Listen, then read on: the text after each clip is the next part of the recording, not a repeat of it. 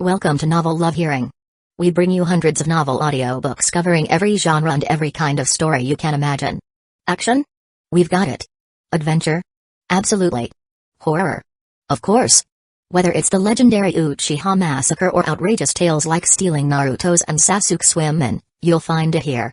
From epic series like One Piece, Bleach, Fairy Tail, and Hunter x Hunter, to countless other adventures, our library has it all.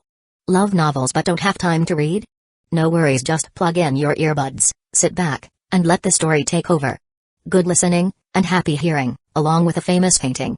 Said painting was bought from an auction at Shanghai last year and was sold for 37 million RMB at that time. The case has been referred to the Municipal Public Security Bureau's Criminal Investigation Brigade. This is also one of the largest cases of burglary in recent years.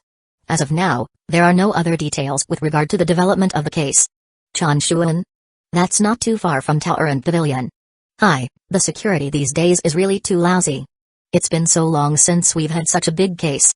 Around 40 million yuan of property stolen just like that? Tell me, what's the point of keeping your valuables in the safe at home? If anyone chooses to carry away your entire safe, what can you do about it? Thieves these days are far too rampant. I heard that the municipal office has already set a deadline for this case to be solved. They have called for the stolen items to be found within a week from now, but the way I see it, this won't be easy at all. There are so many thieves around, who do we start catching? A few of the grandpas and grandmas were discussing the case after hearing about the news. Zhang Yi also heard it and lamented mentally. He wondered if he should be installing some security nets at home for protection. As he was thinking, an unfamiliar number suddenly called his phone. Zhang Yi thought that it might be from Mengmeng's parents, so he answered it as he continued strolling in the park. Hello? The other end sounded chaotic, with many voices talking over each other. Then he heard a youth say, "Hello? Is this Chenchen's family?" Zhang Yi was stunned. "Yes, who is this?"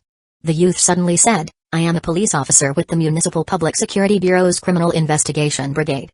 Little Chenchen only gave me this number, so I called to contact you." When Zhang Yi heard this, his face turned pale. Police? Criminal Investigation Brigade? Fuck. What serious trouble had the little rascal gotten into again? Zhang Yi hastily said, "Officer, what's the matter?" "I am Chenchen's relative. I'm sorry, I'm really sorry, that kid must have gotten into some kind of trouble again, right? Ayo, I knew it, she's always been so troublesome. I should never have let her out of the house today. Who did she beat up? Or whose house did she burn down?" The police officer was getting a little dizzy from this. "It's not like that." Zhang Yi quickly said, "Don't worry. I will definitely criticize her. And beat her to death." That police officer quickly said, "No, just listen to me first. You don't have to plead on her behalf. This sort of a kid has to be beaten. Beaten terribly so that she'll learn. I will beat her up so badly that she wouldn't be able to recognize herself in the mirror." Zhang Yi said angrily. The police officer spoke in frustration, "No. Listen to me." Zhang Yi interrupted, "You don't have to worry about this case anymore. Just leave it to me to handle. I will go and pick the kid up and pay however much needs to be compensated. Just help me appease the victim or their family. You must definitely express my sincerest apologies to them. The kid is still young and don't know much, so please don't take it up with her. Let the family members have a go at me instead. I will go over and settle it now." "Oh yes, are the economic losses heavy? Are there a lot of casualties?" Zhang Yi asked while trembling. The police officer couldn't even find the words to respond. Economic losses? Casualties? Fuck. Just what do you think this kid is? A monster? The police officer couldn't even interrupt to say something. All he heard was the other party yammering non-stop, trying to explain himself. He waited for the other party to finish talking before he began explaining. "Sir, you should have listened to me first. Why are you threatening to beat the child up and apologizing? What have you been talking about all this while?" Zhang Yi was stunned. "Ah." The police officer said, "The child did not get into any trouble." "That's impossible." Zhang Yi thought about it.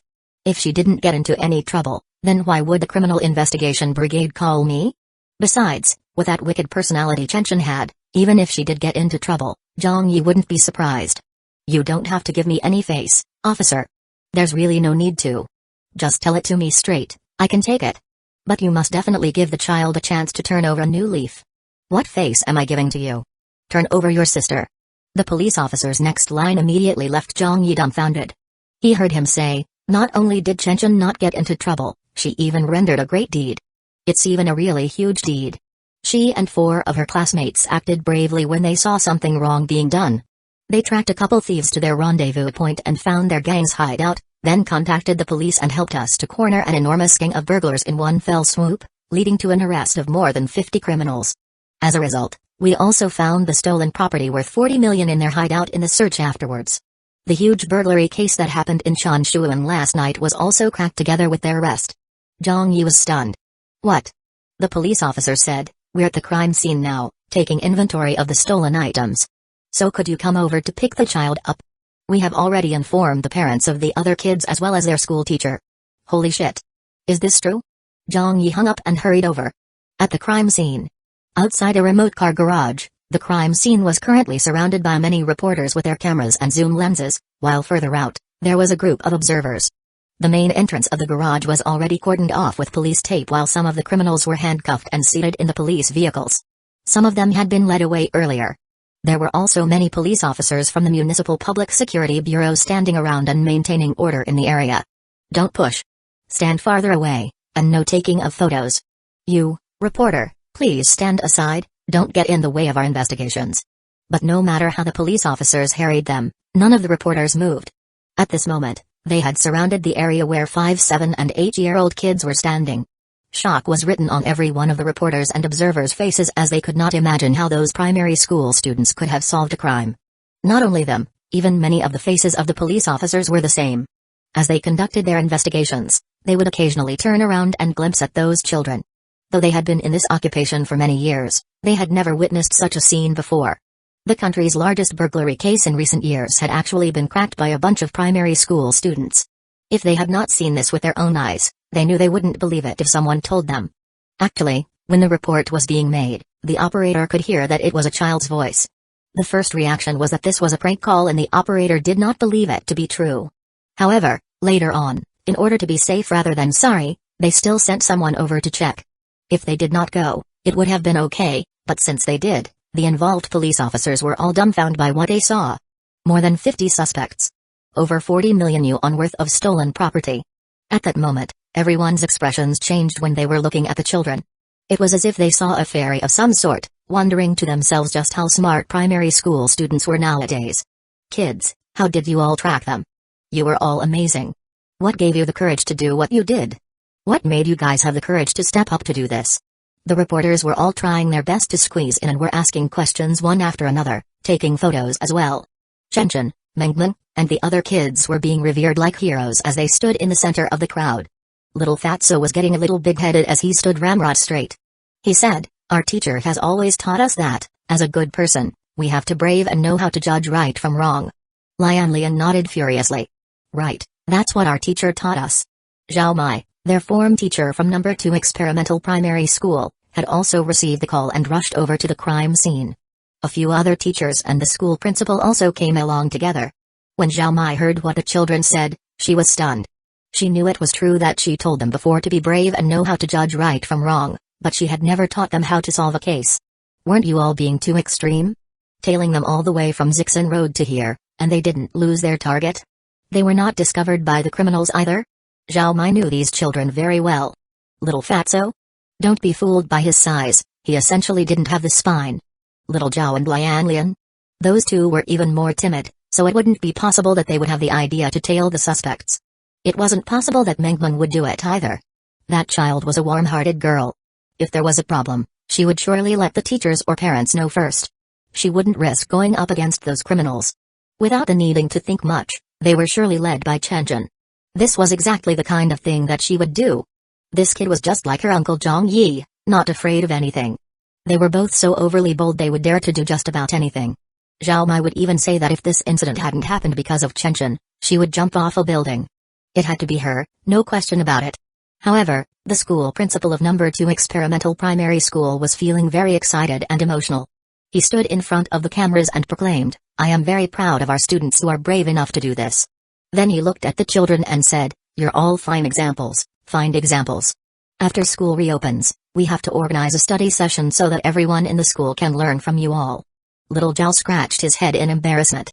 At this moment, Little Zhao, Mengmeng, and the other children's parents gradually arrived at the scene. Mengmeng's mother anxiously ran up to her. Mengmeng called out, "Mom." Mengmeng's mother was still aflutter with fear at heart. "You gave me such a scare. How can you have that much audacity? What if something happened?" Meanwhile, Mengmeng's father was extremely pleased. He said happily, "I think it's a good thing that our child is so courageous and smart." Mengmeng's face flushed from embarrassment. She quickly said, "It was all planned by Chenjin. We didn't really do much." "Chenjin? Which one of you is Chenjin?" "It's her. Quick, take a picture of her." The reporters immediately pointed their cameras at Chenjin. A female reporter who was shouldering her camera said, "It was you who led your fellow classmates and tailed the criminals here?" Chenjin straightened her back. "Yes." A male reporter interrupted. "We're all extremely curious. Just how did you all track them? Why didn't the criminals discover your presence?" Chenjin cleared her throat and spoke like an adult. "First, I broke down the jobs we had to perform. Squash was in charge of contacting the police, while Black Bear and I were in charge of acting like pedestrians while we followed them. After a while, Bald Eagle changed places with Black Bear and tailed them on an alternative route. Black Widow served as a backup to our roles." Lian Lian's face burned hot from embarrassment. "Chenjin, don't use our code names." Chenjin nodded. "Okay, Black Widow." Lian Lian. Chenjin said, "Second, in our group, those of us who were near each other would communicate by speaking. If we were far apart, we would communicate with actions. Sometimes in our school, they organize games that we also play outside of school, which are for us to play charades. With those basics, even if we're far apart from each other, we can still have some basic communication. After that, we made use of our bicycle and other modes of transportation and followed the criminal suspects closely. Together with our status as children, it added an extra sense of camouflage and deception, making the criminal suspects not notice us. Finally, after experiencing all sorts of difficulties, we were able to locate the criminals' hideout." After she explained in detail, everyone at the scene was feeling a little befuddled. Holy shit. This thought process. Those ideas. This level of expressing herself. This child was most definitely not typical. A normal 7 or 8-year-old primary school student couldn't possibly be this mature. Only Zhao Mai and a few of the teachers from No. 2 experimental primary school were not particularly surprised at this, because they already knew from school that Chenjin was not much like other children. The place was lively. "Teacher Zhao, how does Chenjin usually do in school?" "Chenjin, will you accept a one-on-one interview with us? I am a reporter with the Beijing Times. We would like to do a feature story about this incident. Mengmeng's parents, could we have a little of your and your child's time? We won't take more than an hour. The interview will be quick. The role models of Beijing will surely be you all. You're all very smart, our little heroes of Beijing. Chenjin, can you say a word or two for our readers?" "Student Chenjin, what do you have to say to everyone?" Seeing the messy exchange of words from everyone, Chenjin lightly coughed and got their attention. "Let me say a few words." Everyone quieted down at once. The policemen were looking at her, the teachers were looking at her, all of the reporters, and the crowd were looking at her, together with Mengmeng, Lian Lian, Little Fatso, Little Zhao. Even the criminals who were being taken away had looked at Chenjin. At this moment, the taxi Zhang Yi was in arrived on scene. When he got out of the taxi, the first thing he saw was Chenjin standing in the center like she was in the spotlight. He saw Chenjin hesitating for a few seconds before turning to the cameras and speaking in her childish voice. Storytelling, acting to persuade people. Walking the middle of 3 roads. What goes around comes around. Experience is the fruit of life. The surrounding crowd were dumbfounded by what they heard. An introductory poem. A doggerel? Why hadn't anyone heard of it before? Did this little girl compose it herself? Is she a prodigy or what? This little girl was truly too extraordinary. Some people in the crowd immediately applauded in admiration. Good. Well said. What a good what goes around comes around. Experience is the fruit of life. That poem is too impressive. Well said. Everyone, see how enlightened this little girl is. Applause thundered, while calls of how impressive the poem was kept coming one after another. Many people who had been fooled were now stunned. Little Fatso, Mengmeng, Lian Lian, and Little Zhao looked at Chenjin in admiration. They did not expect her to make such a profound speech that had stunned everyone. Only Zhang Yi, who was walking over from a distance away, nearly stumbled when he heard that. Fuck. Wasn't this what I wrote at home this morning? You little rascal. You were still contemptuously giving me that her of yours at the time. But now you're taking what I wrote and using it here? Your sister. Why don't you learn something better instead of learning how to show off like I do? 736. This chapter is an enjoyable read. Chapter 736. This chapter is an enjoyable read. What an uncommon person. Quickly, record this poem. We will submit it for this evening newspapers. Experience is. What comes after experience is. Experience is the fruit of life. That's right, that's right. The words used were really too exquisite. This little girl is no average person after all. The reporters and crowd lavished praise on Chenchen. Zhang Yi, who was watching from a distance away, felt angry and tickled at the same time. He had once again experienced just how smart this child was. He merely sang a few lines of that poem in the morning which Chenchen overheard, or it could also be that she saw the calligraphy he wrote of this introductory poem. But just by listening or seeing it once, she had managed to memorize it just like that. If it were another child, or rather, most adults in general, not even they could have achieved something like this. Faced with all the praise from everyone, Chenchen remained relatively calm and was very cooperative. When the reporters' cameras focused on her, she would turn to face them and pose, though not showing much of an expression. "Rout Chenchen!" Zhang Yi shouted at her. When she heard, Chenchen looked in the direction the sound came. After she saw him, she said, "Zhang Yi, I solved a crime." Zhang Yi stared at her angrily. "What did you think you were doing? I'll deal with you when we get back home." But with his appearance, the reporters were left with their mouths agape. "Ah. It's Zhang Yi. What is Teacher Zhang doing here? Picking up Chenchen?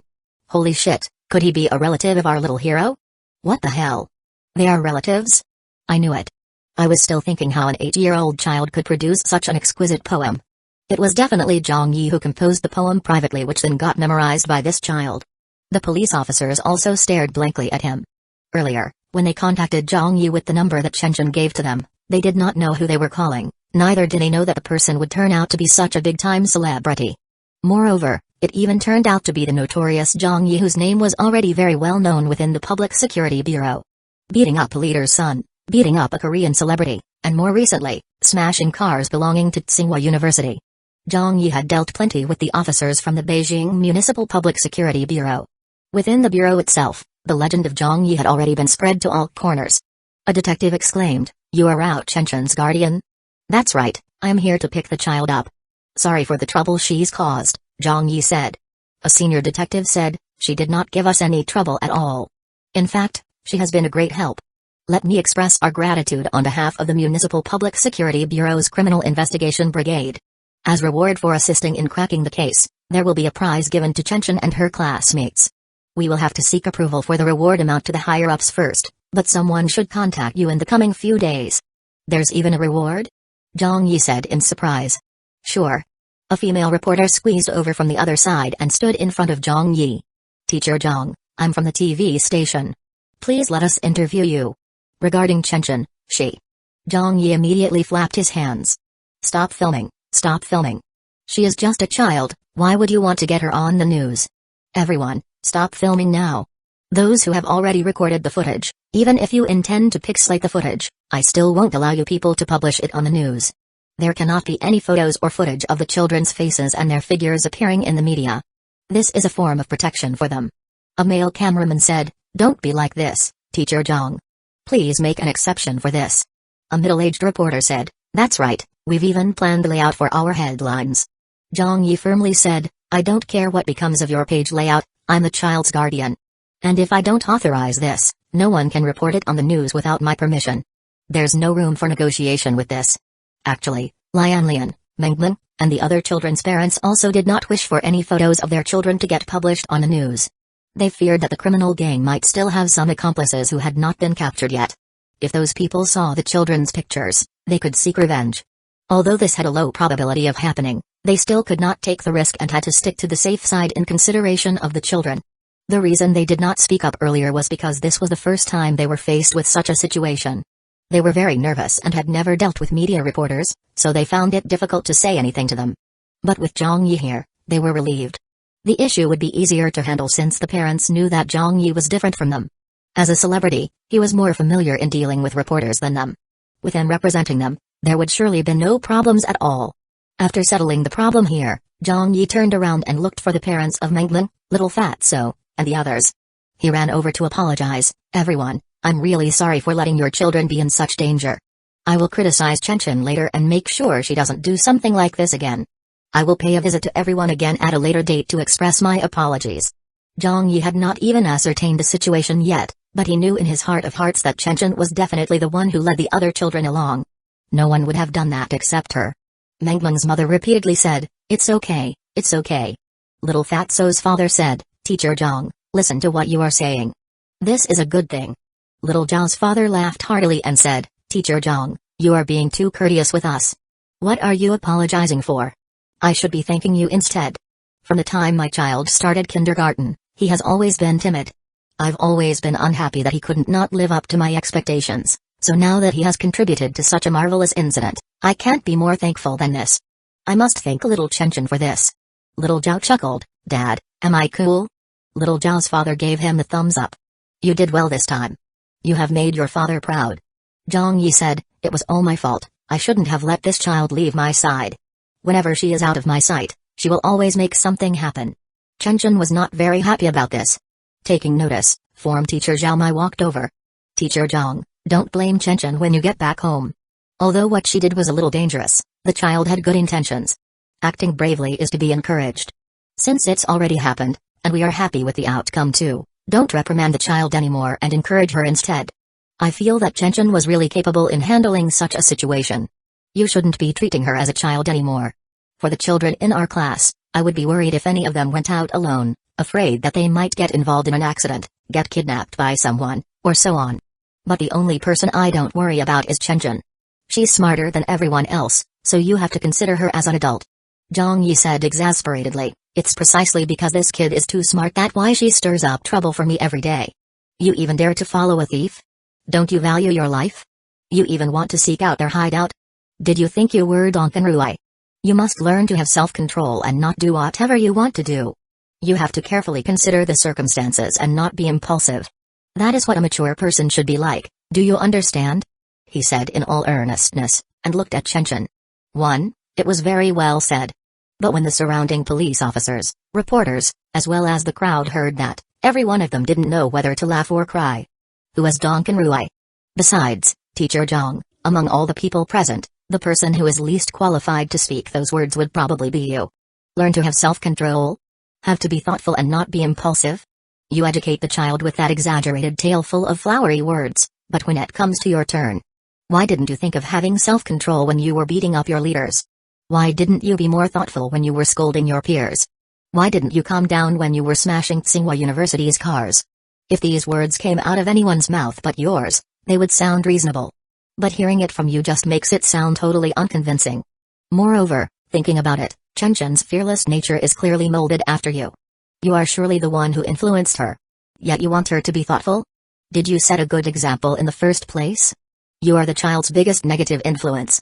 Being a person with this type of personality yourself, you still expect the child to learn anything good from you? Bullshit. 1. Donkanruai was a Chinese communist soldier in the People's Liberation Army during the Chinese Civil War who blew himself up in order to destroy a Kuomintang bunker guarding an approach to an important bridge in Longhua County. 737 A family full of wondrous people. Chapter 737, A family full of wondrous people. Later that afternoon. Past 4 p.m. After giving their statements and completing the procedures, Zhang Yi took Chen back home. On the way back, he nagged, grumbled, and criticized Chen, scolding her emotionally. This made the taxi driver look back at them in the rearview mirror repeatedly, before finally saying some words to try to mediate between them. However, Chen did not seem to have any reaction. She just ignored Zhang Yi telling her off, not treating it like it was anything important. Her little head just carefreely looked at the scenery outside the window, angering Zhang Yi even more. Did you listen to what I have been saying all this while? Huh? Don't ever do something like this again. Okay. That was too dangerous. Did you think that you were me? Keishaku. They returned back to his parents' home. The moment Zhang Yi opened the door, Chen quickly squeezed past him and went into the house. The first person she saw was Zhang Yi's mother who preparing dinner in the kitchen. Grandma, I have performed a great deed. His mother was baffled. Ah. Chen then walked delightedly into the living room. Grandpa, I have performed a great deed. What great deed? His father looked at her kindly. His mother came out from the kitchen, flicking away the water droplets from her hands. She smiled and said, Did you help Mengmeng's parents cook today? Not bad, you are a good girl. When you go to other people's home to eat, you should help out. Zhang Yi grunted, help with what cooking? This damned child led Mengmeng and the rest of her classmates and chased after some thieves. Even the Municipal Public Security Bureau's Criminal Investigation Brigade was activated. Just now, All of the media outlets in the entire Beijing went down to the scene to report about it. His mother said shocked, what? His father also became somewhat anxious. What happened? Zhang Yi sulkily explained the entire situation, and then started scolding again. Don't you both think it's infuriating? I nearly got scared to death. If something happened to her, how would I explain to her aunt when she returned? If she keeps worrying me like that, I won't bother to take care of her anymore. I'll simply hand her over to the country for safekeeping. Chen pouted. Zhang Yi glared at her. Look at her, she's even giving me that look. Chen said unhappily, I have performed a great deed. Zhang Yi sneered, come on you, what's so great about that deed of yours? I have performed a great deed. Chen insisted. His mother smacked him. You rascal, cut it out. Don't always be so mean to her. The largest burglary case in the country has been cracked by our Chen. Isn't his a great contribution? His mother went over and patted Chen's head. Well done, Chen, you've impressed Grandma. Only then did Chen feel satisfied. It was my duty to do so. His father said with lingering fear, but it was still too dangerous. His mother sided with Chen and stated, what's so dangerous about following some petty thieves? Your son even fought off some hijackers barehanded and piloted a plane. Why didn't you say that was dangerous too? His father. Chen nodded and said earnestly, Zhang Yi, you are too disobedient.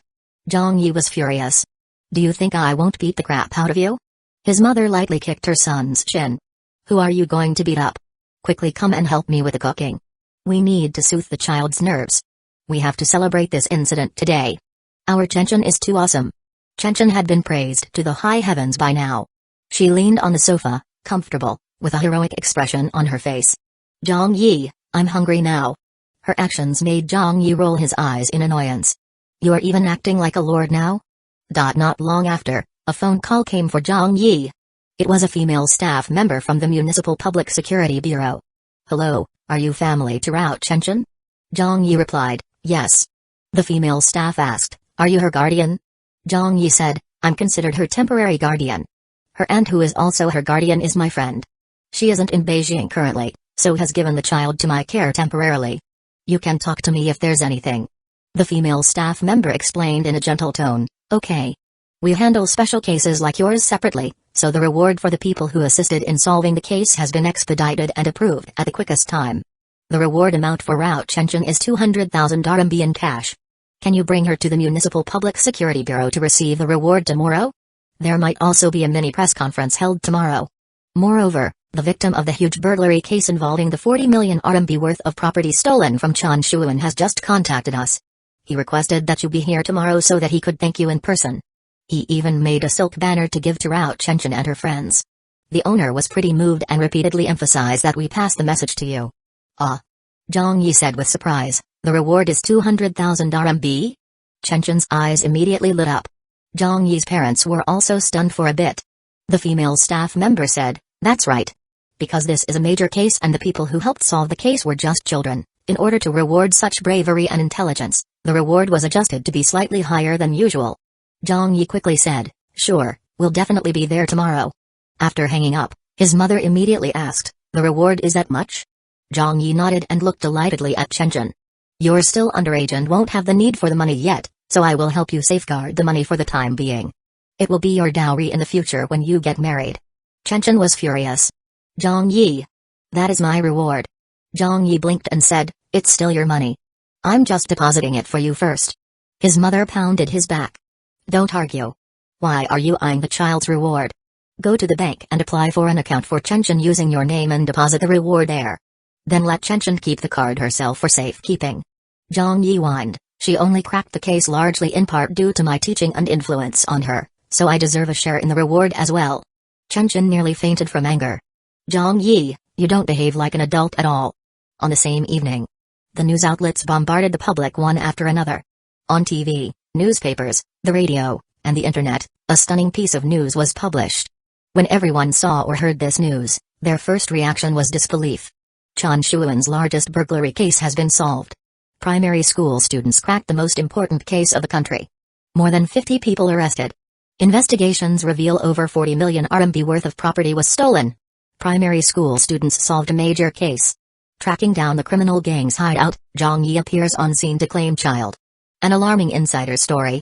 Leader of the primary school students who went after thieves was Zhang Yi's relative. When countless of newspaper reports were out, the people of the entire country went into an uproar. At a restaurant in Beijing, Hakiki, Zhang Zuo, and some other colleagues from The Voice were eating dinner. Wu Yi had too much to drink and was currently singing loudly on the dining table. Suddenly, the news of the burglary case appeared on the television in the lobby. Don't sing anymore, stop singing. Everyone, quickly watch the news. This case was cracked by primary school students. Zhang Yi's relative? Holy shit, look at that figure in the footage, isn't that Chen? Wu Yi sobered up almost immediately and stared at the television with eyes wide. Footage of Chen and her friends appeared on the TV screen. However, due to Zhang Yi and the children's parents not agreeing to let the children appear on screen, the news only showed the backs of the children. They were even masked with pixelation, so that most people still wouldn't be able to recognize them. But it was different for the program team staff of The Voice. With the news linking it to Zhang Yi's relative and information that they were primary school students, just by looking at that back of the tiny child, they immediately figured out that it was Chen. Back then, Chen had spent some time living at Central TV. Hakiki and the others were all very familiar with Chen. They all rather liked the little leader who enjoyed ordering people around. It's really Chen. Oh my god. Chen went after some thieves and solved a crime? I always knew that Chen was sharp and clever and that she was also different from the other children. But to solve a crime. How could this possibly be something that a primary school student could achieve? Hakiki gave a wry smile. Chen and director Zhang really are carved from the same mold. Zhang Zuo was also amused. That's right, they are so alike. Everyone agreed when they heard that. The personalities of the young and old duo really were exactly the same. Wasn't director Zhang exactly the same in that he could make something out of nothing while idling around? And if there was a situation going on already, he could create an even bigger event out of it. It was also crazy online. Zhang Yi's celebrity friends from everywhere were sending him their congratulations. Yao Jiankai, Zhang Zia, Feng Wang, Dong Shanshan. The couple, Chen Guang and Fan Wenli. Many celebrities expressed their shock. The netizens also found it unacceptable. I've been blinded. Heavens. Aren't primary school students these days too amazing? What sort of world am I living in now? Primary school students? This makes it difficult for anyone to look straight into their eyes anymore. This is getting too crazy. I was wrong. I won't ever look down on primary school students anymore in the future. You guys have won. How could this be possible? Is this fake news? It can't be fake. All the media outlets and newspapers are reporting about it. Fuck, can it be any more unbelievable than this? During my second grade days, I was still playing around in the mud. I didn't even know how to tell the difference between a boy and a girl at that time. Are primary school students nowadays all able to solve crimes and catch thieves? And it was even the largest burglary case in the country? The gap is too great between then and now. Comparison always ends up torturing people. I'm totally kneeling to the primary school students now. I still don't dare to believe it. It's impossible. This doesn't make sense. Why isn't it possible? Take a look at this photo. Do you know who the person was who came to pick up that child? And this news article, take a look at it. This person looks quite familiar. Fuck, isn't that Zhang Yi? What? She's that wretched Zhang Yi's relative? I knew it. I fucking knew it. If she is Zhang Yi's relative, then everything makes perfect sense. No wonder this child is so wondrous. It's because the adults in her family are also like that. Only with a family member like Zhang Yi could such a godly kid emerge. Ha ha ha ha, I'm dying from laughter. So it turns out that she is Zhang Yi's relative. Teacher Zhang is famous again. How on earth did he teach the kid? He must have really outdone himself in teaching that kid that she could turn out so well. Not even the world could hold him down. Just 2 days ago, Zhang Yi smashed some cars at Tsinghua University. After causing such a big incident and not getting into any other trouble for the past 2 days, it was his relative who took over from him instead. Breaking new ground and getting engaged in community work now. Isn't his family too professional with their reputation? They really are advancing dauntlessly, wave after wave. I nearly pissed myself laughing. Does it need to be this funny? The netizens were very surprised at this. The people were stunned. But the reactions were more on the positive side as this piece of news had tickled them a lot. As long as it was any news related to Zhang Yi, it would seem very funny. It even made many of those people who did not really like Zhang Yi previously unable to stop from laughing out loud because this matter was truly too wondrous to begin with. A comical adult. With the addition of a comical kid. Zhang Yi's family was a bunch of fucking wondrous people. 738 The new show will launch soon. Chapter 738, the new show will launch soon. On this day. In the morning, Zhang Yi drove to Central TV. After bringing Chen to the Municipal Public Security Bureau to settle some matters, he went off to see Fat Sis to get the Plants vs. Zombies endorsement contract signed. With that, Zhang Yi had finally settled all his affairs and his leave had ended as well. Today, he dressed to the nines and had his hair styled before going back to the office. In the program team office, the plaque with the name of the voice had not been removed from the door yet. Everyone had already started working. However, as there was not much work on their hands, they were all happily chatting away instead. Hey, Director Zhang is here. Director Zhang, good morning. How were your 2 days of rest? I saw on the news that our little leader has solved a big case. Chen is too clever. When that child grows up, she will definitely do well in life. Everyone started chiming in with their thoughts and broke out into laughter after that. Zhang Yi smiled helplessly as he waved it off. Don't mention that little kid anymore. She's too naughty. Zhang Zuo laughed and said, Chen is rather cute. If I had a daughter like her, I would be so happy. I have never seen such a clever and resourceful child before. You can have her if you want, Zhang Yi offered to him generously. Zhang Zuo was startled, then said, Director Zhang, I wasn't serious. Everyone laughed. Then, Hakiki asked, Boss, are there any updates regarding our new program? What kind of program are we doing? When will we start on the production? We were just discussing this and everyone is quite looking forward to it. Little Wang said, That's right, that's right. Wu Yi laughed excitedly. We are only waiting for your command and will be going all out alongside you again. A female staff member flattered, with you around to lead us, we are confident in handling any kind of program. We are full of confidence. Zhang Yi joked, I don't even have any confidence myself. The new program should go into production soon. As for what kind of program it is or what requirements it has, the station has not informed me to discuss it yet. We will have to see how it goes and how much of a production budget they are going to allocate us. The proposal for the new program still depends on whether they will be generous with the production budget or not. As one of the more popular hosts around, he only had a short-term contract with Central TV which lasted a year. With a situation like this, Central TV definitely wouldn't let Zhang Yi idle around for too long. When The Voice finished its broadcast run, they would surely have to get started on the new program as well. It should be happening within these few days now. If it was the typical program production cycle, under normal circumstances Zhang Yi's contract would probably expire once he had completed this new program. Indeed, when it was almost time for lunch, Deputy Director Zhang Yuan of Central TV Department 1 came over. Is everyone here? Director Zhang. Hello, Director Zhang. Director Zhang, are you here to give us our next task?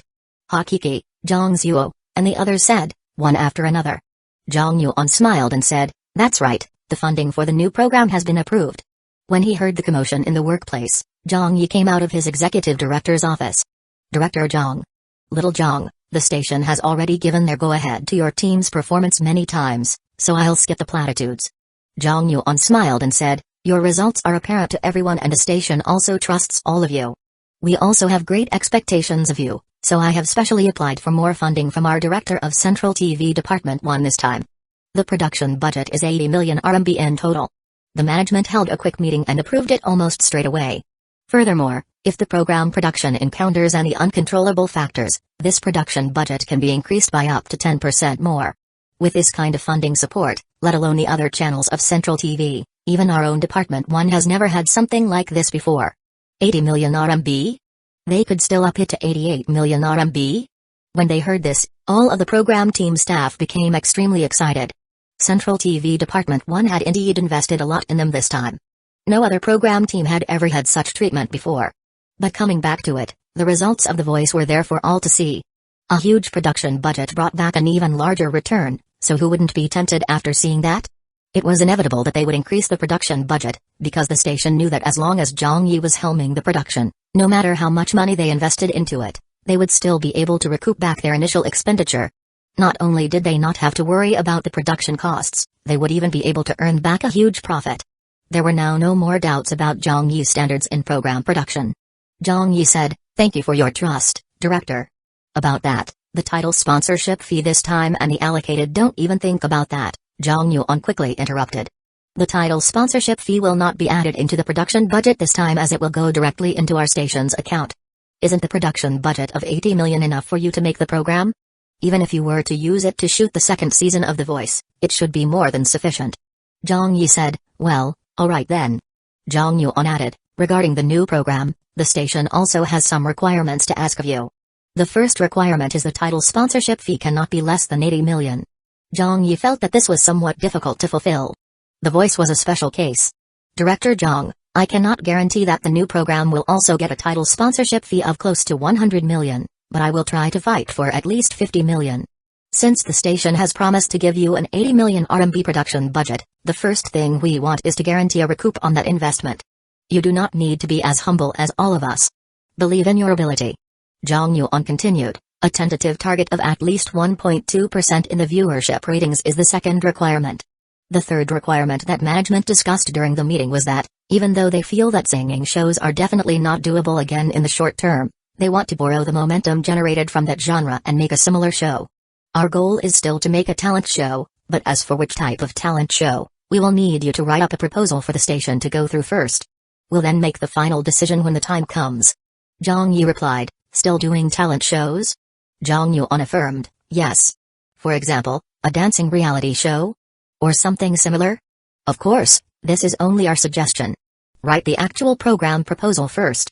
We'll discuss again on whether it is workable or not. Zhang Yi could only say, sure, I'll think over it first. After talking for a bit more, Zhang Yuan prepared to go to lunch. Alright, that's all for now. Oh right, little Zhang, come by my office after lunch. I have something to discuss with you. Sure, Zhang Yi responded. After Zhang Yuan left, Zhang Yi delegated the problem to the colleagues. Everybody, give it some thought about what kind of a program is most suitable. Come up with some suggestions. We can have a brainstorming session after that. Hakiki blinked and said, why don't we just go with a dancing reality show idea? Zhang Zuo said, it sounds like it would be a cult program that will lack originality. We can't possibly follow the format of The Voice with the coaches selecting contestants with their backs turned, right? If their backs are turned, they won't even be able to see the poses of the dancers, so how are they going to judge?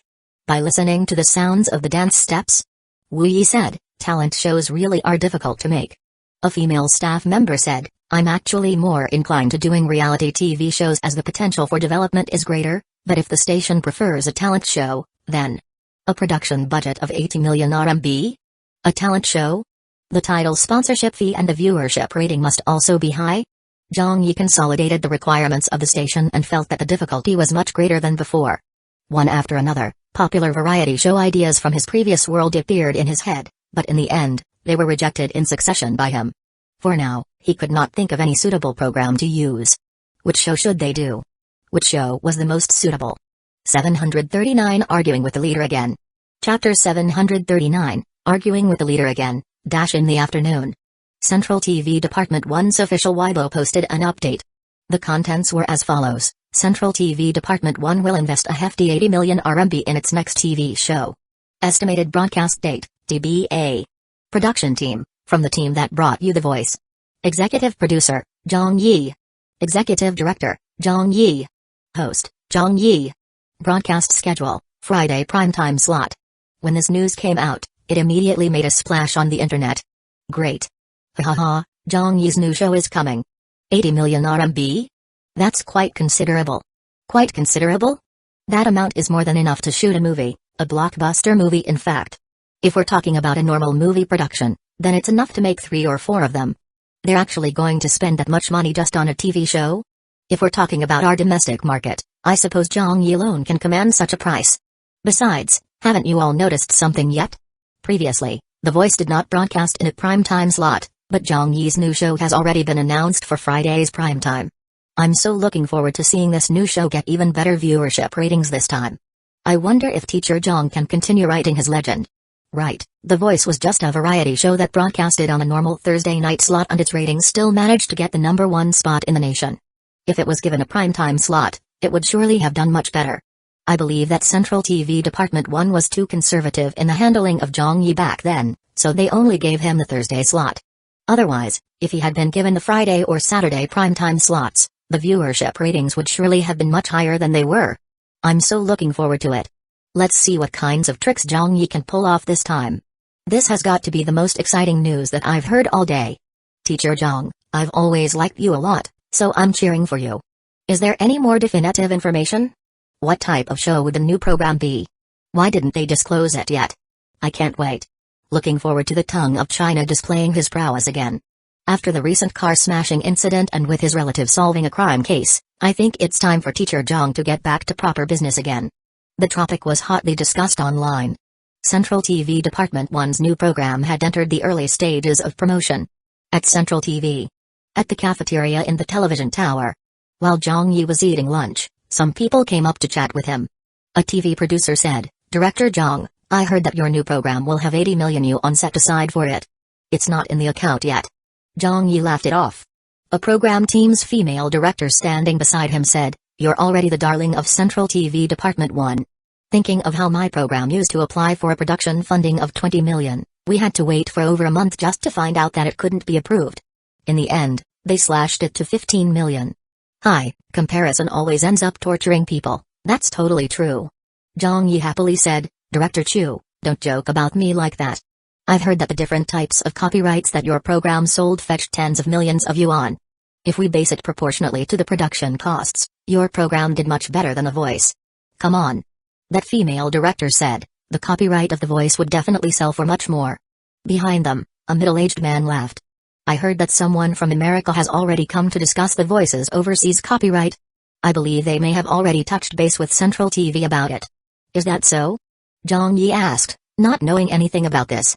The middle-aged man answered, "I've only heard so, but I don't know specifically." The female director said, "Director Zhang's contract is a little different from the other hosts. I believe he came as part of the package with the program? So the copyright should still be with him. I only hold the overseas copyright, nothing more," Zhang Yi explained. The female director said, "That's more than enough. If the discussions go well, at least 10 million will go directly into your pocket, and that's just lowballing. Don't forget to treat us to a meal when the time comes." Zhang Yi smiled. There's not even a shadow of that happening yet. He had been working at Central TV for 3 months now. During this time, Zhang Yi had gotten to know quite a lot of people, but mainly just as acquaintances. He could speak to them or carry a conversation in their daily interactions, but none of them really had a close relationship with him. Since the time they spent together wasn't that long, Zhang Yi also did not talk in depth with them. They would just make small talk, and often kept the conversations short since they weren't that close. After the meal, he took the elevator upstairs. Zhang Yi did not return to his office but went directly to Zhang Yuan's office instead. Zhang Yuan had earlier asked Zhang Yi to see him in the afternoon as there was something he wanted to discuss with him. He knocked on the door. "Come in." Zhang Yuan's voice came from inside. Zhang Yi went inside. "Director Zhang." Zhang Yuan said pleasantly, "You're here? Take a seat." Zhang Yi did not stand on ceremony and just took a seat. "Is it regarding the program?" "More or less." Zhang Yuan went over to the water cooler to get a cup of water for Zhang Yi. "I asked you here today because I wanted to discuss something in your contract with you." "Contract?" Zhang Yi perked up, but played dumb. "What contract?" Zhang Yuan continued, "I will be honest with you. For the contract that we have previously discussed, there have been many meetings at the management level regarding it. They feel that the contract does not abide by the rules." Zhang Yi's eyebrows twitched. "Director Zhang, regarding the contract, we have already listened to me first," Zhang Yuan interrupted. "I understand as well. Previously, the contract we discussed was done after negotiations from both sides. But because there are many clauses within it that cannot hold up to scrutiny and is not perfect? For example, the overseas copyright that you wanted to keep, that has never been something like that in Central TV before, nor have there been any similar cases in any other TV stations." Zhang Yi's contract was indeed different from other people's contracts. Whether it was other hosts or program planners, as long as they had signed an employee contractual agreement, they did not own the copyrights of the works they created during their tenure for the purpose of work. It belonged under the category of obligatory creations in their professional positions, so at most, it would be subjected to year-end bonuses or cash awards based on work performance. There would be no sharing of the copyright fees should it be sold. However, it was different for Zhang Yi as he had earlier discussed the contract with Central TV Department 1 based on his terms. In that contract, he would not be entitled to year-end bonuses or a joining bonus, but in return, he would get to retain his copyright in the event that television stations from overseas wanted to buy it. That was the one and only clause he requested, so you could say that he had brought the program along with him to Central TV Department 1. So what was the meaning of this now? Are they intending to break the contract? Did I hear it wrong? Zhang Yi asked in an unpleasant tone. What do you mean by that? Zhang Yuan looked at him. The management's decision is that we ought to renegotiate your contract terms. Don't be too hasty now. We are targeting you. The main issue here is to standardize the contract to Central TV's contractual rules. Moreover, you don't have to worry since this is just modifying the copyright clause that is in the contract now. What you have produced and created within your professional role will become Central TV Department 1's copyright, so it's simply just that one clause. As for the others, the contract will seek to increase your performance bonuses accordingly. Your bonuses and viewership rating performance pay are directly linked, and with your standards, the monthly payout for you won't be low at all. In summary, we are just asking for you to give up the overseas copyright. In exchange, we will increase your salary to compensate you. It's the same thing in the end. Zhang Yi laughed. Then may I first ask, how much will the monthly payouts amount to? Since we did not discuss your bonuses in the previous contract, you were at a disadvantage. As you know, overseas copyrights are actually not easy to sell. How many of such cases have you ever seen happening in our country's variety show industry? There's basically none. But what we are going to do for you is renegotiate the contract in your favor, so even if the overseas copyright is not sold, you will still stand to gain monetarily in the form of bonuses. With your show's performance, I am estimating that you will receive at least 200,000 RMB a month, maybe even more, Zhang Yuan explained. Zhang Yi laughed in spite of all this. What I understand by this is that you are telling me that the contract will be renegotiated not from the next show, but starting with The Voice, right? Zhang Yuan acknowledged, you can give it some consideration first. Zhang Yi candidly replied, I don't need to consider. It's a no. Earlier at the cafeteria, when someone mentioned that an American had came to discuss the overseas copyright for The Voice, Zhang Yi was still doubtful of it. But at this moment, he no longer doubted the veracity of that. Someone from Central TV Department 1 had definitely met up with the American already, and it was likely that they'd also discussed a preliminary figure for the copyright. However, because of the issue with Zhang Yi's contract, Central TV Department 1 could not sell the copyright of The Voice to an overseas party. Therefore, the only choice left was to talk it through with Zhang Yi. Change the copyright clause in favor of bonuses? 200,000 RMB a month? Are you trying to deceive an idiot? If the overseas copyright were to be sold, it would fetch at least tens of millions of yuan. The monthly payout of 200,000 RMB still had to be tied to the viewership ratings. If the viewership ratings drop, so will the P? Do you think I was born yesterday? Zhang Yuan frowned. Little Zhang, the reason a program like The Voice has done so well was not down to only your concept and hosting. You have to know that Central TV Department 1's large platform contributed heavily to the rise of the show's popularity as well. In fact, it's even the decisive factor, since without a platform, The Voice would never have become so popular. This is not your credit alone to claim. If you insist on biting on to a throwaway issue like the copyright, don't you think you're being too unreasonable? Zhang Yi's eyes narrowed. Director Zhang, first of all, the issue with the contract was brought up by me at the very beginning. When you invited me to join Central TV Department 1 after our discussions, I did not request any conditions except the matter of the copyright. There was no joining pay, no bonuses. Just a basic salary of 8,000 RMB as the host. I worked incredibly hard on the show, came up with the idea, used my personal connections to pull in a title sponsor to fund the production, and finally, also gave up my share of the online exclusive broadcast fees that went directly to Central TV Department 1. So how am I being unreasonable? You have to think from a different perspective, Zhang Yuan tried to advise. Zhang Yi refuted. The one who should think from a different perspective is not me. I dare put it this way, if you had rejected my request to retain my ownership of the show's copyright back when you approached me to join the station, we would have just parted ways on good terms and I would not have joined the station. But now that the contract has already been agreed on and signed, and I have also joined the station and created the show too, then with the overseas copyright nearly sold, you're telling me that the contract agreements that we had don't stand up to scrutiny. You guys even want the overseas copyright for yourselves now? All the money will go to you all? Going back on your word? Burning bridges? Is this the way to do things, if I may ask? It's not like I'm particular about things. Neither do I feel that I have asked for too much. You even mentioned earlier about how many of our variety shows have had their copyrights sold overseas, right? Basically none? But when I want to retain this throwaway copyright for myself, I am being called unreasonable. What else would you like me to do? I need to ensure that I create a good show, ensure its viewership ratings, and now I even have to control myself from getting too much money. Is this what you mean by being reasonable? That is not called being reasonable, that is what you'd call idiotic. Hearing Zhang Yi's tone, Zhang Yuan also didn't bother to hold back anymore. He spoke harshly, Little Zhang, I suggest that you better consider this carefully. I should not be the one considering this matter, nor am I obligated to do so. Zhang Yi laid down the law. A contract is a contract. We will continue according to the contractual terms. After the year ends, if you still want to renegotiate the contract, we can talk about it again. But for now, I have no reason to renegotiate the contract. Zhang Yuan said, go back and think about it again. The ones thinking should be you all. This was just what Zhang Yi's temper was like. If people were good to him, they could talk about anything. But if people tried to find fault with him, he would say anything he wanted.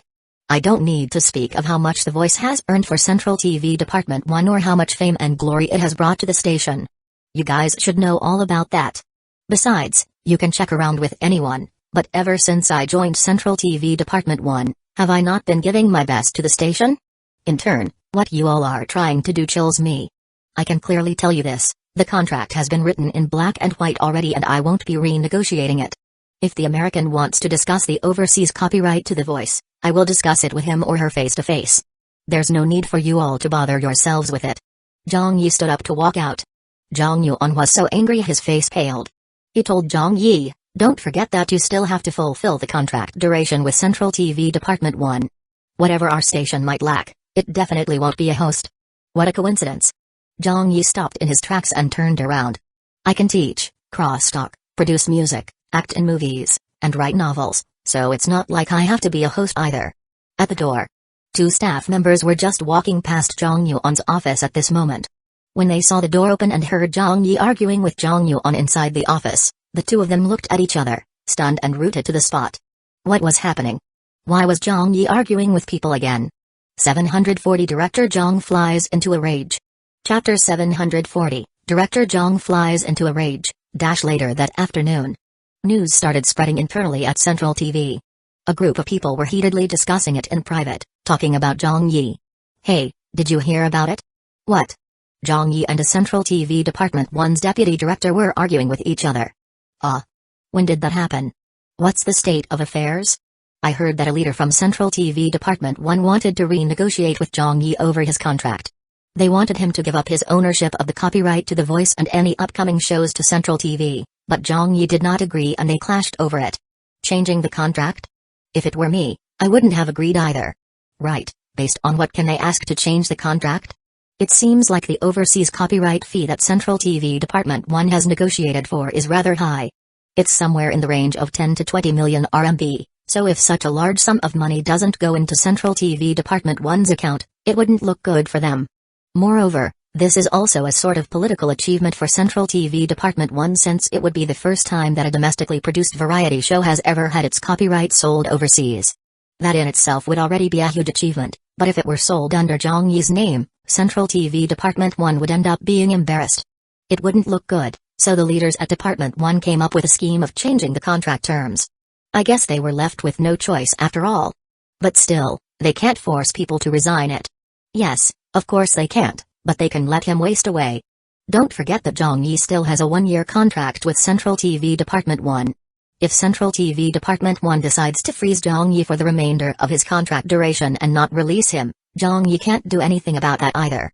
Remember our Central TV news channel's old Zhu from a few years back? Didn't he get frozen for 3 whole years after offending someone?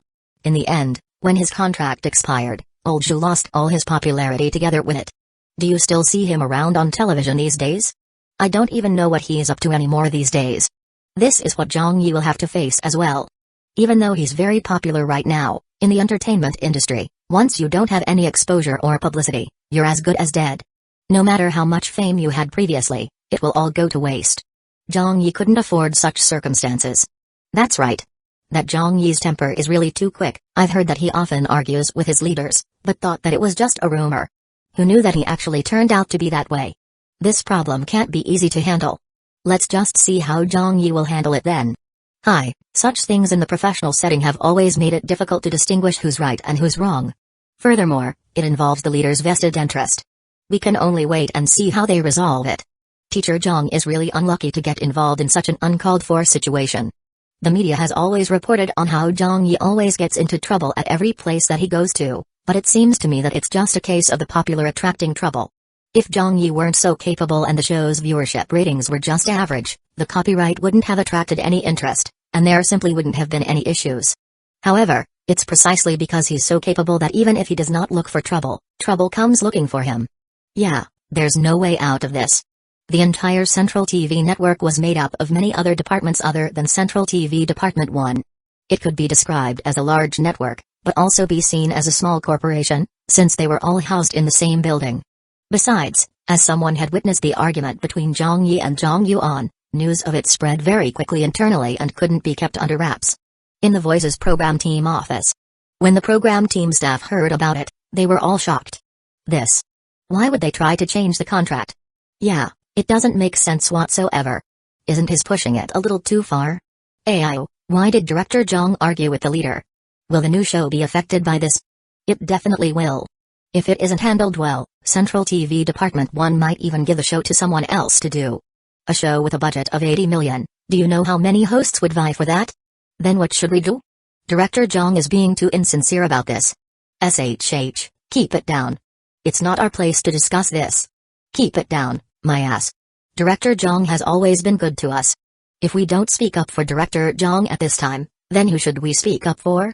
This is all happening because those leaders from Central TV Department 1 are being too money-grubbing. How did it become like this just when our new show was about to start? Hakiki, Zhang Zuo, and the rest also started speaking up. Everyone was very worried about Zhang Yi's situation. Some of them came to a conclusion that Director Zhang would be frozen by Central TV Department 1 over the matter.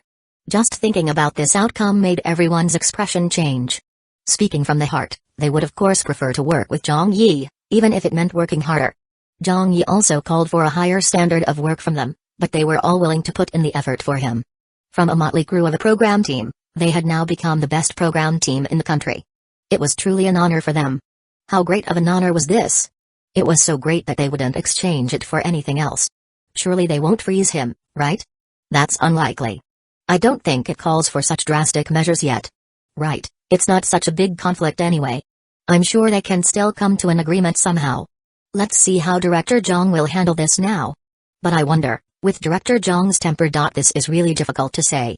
No one was in the mood to work anymore. At this moment, Zhang Yi pushed open the door and walked into the office. Hakiki quickly said, Director Zhang. Zhang Zuo immediately said, just let us know if there's anything we can help you with. Zhang Yi smiled and waved a hand. It's nothing, just go on and keep working. Seeing how Zhang Yi was still able to keep his smile in such a situation, everyone admired him from the bottom of their hearts. He was indeed worthy of his label as the jinx of the entertainment circle, and had been through all sorts of difficulties in this industry before. Zhang Yi had actually prepared for the worst-case scenario, but he still carried on doing whatever he needed to do as of now. He did not let the problem affect his rhythm at all. Zhang Yi asked, is the proposal written up yet? Hakiki said, we came up with 2 simple concepts. You can take a look at them first. Zhang Yi said, it looks fine.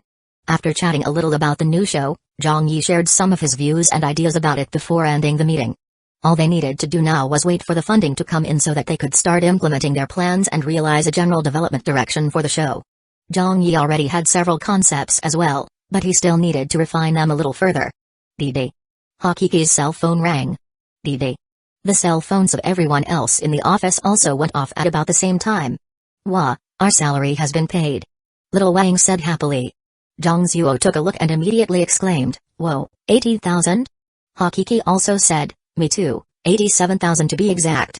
Wu Yi was shocked. I got 69,000. Little Wang also held her cell phone with her mouth agape. Mine is above 50,000 too. Ayo, why did we get so much this month? The bonus is 47,000?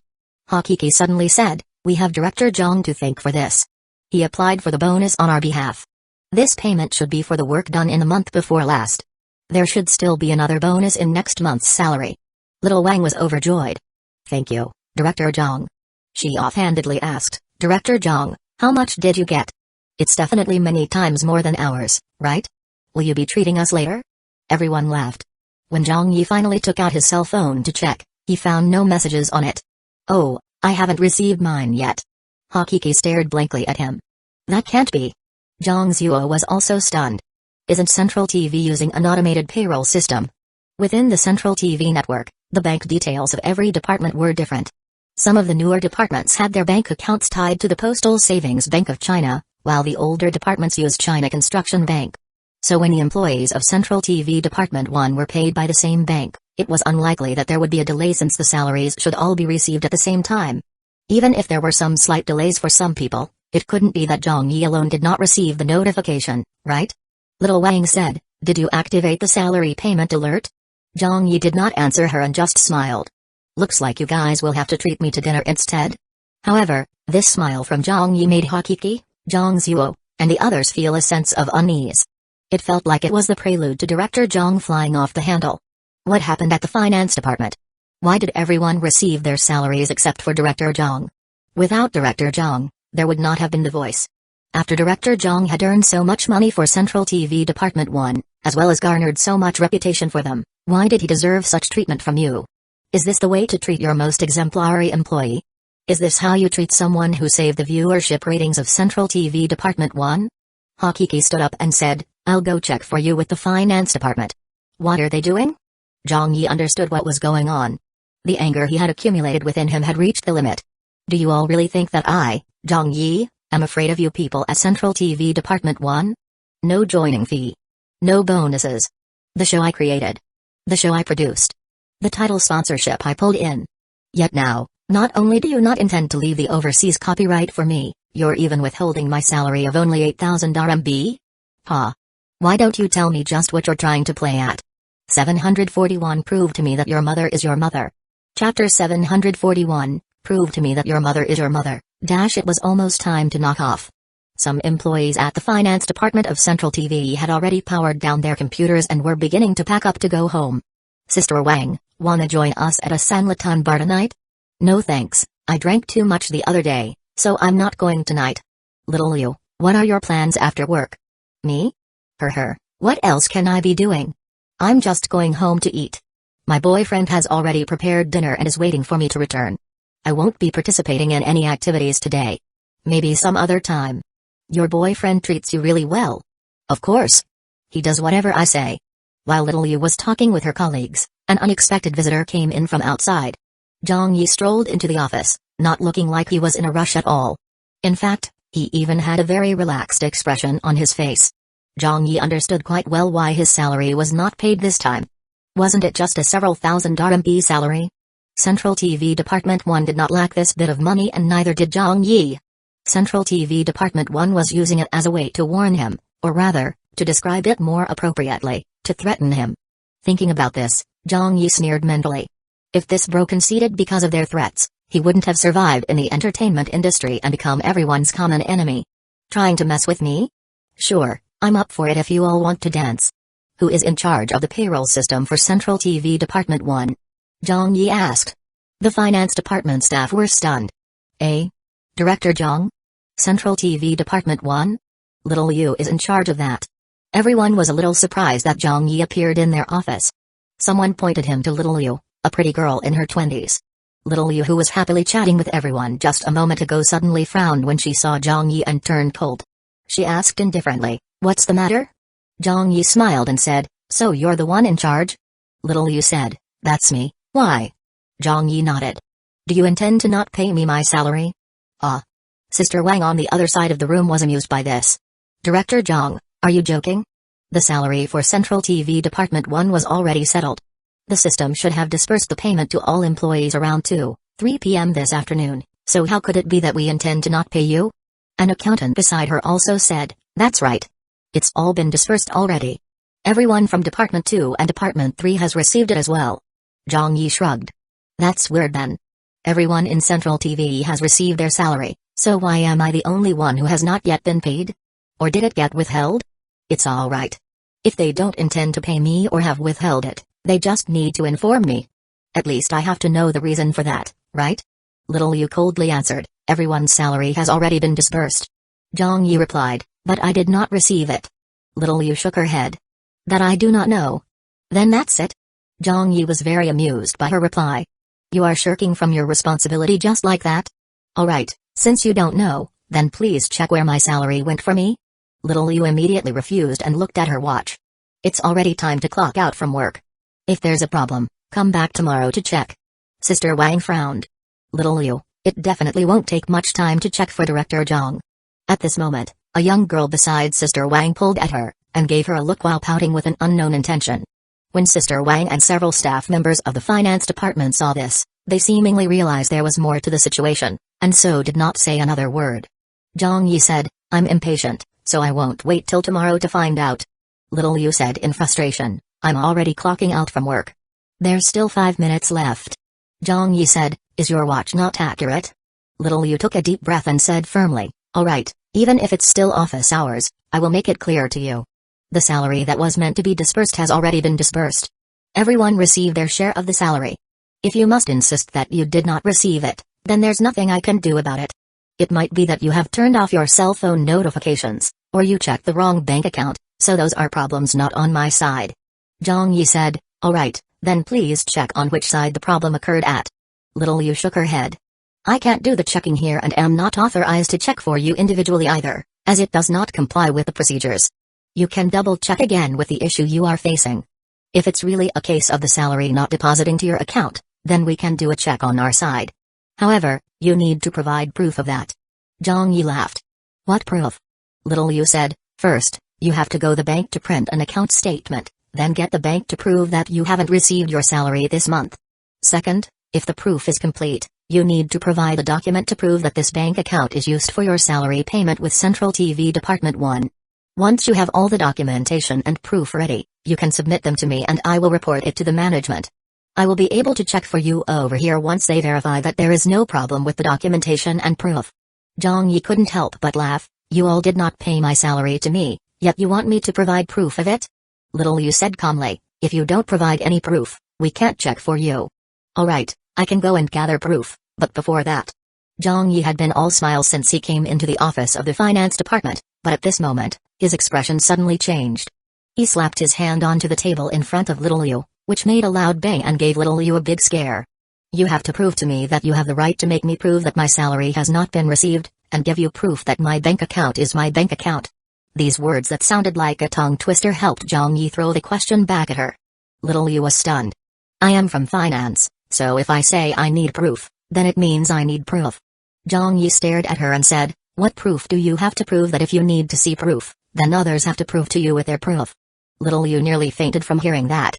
She repeated his words repeatedly before finally understanding what he meant and replied in a loud voice, I am an employee of this department.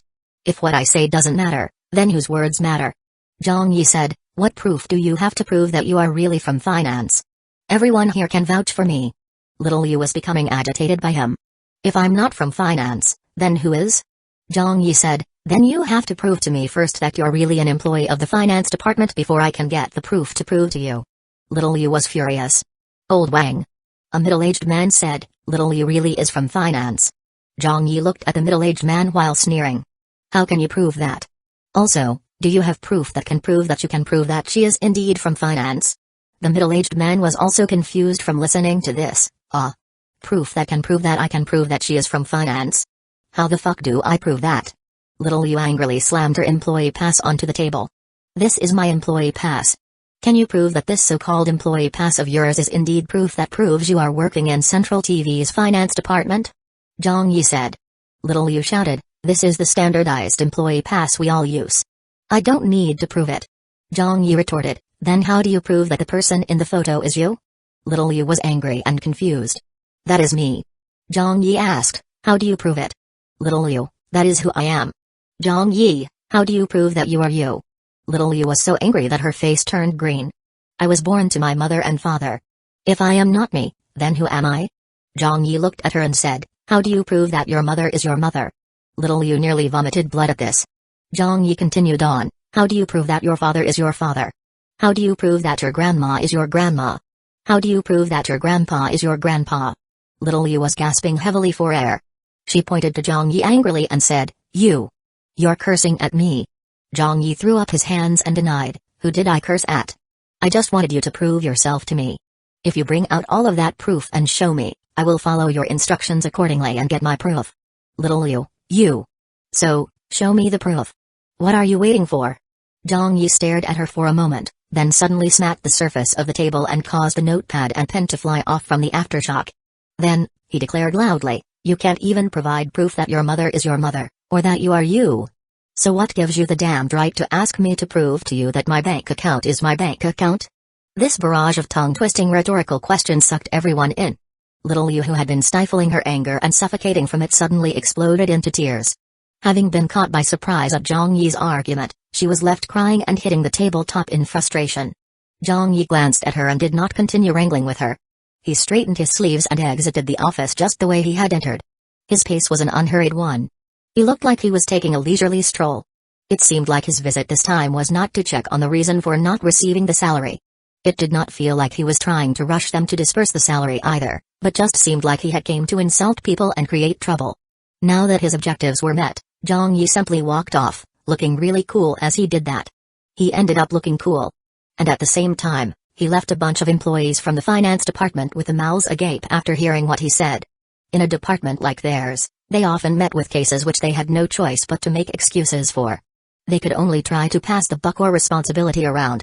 It was often a useful tactic, so everyone here was somewhat skillful at it. However, Zhang Yi had really given them a great lesson today. Hearing Zhang Yi's non-stop barrage of proving this and proving that with proof, they really felt a sense of dumbfoundedness as 10,000 strings of fuck you flashed across their vision. Zhang Yi had taken their most overused skill and returned it with full impact. The employees from finance were also stunned. Little Yu was considered one of the more glib individuals in the finance department.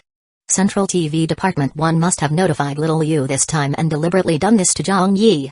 But as a result of that, in just a short, 1-minute confrontation, the frontline member that was Little Yu had been forced into tears by the words of Zhang Yi. She had lost even though her opponent did not even use a single swear word in the argument.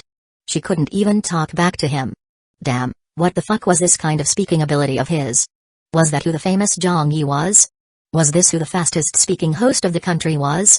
Everyone in Central TV's finance department looked at each other, feeling somewhat fearful.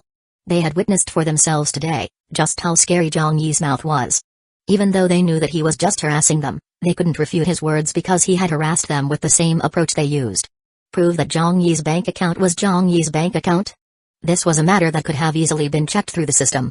It would take at most 10 seconds of their time, but since Little Yu insisted on Zhang Yi giving her proof, he had pushed back the problem in its entirety to her and asked Little Yu to prove that Little Yu was Little Yu.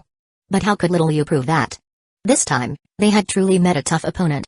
With that fight of his, even with the entire department's employees' combined strength, they might still not be a match for him. 742 Taunting Whoever Comes. Chapter 742, Taunting Whoever Comes, after work. But Central TV was bustling. Generally, during non-holiday periods, when it reached this time of day, other than those who had overtime to clock, most of the Central TV staff would not stay around at the office longer than necessary. They couldn't wait for the workday to be over so that they could go home to dinner. However, many of them did not leave the office today. Some were having discussions in their offices, while some were chatting in the hallways. Something's happened. What's the matter? Why are you still around? Something happened over at the finance department just now. Director Zhang was too awesome. I was just looking at the commotion from outside as it happened. The hallway outside of the finance department was packed with people just now. What went on over there? Spit it out. What did Zhang Yi do again? Central TV Department 1 did not pay his salary, so Director Zhang took it up to finance and even made Little Yu, who's in charge of their payment, cry. Fuck, it was too awesome. Director Zhang's mouth is simply too godly. He could even wake up the dead with his scolding. He argued with her without even using a single swear word and brought her to tears. Which Little Yu? That woman with a mole on her forehead, who looks especially snobbish. That one. Oh, I know her. That girl who curries favor with the leaders and always knows how to speak with reason. How could she have been driven to tears by Zhang Yi? Hi, look at what I'm saying. I should know better since we're talking about Zhang Yi here. Arguing with him?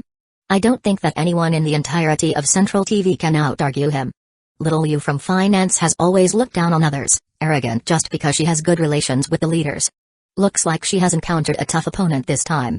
Does she think that Zhang Yi is like the other employees? That he would just take whatever she says?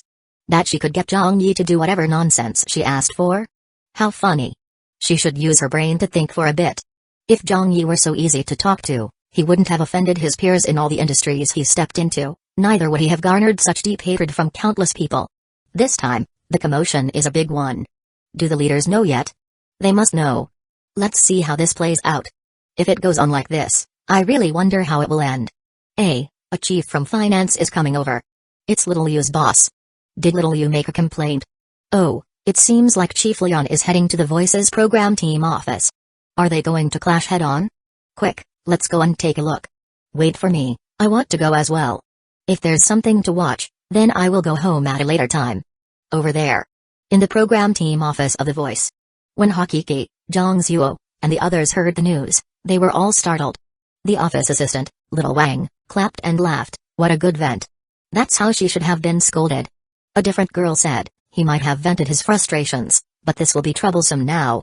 The station has already treated Director Zhang in this way, but with another case now, what will happen to him? Wu Yi said, no matter what, she deserved the scolding. She's just a normal employee in the finance department, so how dare she try to challenge Director Zhang? Withholding Director Zhang's salary? Based on what? Even if we disregard Director Zhang's status in Central TV, he is also a well-known mathematician as well as an associate professor at Peking University. Anyone who sees him should be showing their respect, but consider her attitude toward him. She's already gotten off lightly if she did cry. If it were me, I would have hit her. Hakiki said, oh, come on, old Wu, don't cause any more unnecessary trouble. Zhongzuo suddenly looked past the door. Someone's here? Hakiki was also stunned when she looked over. It's Chief Leon from Finance. What's he here for? Did he came to reprimand someone? Just at that moment, around 4 people gradually came inside through the door. One of them was Chief Leon from Finance, who was also Little Yu's immediate supervisor. Another was Little Yu, accompanied by her colleagues from their department. As for the large group of people who followed behind them, those people did not dare step into the office and just stood outside and watched through the glass. They were obviously staff from Central TV who had came to see the commotion. Tear stains could still be seen on Little Yu's face. Chief Leon shouted as he stepped in, where's Zhang Yi? Where is Zhang Yi? Zhongzuo was a little annoyed. What are you shouting for? Ask your director Zhang to come out now. Why did he make my subordinate cry? Ah. Chief Leon was very angry. Hakiki knew him, so she stood up and said, Old Leon, what's the meaning of this? We didn't look for you, but now you dare come to look for us? Why don't you tell us why Director Zhang did not receive his salary? Other than my boss, everyone else received theirs. Why is that so? Chief Leon said, Old Ha, this is none of your business. Hakiki said, my boss's business is my business. At the other side of the room, Zhang Yi's office door opened and he walked out. Who's looking for me? What's all of this shouting for? Are they treating this as their home? When Chief Leon saw him, he stared and said, Zhang Yi, it's good that you're here. You're also someone with status, a leader of a program team. How could you make a young girl cry? Don't you feel embarrassed by your actions? Zhang Yi was amused. She insisted that I prove my bank account is my bank account, so let me ask you this, how can I prove that to her? Where in the hell would I go and produce such proof for her? You could have just used the department's system to do a check, yet you denied me that and pushed all the responsibility onto me. She's already gotten off lightly because I only criticized her a little. Besides, I did not scold her. There were also others there at that time. You can ask them if I scolded her.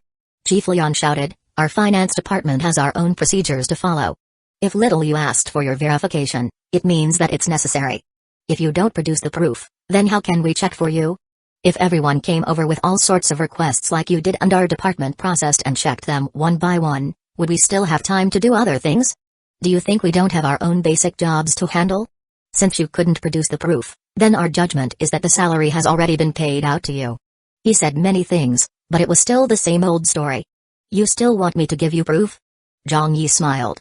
I can't deny it just because I can't produce proof. Of course. Chief Leon said furiously.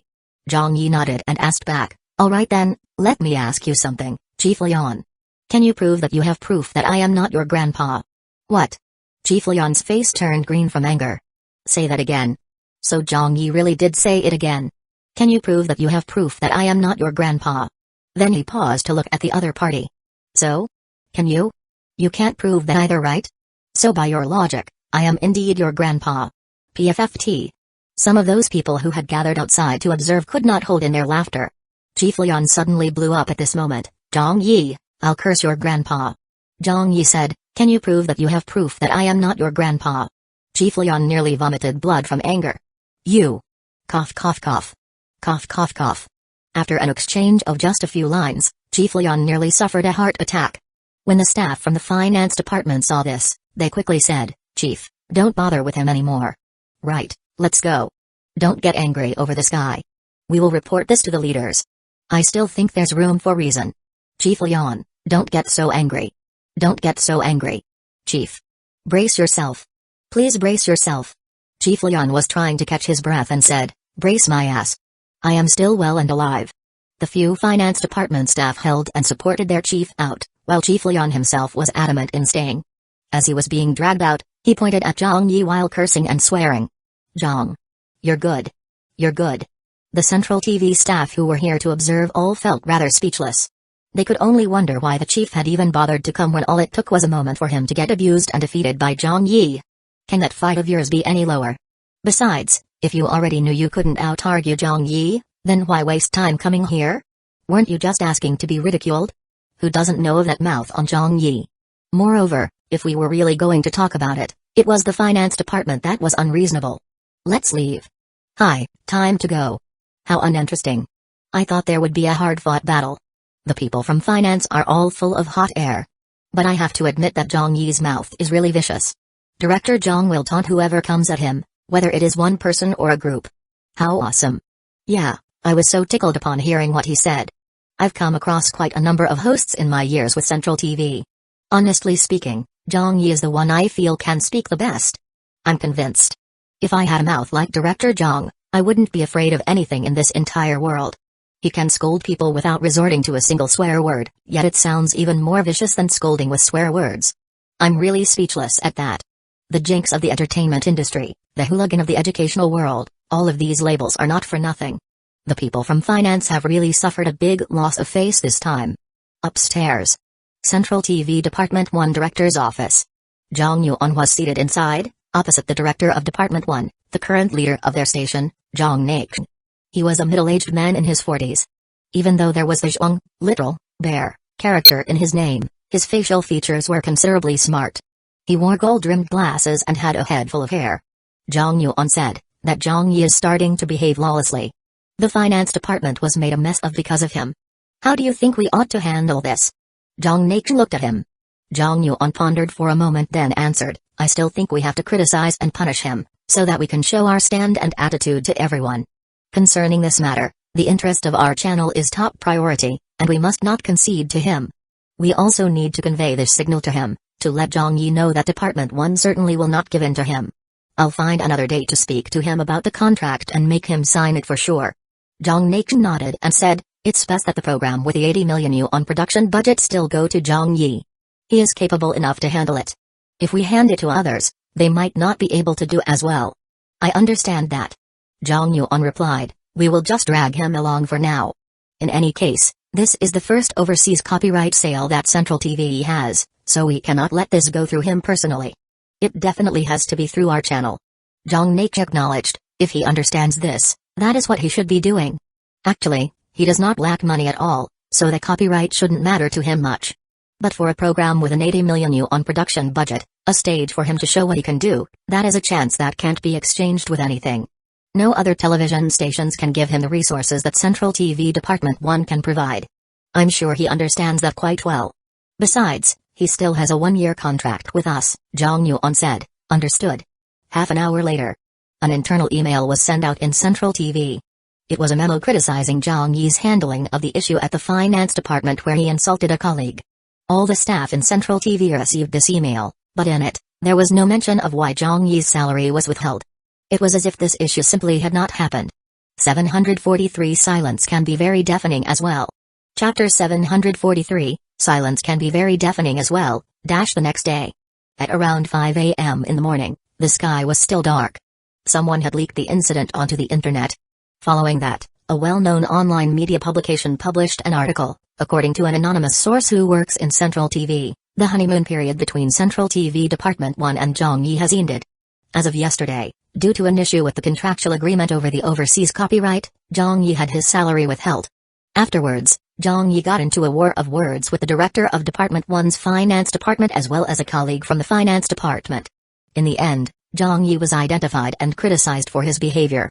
Zhang Yi still has 9 months of contractual obligations to fulfill with Central TV, so he now has an awkward standing within the station. The new show with an 80 million RMB budget may be delayed because of this. There is also a possibility of the show's personnel being changed. We will continue to keep track of any further developments. Then, a series of other reports were published. Central TV Department 1 breaks contract for overseas copyright to The Voice? Zhang Yi wreaks havoc in Central TV's finance department. New show might not see the light of day? Issue of the withheld salary? The truth or just a baseless rumor? American production company already in final stages of negotiation with Central TV for The Voice's overseas copyright? 3 months into job at Central TV, Zhang Yi stirs up trouble yet again. Early in the morning, while many of the office workers were still half asleep, news of Zhang Yi and Central TV was already overwhelming the internet, making the rounds online. What? Wasn't everything still fine yesterday? Didn't they already announce the new show as well? Teacher Zhang's salary has been withheld? Fuck, this looks like the start of something big again. From my understanding of Teacher Zhang, I have a feeling that this will be a big affair. No, didn't you read that Teacher Zhang still has 9 months left on his contract? If he really gets frozen by Central TV, what will he do for the next 9 months? There definitely isn't a shortage of hosts frozen by Central TV. Counting them, there should be over a dozen such hosts. If the incident has really developed to the stage that is unmanageable, Zhang Yi will find it difficult to escape the fate of being frozen too. Then would he just sit around foolishly at Central TV without any show or work to do? I feel that Teacher Zhang would have considered that already. After all, there is still the new show waiting for him.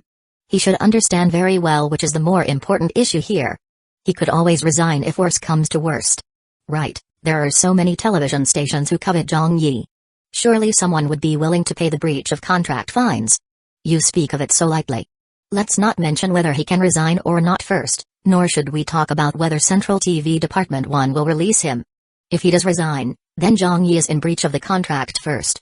That would mean the copyrights to The Voice he has would be invalid along with that, right?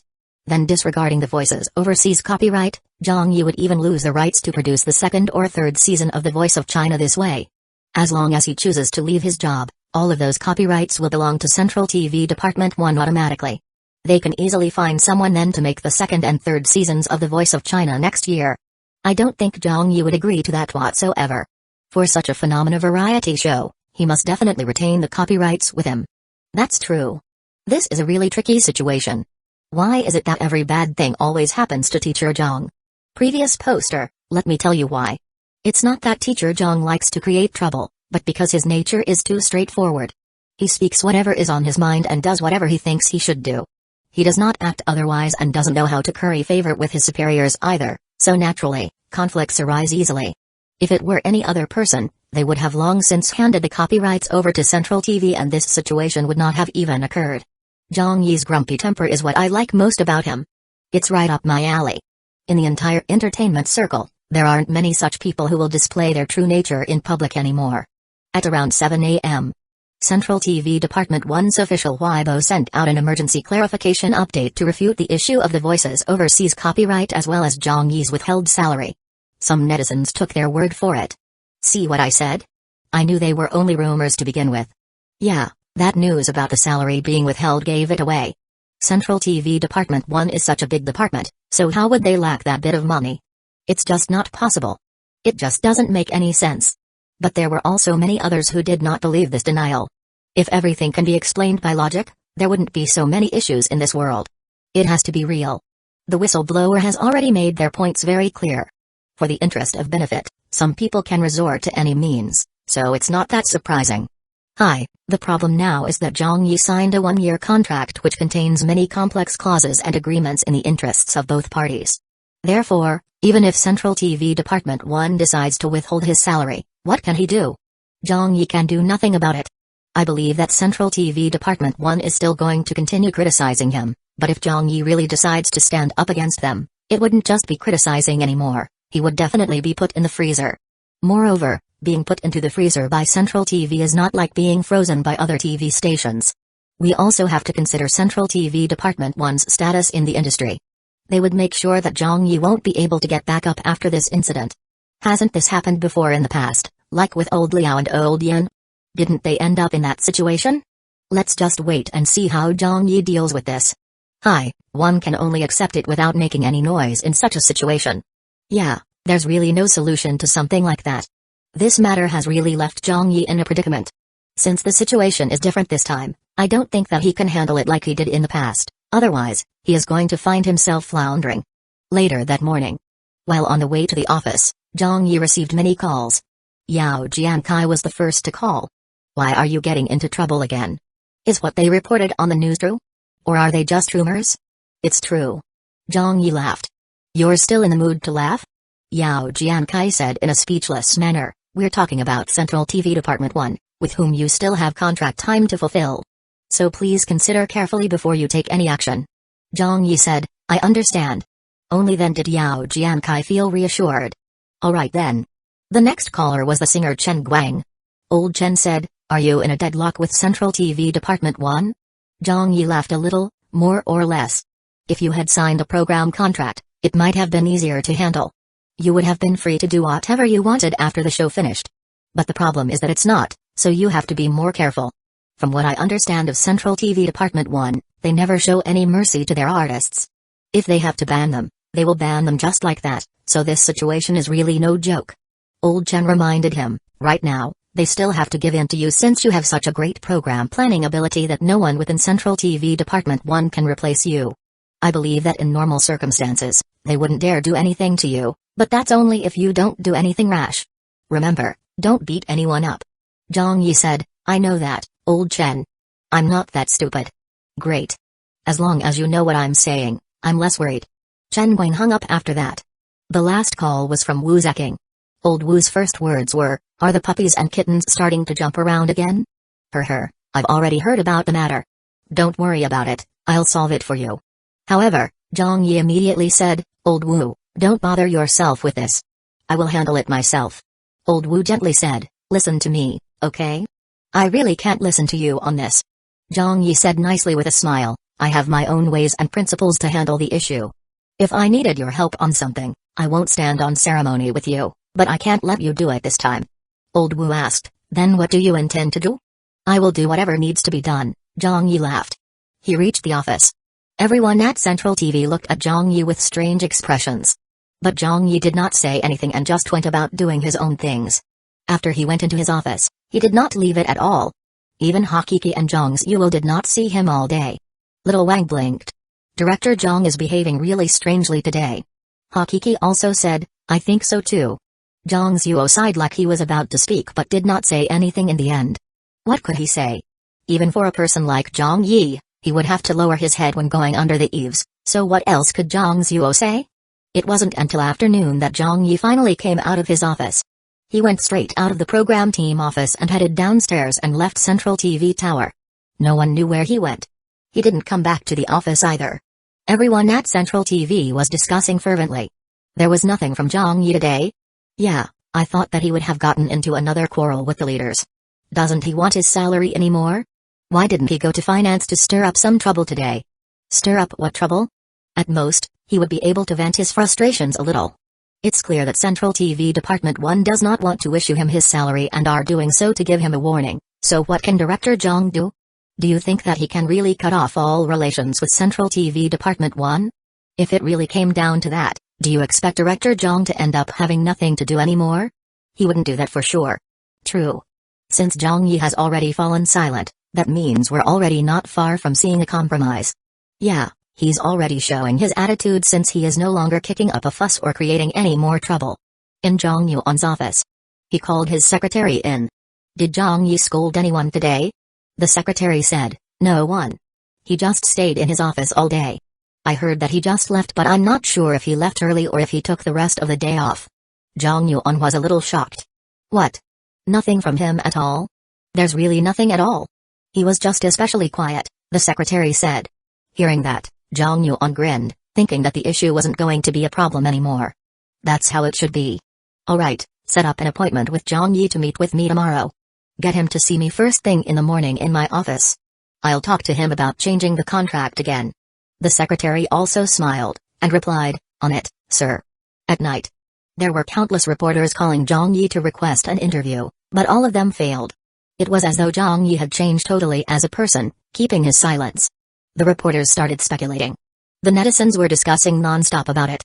Why isn't Zhang Yi saying anything? This isn't like Teacher Zhang at all. Same I ask. He is clearly succumbed, can't you all see it? Hi, if Zhang Yi keeps badgering about the matter, not only would he not get a single cent of his salary, even the new show would be taken away from him. It's just a few thousand RMB of his salary compared to the 80 million RMB funded show. Which one is more important? It's not worth it to risk that. He can still negotiate with Central TV Department 1 to get a better share of the copyright money before transferring the overseas rights to them. A silent Zhang Yi? I'm not used to this at all. This is normal. This is how society works. There are many issues we cannot always fight against. We can only endure. This is so fucked up. The netizens lamented in unison. The staff at Central TV Department 1 were already working on Zhang Yi's new contract with the instructions from the leaders. There were also some of Zhang Yi's friends, colleagues, and other people from the entertainment industry who knew that this matter could only come this far. But as it was, it turned out that the development of this affair was totally different from everyone's expectations. As of this moment, on this night, explosive news that would cause a sensation throughout the entire entertainment circle was dropped without any warning. When the news came out, the netizens were shocked.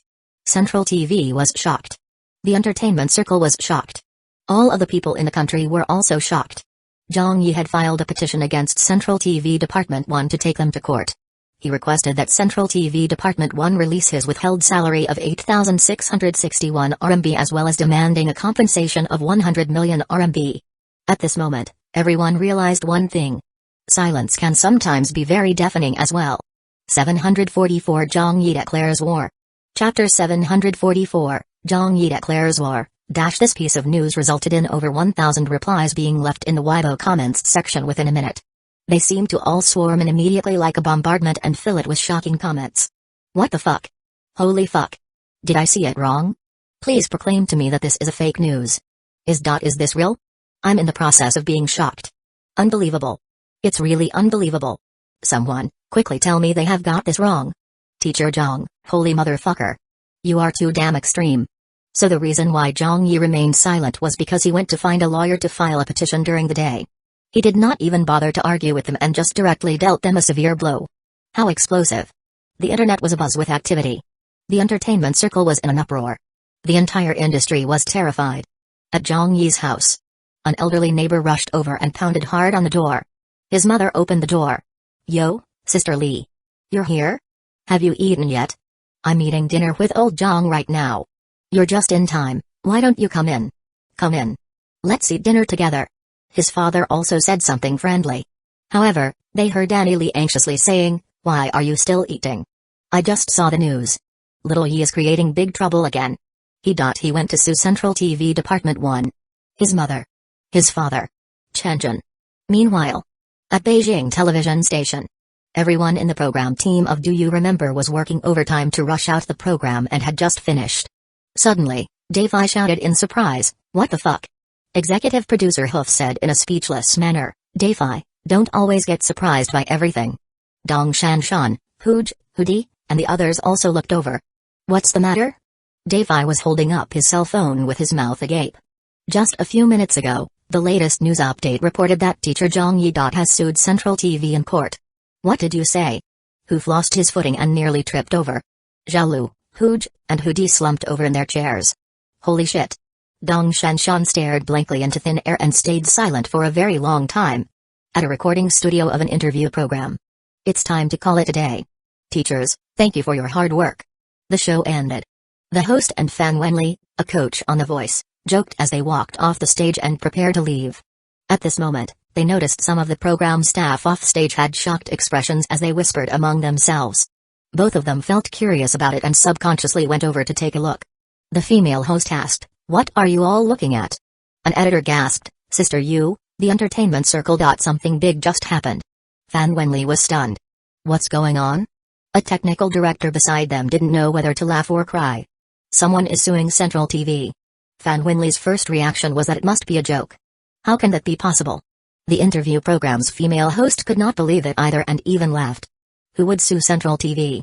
Her, unless they're crazy. I don't believe it. Fan Wenli also thought that way. Unless it was a madman, no one would have done that. However, just as she thought of this point, Fan Wenli's heart suddenly sank. She suddenly remembered a person. If there was anyone in the entertainment industry, whether domestically or overseas, who was crazy enough to sue Central TV, then Fan Wenli could almost confirm that in the entire entertainment industry, only that madman would dare do it. The truth proved that Fan Wenli's sixth sense was correct. She heard the technical director laughing sardonically. It's Zhang Yi. Because of a delayed salary payment of about 8,000 RMB by a day, it ended up with him suing Central TV. Fan Winley's expression changed greatly. The female host also nearly fainted. Are you for real? The technical director answered, the news already reported about it. They're also talking about this everywhere on the internet. It's chaos. Their conversation was heard by the others around them and it left many of the other staff dumbfounded all at once. What did you say? Holy shit. Quick, let me see. Come on, let me see. Heavens. He really sued Central TV? How bold is this? The entertainment circle will become lively again this time. Beijing Times. The editorial department of the newspaper firm was in an uproar. That's the Zhang Yi I know. He never does things predictably. He's really willing to handle things like this? Who said that he is going to succumb to the pressure this time? Who said that his silence meant he was going to compromise? Bull fucking shit. Zhang Yi is still Zhang Yi, that hooligan is still that hooligan. He's determined not to back down even if he has to perish together with Central TV. This is breaking news. Zhang Yi is too awesome. This piece of news will definitely go down in history as one of the greatest headlines of the entertainment industry. Regardless of whether Zhang Yi or Central TV Department 1 wins the lawsuit, this battle will cause great harm to both sides. I'm feeling a mixed bag of emotions right now. Although Zhang Yi is not tall and does not have a strong stature, when it comes to the fighters of the entertainment industry, Zhang Yi is definitely the top. He's absolutely a true warrior. Hurry up, quickly go and find out the first-hand information about this news. Old son, you head to the court. Old who, go stake out Central TV Department 1. Everyone, let's get going now. We are already late and have fallen a step behind the others. We must snatch this news away. Everyone, move. Each and every one of you who are working overtime on the entertainment news, go along too. Drop everything else that you're doing for now. You shouldn't be focusing on that for now. Understood? We guarantee that we will do a good job. The reporters were crying out in excitement. This piece of news could really be said to be an explosive one. It was so astonishing that it startled the entire entertainment industry. Many of the celebrities turned their attention to this news in astonishment. There were even celebrities from Hong Kong and Taiwan who were not so familiar with the domestic Chinese celebrities and had came to learn of Zhang Yi's illustrious name for the first time today. In a state of shock, they went to check it out with their friends who were familiar with the domestic situation about who this fierce person was. Compared to the reactions of amazement from the outside world, there was only one place which was completely different from theirs. That place was Central TV Department 1. At the home of Central TV Department 1's deputy director Zhang Yuan. Zhang Yuan was eating dinner just a moment ago, but had just knocked over the bowl of rice in front of him and dropped one of his chopsticks to the floor. On the screen of his cell phone he had thrown onto the table was showing exactly that piece of news. His wife cautiously said, "Old Zhang." Zhang Yuan angrily muttered to himself, "Madman. He's insane." "Calm down, please," his wife urged. Zhang Yuan slammed his hand on the table. "How am I supposed to calm down? He even demanded a compensation of 100 million yuan? What the heck is he trying to do?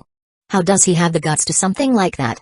The other leaders of Central TV Department 1 also had similar reactions to him. Zhang Naqian flew into a rage.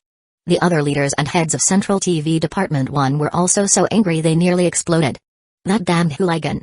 Old Zhang recruiting him to join us was the worst mistake. This is a rebellion. They never really expected that there would be a day or year that a host from their own TV station would actually sue them in court. They were not mentally prepared in this aspect at all. But it turned out that such a person had appeared today. For a matter involving just a several thousand yuan salary, he had chosen to go up against them and battle it out in court, choosing to fight to the death and perish together with them. What madness was this? The leaders of Central TV Department 1 were all very angered by this. This was the first time they felt somewhat regretful to have used such tactics to force Zhang Yi to sign over the show's copyright. Their original intent was to solve the matter internally. They definitely did not wish to make it known to the media or even let the leaders of Central TV find out about it. Zhang Yi's contract was decided by the Central TV Department 1 and withdrawing his ownership to the copyright was also their decision as well. The leaders of Central TV simply did not know about this, so it wouldn't do any good for any of them if it was made known to the higher-ups. But right now, they knew that this matter had already blown out of proportion and there was no way to keep it under wraps anymore. From tonight on, the matter of Central TV Department 1 withholding the salary of a host would definitely be on the headlines of all media outlets. This was obviously not the outcome they wanted to see.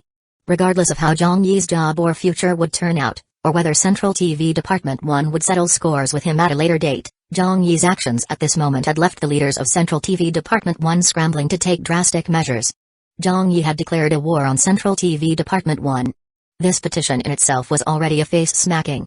It was as good as smacking Central TV Department 1 in the face. Their faces were terribly swollen. And it was very painful. 745 The first person in this world. Chapter 745, The first person in this world, At the same moment, Zhang Yi left the court and went straight back to his parents' home. After opening the door with his keys, he went into the house and saw Chen, who was rummaging through the refrigerator to grab some soda to drink. Chen glanced at him and said, "Zhang Yi, you're going to be lectured." Zhang Yi rolled his eyes. What lecturing am I going to get? His parents then walked out from their bedroom. His mother was very mad. Why did you go and stir up trouble again? Why are you two so up to date with the news? You two know about it already? Zhang Yi returned. It was everywhere in the news. So how can we not know about it? His mother replied angrily. Mom, I did not cause any trouble. Zhang Yi smiled and stated, I was just protecting my legal rights and interests. His mother said frustrated, but this is Central TV we're talking about here. Zhang Yi shrugged. So what if it's Central TV? Even a laborer knows how to use legal procedures to protect their own rights and interests if their salary is withheld, so why can't I do the same? It's just Central TV that I'll be suing. His mother said angrily, I nearly died of anger because of you. Why do you always make people worry over you? Isn't it just 8,000 RMB? You can earn that easily with just a fart. Why you must go and challenge Central TV Department 1. How long have you been working for Central TV? Yet you've fallen out with them again. Now that this incident has happened, regardless of how the matter is resolved later or whatever the verdict of the court case is, it will not be a good ending. At that time, how are you going to stay on at Central TV Department 1? When the entire TV station system blacklists you, what will you do? His father added, you are too impulsive. You should have at least consulted us first even if you met with some injustice. Zhang Yi explained, but the problem now is not only about the 8,000 yuan salary. That's not the main reason. His mother was infuriated. No matter what reason you have, you should not have sued Central TV. Zhang Yi replied, Central TV Department 1 wants to steal my overseas copyright of the voice but I refused. It was because of that they resorted to withholding my salary to give me a warning. If I did not make a firm stand against that, wouldn't they truly think that I'm easy to scare? His mother said furiously, how much can that crappy copyright possibly fetch? How can it be more important than your job? Zhang Yi glanced at her and responded, it would fetch at least 10 million RMB and this amount is just a low ball. When she heard that, his mother was immediately stunned. She exclaimed, what? More than 10 million RMB? It can be sold for over 10 million RMB? Fuck Central TV to their second grandma. Sue those bastards. Sue them. His mother slammed her hand on the table and stood up. Zhang Yi. His father. Chen. Hey, isn't your change in attitude way too fast? After that, his mother only cared about scolding Central TV Department 1 and she did it for a full 5 minutes. Finally, she said as she panted, son, do whatever you need to do regarding this matter. Just sue them. Ignore what the others will say. Mom will fully support you. Humphrey, even a laborer knows how to use legal procedures to protect their own rights and interests if their salary is withheld, so why can't my son do the same? Central TV? So what if it's Central TV? Does Central TV have the right to steal our money? Zhang Yi was dumbfounded by this reaction. Mom, that sounds just like what I just said to you. Is that so? Oh right, son, are you hungry yet? Have you eaten? His mother asked. No, I haven't eaten yet. I was in court the entire afternoon, Zhang Yi answered. His mother headed straight to the kitchen. Wait a while. I will cook something for you immediately. Eat and drink to your heart's content, then fight it out with them tomorrow. Thank you, Mom. I will go back to my room first and lie down for a bit. I'm feeling very tired right now. Zhang Yi drank some water and then went back into his bedroom. He took off his clothes and lay down comfortably onto the soft bed. Only at this moment did he take out his cell phone to have a look. Good God. There were more than a dozen missed calls from his relatives and friends. Zhang Yi returned their calls one by one. Hello, old Yao, you were looking for me? Yao Jiankai said, I called you twice but you did not answer. Zhang Yi said, hey, I was in court just now, so I couldn't answer it. Yao Jiankai said, I'm telling you, old bro, you're pushing it way overboard this time. You really scared the shit out of me. Previously when I called you, I reminded you, but you said that you would have a sense of propriety. I thought you had taken my advice to heart, but you basically ended up not listening to my words at all. With your suing of Central TV, how do you think this matter will end? Zhang Yi laughed and said, but I wasn't intending on ending the matter. Yao Jiankai pleaded, listen to this old bro for once. Withdraw the lawsuit immediately. It's still not too late to do that now. This situation is very different from what you've encountered in the past. Zhang Yi said, I know that this time is different, but it's all water over the dam now. Old Yao, I know that you have good intentions, but I can't back off if something goes against my principles. If I take a step back, it will follow with a second step, then a third step with no end to it. Yao Jiankai sighed, what if you are put into the freezer? Zhang Yi said, it doesn't matter. Yao Jiankai asked, do you not plan to appear at Central TV Department 1's Spring Festival Gala in your lifetime? Zhang Yi replied, it doesn't matter. Upon hearing that, Yao Jiankai said helplessly, alright, then I won't try to dissuade you any further. Zhang Yi remarked, I've been possessed by a warrior, so no one can talk me out of it. The call had just ended on this side. Then another call came in from the songstress Zhang Zia. Zhang Yi, Grandma Zhang, you called? Zhang Zia said in a helpless tone, an old friend of mine from Central TV came to me and asked if I could talk to you and persuade you to resolve the matter internally. Then Zhang Yi was about to ask. Zhang Zia interrupted, but I'm not prepared to intervene since I know what your temperament is like. I just called you to check on your current situation. Zhang Yi laughed. Me? I'm fine. Zhang Zia asked, are you prepared for everything? Zhang Yi replied, yes. Zhang Zia said, alright, then I don't need to go any further. If my old friend asks me, I will just say that I could not contact you. Following that, a number of other friends also called him. Like Zhao Lu, Wang Xiaomai, Tian Bin, Hoof. They were all anxiously trying to dissuade Zhang Yi from taking such drastic actions. Hoof, who was from Beijing television station, you understood this industry the best and knew how grave this matter was. He even got angry at Zhang Yi, which he seldom did, and wanted him to withdraw the lawsuit. Thinking back, Zhang Yi had Hoof to thank for bringing him into the television industry. Hoof was Zhang Yi's bola and also an old friend who genuinely cared about Zhang Yi. But Zhang Yi did not listen to him this time. He had his own reasons for his persistence. For those who knew and understood Zhang Yi's character, they knew that Zhang Yi had truly been angered this time. The compensation of 100 million RMB was obviously an unreasonable demand. He just stated a random, large amount. Don't mention delaying the salary payment for a day, even if it was delayed for 50 years, it would still be impossible to get 100 million RMB. The court definitely would not accept the demand of 100 million as compensation, yet this amount represented Zhang Yi's anger and attitude on this matter. 100 million? I will fucking demand this 100 million RMB in compensation. If you people from Central TV Department 1 are being unreasonable, then I will be more unreasonable than you all. What can you do to me even if I demand 100 million? Bite me? His mother finished preparing dinner right as the calls petered out. While Zhang Yi was dining, he browsed through the news and Weibo on his cell phone. In the end, he discovered that, at this moment, the internet was utterly overtaken by topics and discussions about him and Central TV Department 1. It was on the headlines of the largest discussion forum. The topic on Weibo had garnered more than 200,000 replies. Zhang Yi had not expected this matter to gain such a great deal of attention. It was so huge that it caused server outages on a large number of forums online. It was as though the entire entertainment circle only had this piece of news to report about tonight. Zhang Yi had lost count of the number of times he had been pushed to the forefront of discussions. Countless netizens rushed over in astonishment to admire at Zhang Yi's heroic bearing. Demigod Zhang has shown his might again. I can finally see it. As long as Zhang Yi stays in the entertainment circle, this industry will never have a moment of peace. I hope Teacher Zhang will have good luck this time. This is too exciting. This was what I wanted to see. I'm getting a kick from this drama. I can understand why so many people like Teacher Zhang now. It's because he dares to say things we wouldn't dare to say all our lives.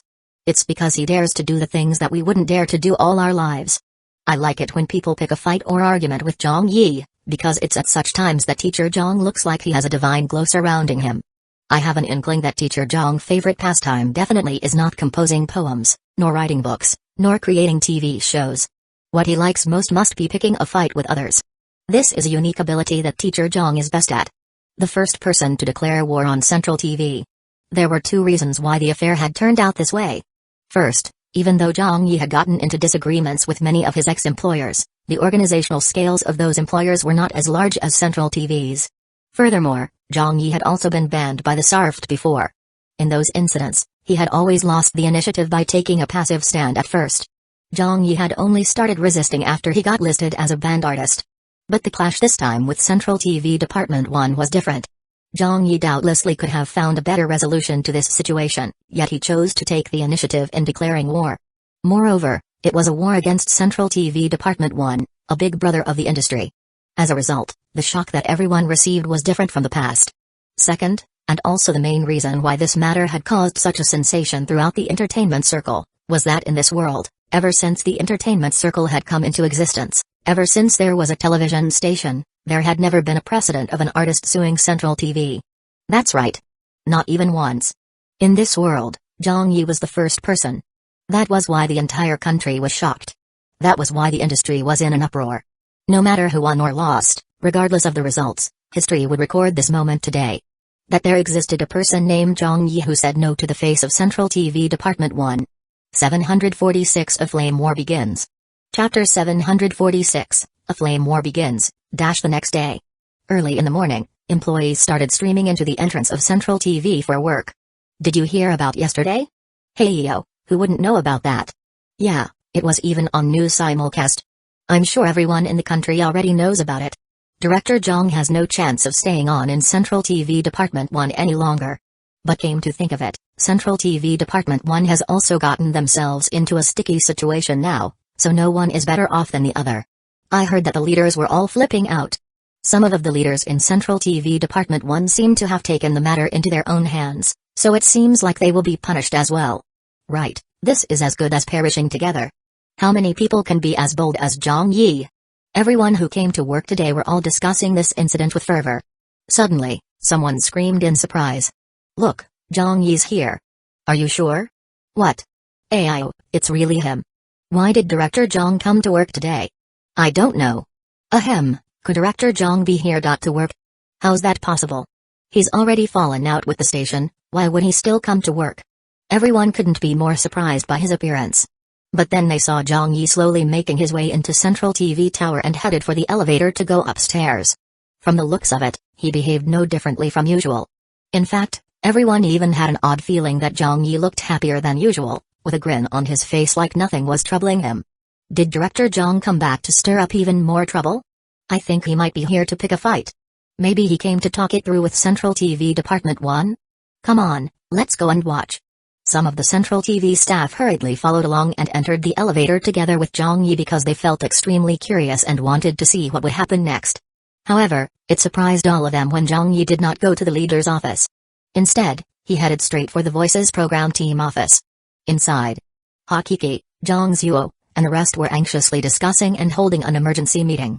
Little Wang was going around in circles, asking, "What do we do now? What do we do now?" Hakiki also had a look of despair. I think this new program is definitely going to change hands and be given to another program team. Not only the program. Danzō despaired, even our program team's leader is going to be changed. Director Zhang won't be leading us anymore. Wu Yi said angrily, how did it end up this way? After he said that, Zhang Yi stepped into the office. Yo, you're all here? When they heard this voice, Hakiki and the others turned their heads in surprise. Director Zhang? Why are you here? Clearly, they couldn't react to his appearance at the office. Zhang Yi stood there, blinking as though nothing had happened. What do you mean by why am I here? He looked at his watch. It's already time to start working. If I don't came to work, where would I go? Danzō, Hakiki, and the rest were all dumbfounded by this answer. The Central TV staff outside were also taken aback by what they heard. Work? You've already scolded the leader, made trouble in the finance department, and even brought Central TV Department 1 to court. There's already blood all over your hands, yet here you are talking about coming to work? Everyone fainted all at once. Only at this moment did they realize that Zhang Yi was indeed no normal person. His thought process and handling of matters weren't done in accordance to a typical person's logic. However, if you consider things, if Zhang Yi was really just like any other person, he couldn't have possibly brought Central TV to court in the first place. To have met such a wondrous person, this was more than Central TV Department 1 had asked for. As the saying goes, the powerful are afraid of the reckless are afraid of those who aren't afraid to die, and those who are not afraid to die are afraid of the shameless. So here we have Zhang Yi, who is reckless, not afraid to die, and totally shameless as well. As a result, he is afraid of no one. In just a short time, the news of Zhang Yi coming to work like usual had spread all over Central TV. Everyone vomited at least 3 liters of blood when they heard that. Ayo, what the heck? Zhang Yi is really tickling my funny bone. PFFT, Zhang Yi is indeed Zhang Yi. His shamelessness is what I admire the most about him. How thick can his skin get? You really can't predict how this guy will act using common sense. Actually, for Zhang Yi, he was taking the most logical steps regarding the matter. Although Central TV Department 1 were the ones who came to him to discuss the contract, it was Central TV that he signed the contract with. Zhang Yi did not have much of an opinion about Central TV, and neither did he have any direct conflicts or disagreement with them. It was Central TV Department 1 he had an issue with that made his heart turn cold. In the petition he filed to the courts, he had written in Central TV Department 1 as the defendant.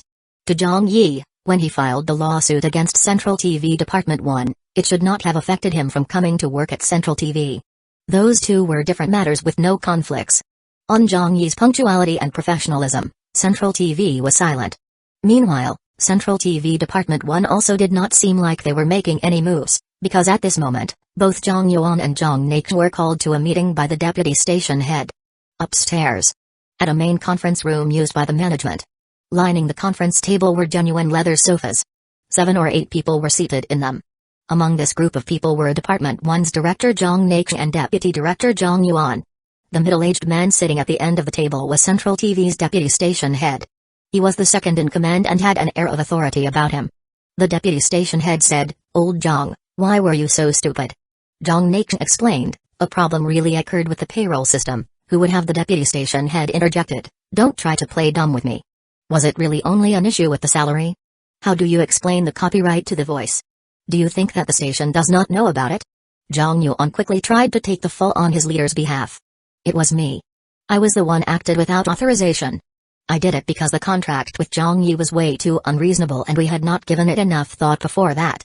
When I realized that it could cause our station a large financial loss, I wanted to make up for it and get the contract changed.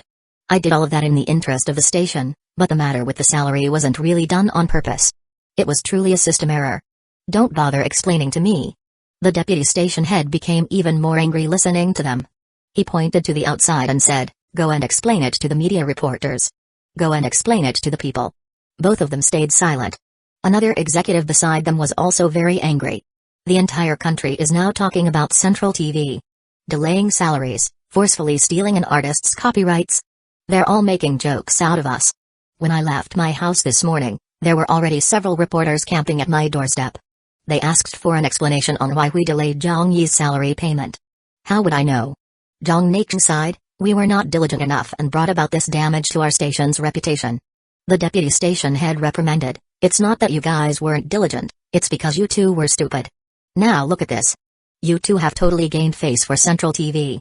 Look. Just look at all of the newspaper headlines talking about us. How glorious. We're the talk of the town." Slamming a fist on the table, he shouted, "I've been utterly embarrassed by the two of you." Zhang Yuan muttered, "We couldn't have expected Zhang Yi to sue Central TV." The deputy station head said, "You think you can get away just by saying that? Just what were you thinking?" The executive beside them added, "What kind of a person is Zhang Yi?" At the Central TV held crosstalk competition, he caused enough trouble to turn everything upside down. He even got the competition to be ordered off air. He even risked scolding Sarft. "Is this the first time you learned about this person?" The deputy station head said, "You two have put the station in a very disadvantaged position now." They called for a meeting, but it was in fact just a grilling session to criticize and admonish them. Central TV Department 1's director and deputy director were given a severe dressing down by the two station executives. Online, the effects of the incident were still spreading. Central TV Department 1's famous Spring Festival gala host, Chen Yi, publicly issued a statement, "The salary was only issued a day late." Was there a need to bring it up and make it a legal issue? Isn't this making a mountain out of a molehill? There are many departments within Central TV, so it's surely understandable if one person's salary is dispersed a few days late due to some miscommunication or problem. It's happened to me before, but if everyone went to court over such a small thing, then we should all just stop doing everything. Everyone can find something to complain about and file a petition in the courts. He was purely playing dumb and feigning ignorance. When Zhang Yi's fans saw this, they surrounded his Weibo immediately. "Idiot. Bootlicker. Was it simply because of the salary issue? Why did you not bring up the issue of the copyright as well?" Teacher Zhang has never offended you before, right? You made rude remarks the previous time when Teacher Zhang squeezed you out of the B-list rankings. Now you're at it again?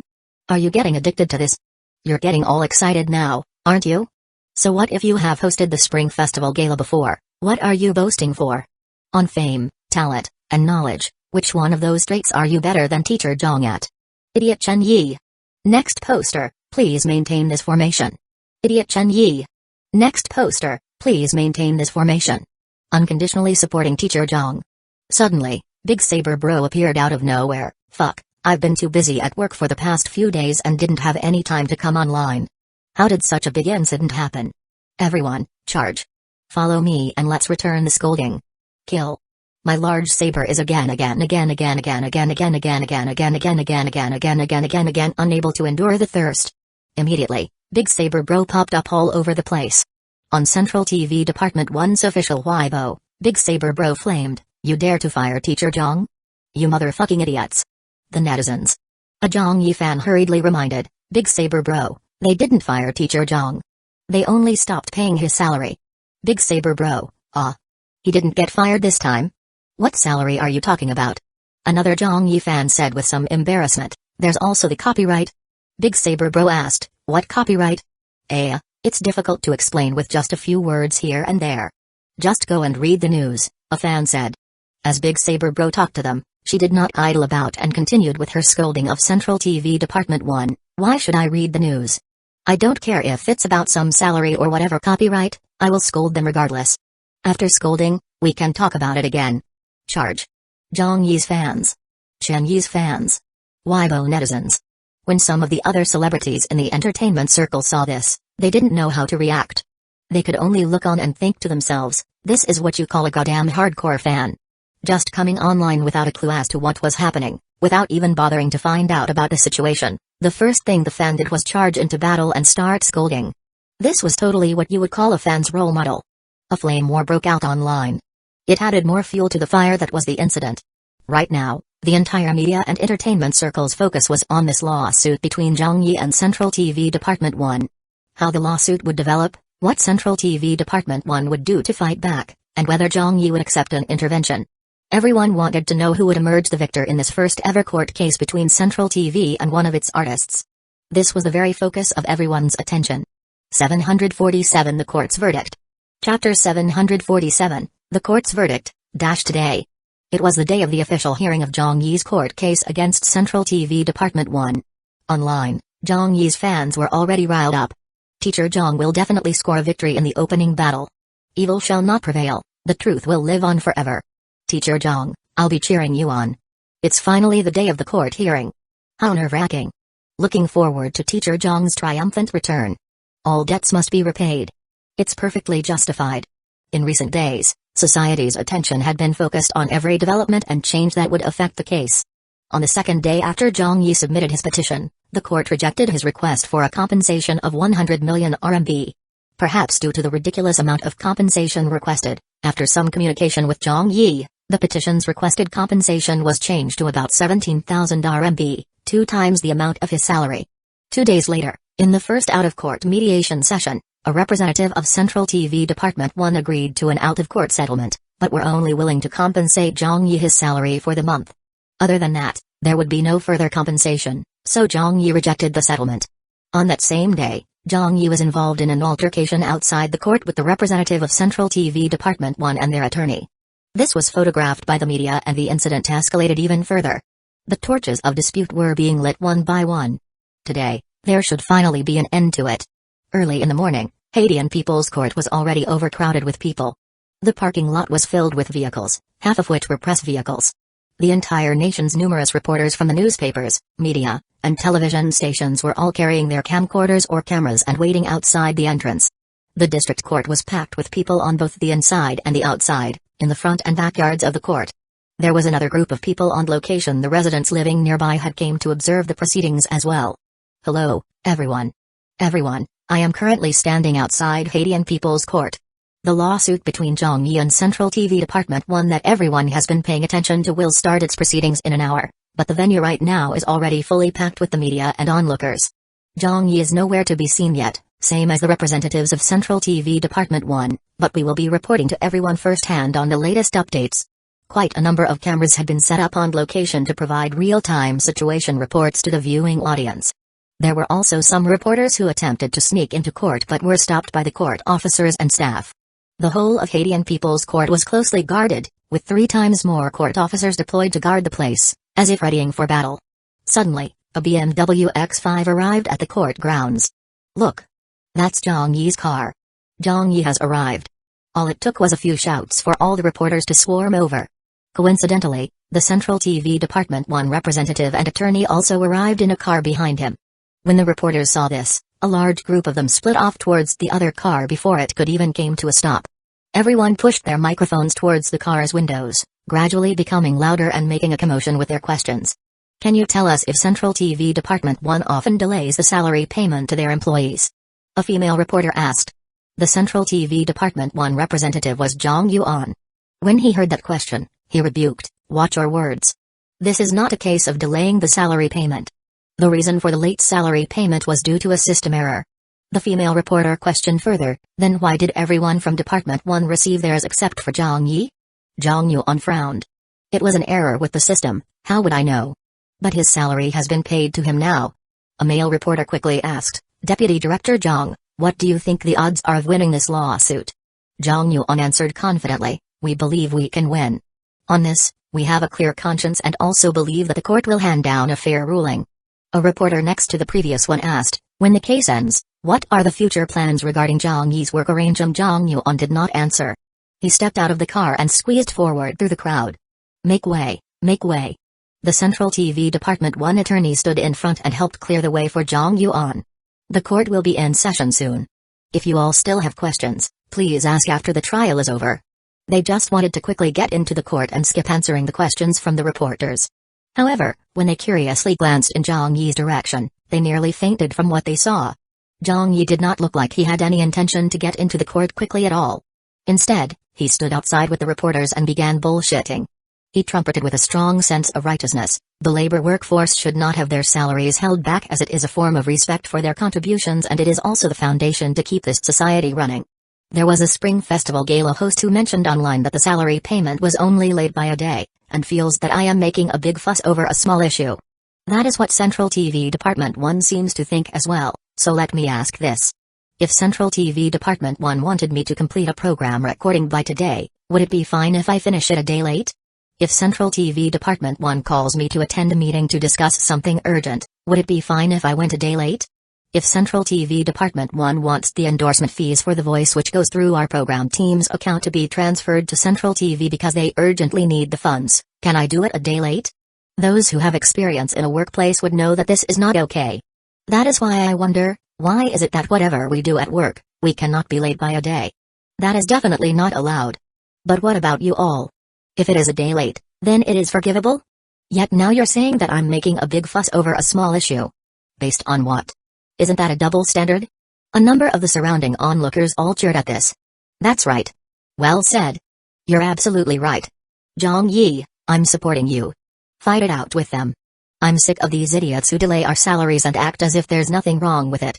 Zhang Yi proclaimed righteously, to us common folk, the court is not a good place.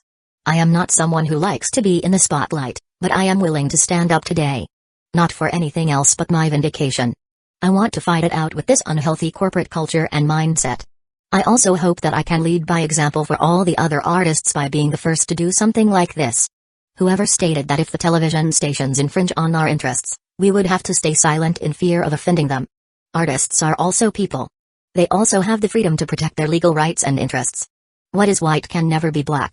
And what is black will never ever be white. Zhang Yuan nearly blew up. You are not someone who likes to be in the spotlight. Bull fucking shit. But when the people heard this, they all broke out into rapturous applause. Everyone who had ever been in a disadvantageous position when they worked for their companies all sided with Zhang Yi at this moment. That was very well said. It isn't easy for the artists either. Teacher Zhang, all the best. We will be behind you all the way. All that could be heard at the entrance of the court was Zhang Yi's righteous blabbering. Even the usually glib reporters could only watch with eagerness, unable to say a word to interrupt him. This fellow was far too good at oration. Zhang Yi continued again all by himself, talking for a long time. Finally, when a female reporter from Beijing Evening News could no longer listen on, she reminded him, "About that, Teacher Zhang, I think your court will be in session very soon." Zhang Yi took a look at his watch and exclaimed "Ayo" before hurriedly rushing in. The reporters didn't know whether to laugh or cry. They wanted to follow in after him but were stopped by the court officers. The court session today was not open to public. Inside the court, the judge and several court personnel were looking out from the windows in a very speechless manner. One of them said, "Just how many reporters are there outside?" "Including the onlookers, there must be several hundred of them out there." Another person smiled wryly. The previous case of the dispute involving a sum of 500 million RMB only attracted 7-8 reporters. That's not even 10% of the numbers that turned out today. Isn't this just a dispute over a salary of just over 8,000 RMB? But look at the commotion it is causing at our courthouse. It started 2 days ago. There are even reporters who have been calling my landline for the past few days. I wonder how they found my number. They must really have a good network of contacts. A woman said, "The dispute amount might not be high, but this case is different in nature. A celebrity's case involves a lot of things, therefore the impact is wider as well. Moreover, this is the first case in the entertainment circle that an artist is suing a television station, so how can it not have a large effect?" They were actually feeling rather nervous as well. Now that Haitian People's Court was in the sights of the national media, they would be scrutinized under a microscope. That put a lot of pressure on them. At this moment, the chief judge spoke with a serious tone, "Pack it in. The court will be in session soon." Taiba. There was constant buzz among the netizens. The court is already in session, right? Yeah, it's time. I wonder how it's going. Why didn't they do a live broadcast of it? Just wait for the court's decision. Hopefully, it will be a fair one. That might not happen as this lawsuit is mainly about Zhang Yi's salary. The Voices Overseas copyright has not yet been sold by Central TV Department 1 without Zhang Yi's knowledge, so that wouldn't affect the judgment here. Didn't the court already reject Zhang Yi's request for 100 million in compensation? It's precisely because the copyright and salary issues are two different things. If we talk about how Zhang Yi's salary was paid late to him by only a couple days, then the court might not support Zhang Yi's petition. Right, Central TV still has a lot of influence and standing, so it won't be easy to say who will win this lawsuit. Fuck, if Teacher Zhang does not win this lawsuit, I will go and scold Central TV Department 1 every day. On Weibo. Just what's the situation like? Is there anyone here who is attending the trial? Do a live stream, please. I heard that Zhang Yi did not appoint a lawyer this time. He filed the petition on his own and will be his own prosecutor. For real? It's true. The newspapers have already reported about it. Damn. Then won't he lose for sure? The opponent is a professional lawyer, how could Teacher Zhang possibly outtalk him? That I'm not too worried about. It's not like we don't know what Zhang Yi's speaking ability is like, so even if it's a lawyer he's up against, he might not necessarily lose to him. But I do worry that Teacher Zhang's legal expertise is not good enough. When they bring up certain laws and regulations, he might not be able to answer them. Yeah, this is really going to be quite open. Let's just wait for the decision. Anxiously waiting. Suddenly, the Weibo account of a host who had disappeared from the entertainment circle for many years suddenly turned active and was updated with a new post.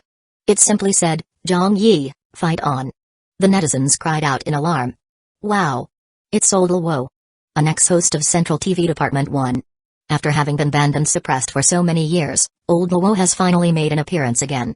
Back then, Central TV Department 1 really did bring Old Luo crashing down and even got him banned. Teacher Luo has come forward to show his support for Teacher Zhang. I'm numb. Somehow, I feel like I'm suddenly overcome with emotions. Teacher Luo, Teacher Zhang, you're both heroes of our times. Old Luo replied on his Weibo, "I'm not, but Zhang Yi is." Following that, another two artists who had previously been banned by their provincial satellite stations, and as a result, left the entertainment industry, also publicly showed their support for Zhang Yi. It's Old Lao. Big Sister Naiu is also showing her support for Zhang Yi. Big Sister Naiu, where have you gone to all these years? They're all veterans. Awesome. Everyone is starting to come forward. I really wish that Teacher Zhang could see this now, so that he knows that he has the support from those in the same industry. It was only because they did not dare to stand up for him in the past, and were pressured not to give him any support. Outside the court, the reporters and onlookers were anxiously waiting. Some cameramen who were afraid to miss a shot did not even stop their camcorders from rolling. They were constantly kept in recording mode as they focused on the main entrance of the court. 1 hour. 2 hours. 3 hours. After a long wait, The media's personnel felt it was a little too much and were surprised at how long the hearing was taking. Why is it taking so long? It's really slow. What's happening inside? Why is it taking so long to come to a decision? It's just a salary dispute, surely the hearing can't last for 3 hours. Yeah, Zhang Yi isn't a professional lawyer after all. Without any legal foundation, would he be able to argue with the attorney for so long? Let's wait a little more. It should be over soon. Could there be some changes somehow? Could the lawsuit have been overruled by the judge? At 11:40 a.m., there was news coming from inside that the trial had ended. In an instant, the reporters were camping at the entrance with their equipment in hand. What's the outcome? How did it go? What was the decision by the court? Who won? The media personnel were all fully concentrated with their eyes opened wide. Shortly after, they saw the court personnel walking out, followed by Central TV Department 1's Deputy Director Zhang Yuan and the attorney. The two of them had rather sunken expressions at this moment, and even the way they were walking out carried a hint of anger. The media personnel looked at them in shock. At the same moment, the verdict was also explosively revealed. Haitian People's Court had ruled in favor of Zhang Yi receiving a compensation from Central TV Department 1, a sum totaling 17,567 RMB. Zhang Yi won. 748 Just who is the professional lawyer here? Chapter 748, Just who is the professional lawyer here? Outside the court. The surrounding onlookers clamored unceasingly. Ayo. Zhang Yi won? Holy shit. Central TV Department 1 actually lost? They really lost? The compensation is twice the amount of the owed salary? That should already be the maximum compensation allowed. Since the salary was only late by a day or two. What the hell? Zhang Yi could even emerge as the victor after suing Central TV Department 1? How awesome. It's too awesome. This has to be yet another first in the entertainment circle. Teacher Zhang's lawsuit has an absolutely historical meaning to it. It should at least be written into the history books of China's entertainment industry. This is the first time in which an artist has brought a television station to court and even went on to win the case. It really sets your blood on fire. Teacher Zhang is extremely powerful. Everyone was marveling at this news. The reporters outside also reacted shortly and surrounded Zhang Yuan and the Central TV Department 1's attorney, dropping questions on them one after another. Can you tell us why you lost the case? Does Central TV Department 1 have any plans to file an appeal? Deputy Director Zhang, what is your view of the court's decision? Mr. Huo, where exactly did you all lose? Zhang Yuan had a dark expression on his face. Make way. The attorney, Mr. Huo, also had an unnatural expression on his face. No comment, no comment. Right now, Mr. Huo did not wish to say anything at all. He felt that today was his darkest day in his entire career. In all fairness, from Mr. Huo's point of view, Zhang Yi definitely had the advantage in this lawsuit as he was the plaintiff. The court was more likely to stand on his side. However, this was not absolute either. The court debate mattered the most in the lawsuit. If they could take the absolute initiative in this area, Mr. Huo believed that their chances of winning this case would be greater.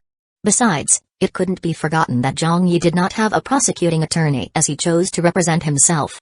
Mr. Huo was a card-carrying member of the Bar Association, so when faced with a layman who knew nothing about the law, he felt absolutely confident and believed that there was a 70 to 80% likelihood of him winning. But that was exactly where they lost. Mr. Huo would never be able to forget that scene in court. It was only at the end of the court debate that he realized that Zhang Yi was even more fucking familiar with the law than he was. 3 hours ago. In the courtroom. The court clerk said, "The court is in session now for the hearing of the case. Please remain quiet. Would the involved parties and legal representatives please enter the courtroom?" Zhang Yi walked in and stood at the plaintiff's desk. Zhang Yuan and lawyer Huo both entered the court together and took their place in the dock. The court clerk said in a serious tone, "I hereby announce the rules of the court. 1. The gallery is to adhere to the instructions by the judge. All communication devices must be switched off and order must be followed in the court. Smoking is prohibited. 2. Silence must be observed at all times during the hearing. Visitors are not to shout, clap, interrupt, or leave the courtroom at any time during the hearing. They are not to cross the bar." About 4 or 5 rules were read. At the end, he turned around and said, "All rise. The court is now in session." The honorable judge presiding. Then the court case began its opening procedures. The plaintiff was introduced, and the defendant as well as the legal representative were introduced. Following that, the proceedings started. It first began with the plaintiff stating his claim as well as the facts and reasons.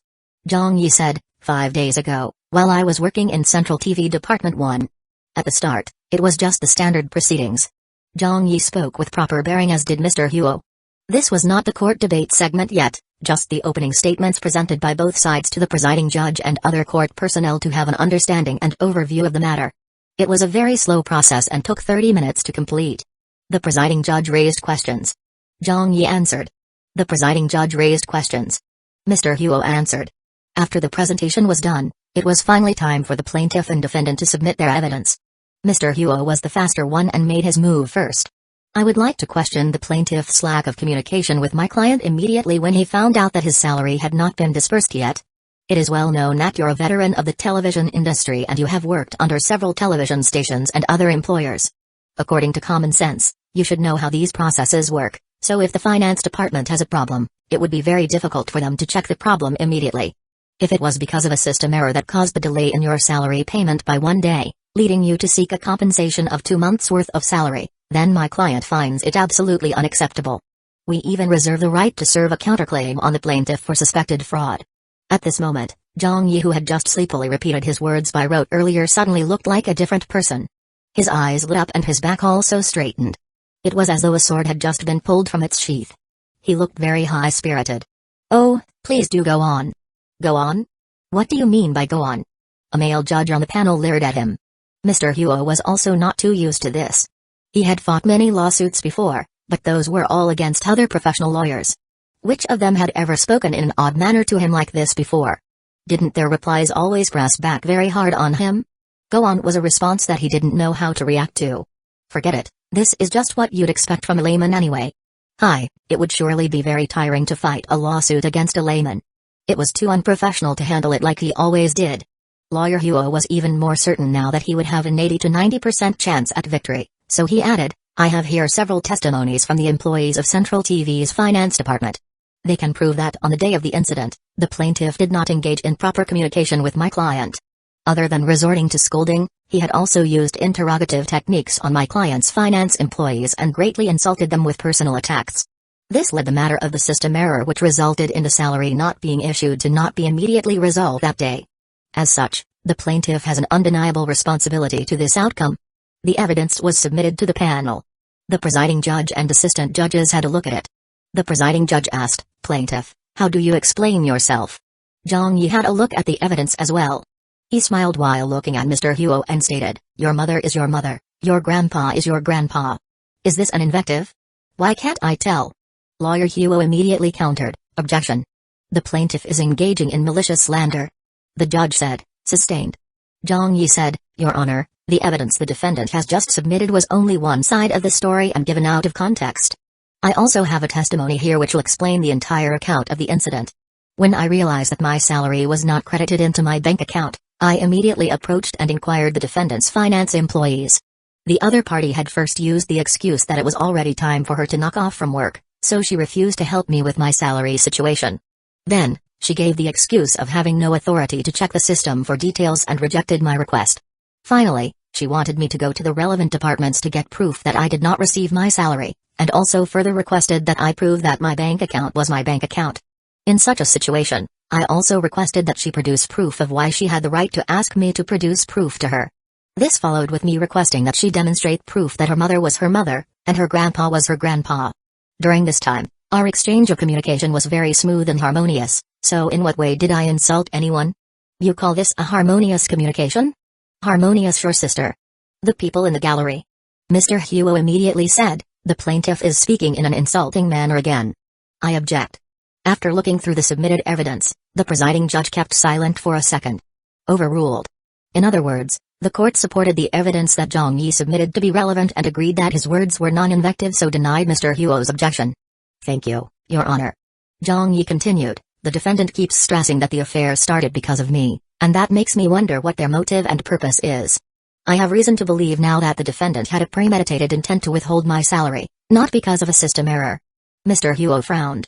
Is the plaintiff able to produce evidence of that? Absolutely. I request to submit the supporting evidence. Zhang Yi took a copy of document out. This is the payroll system data of Central TV Department 1 and the disbursement data.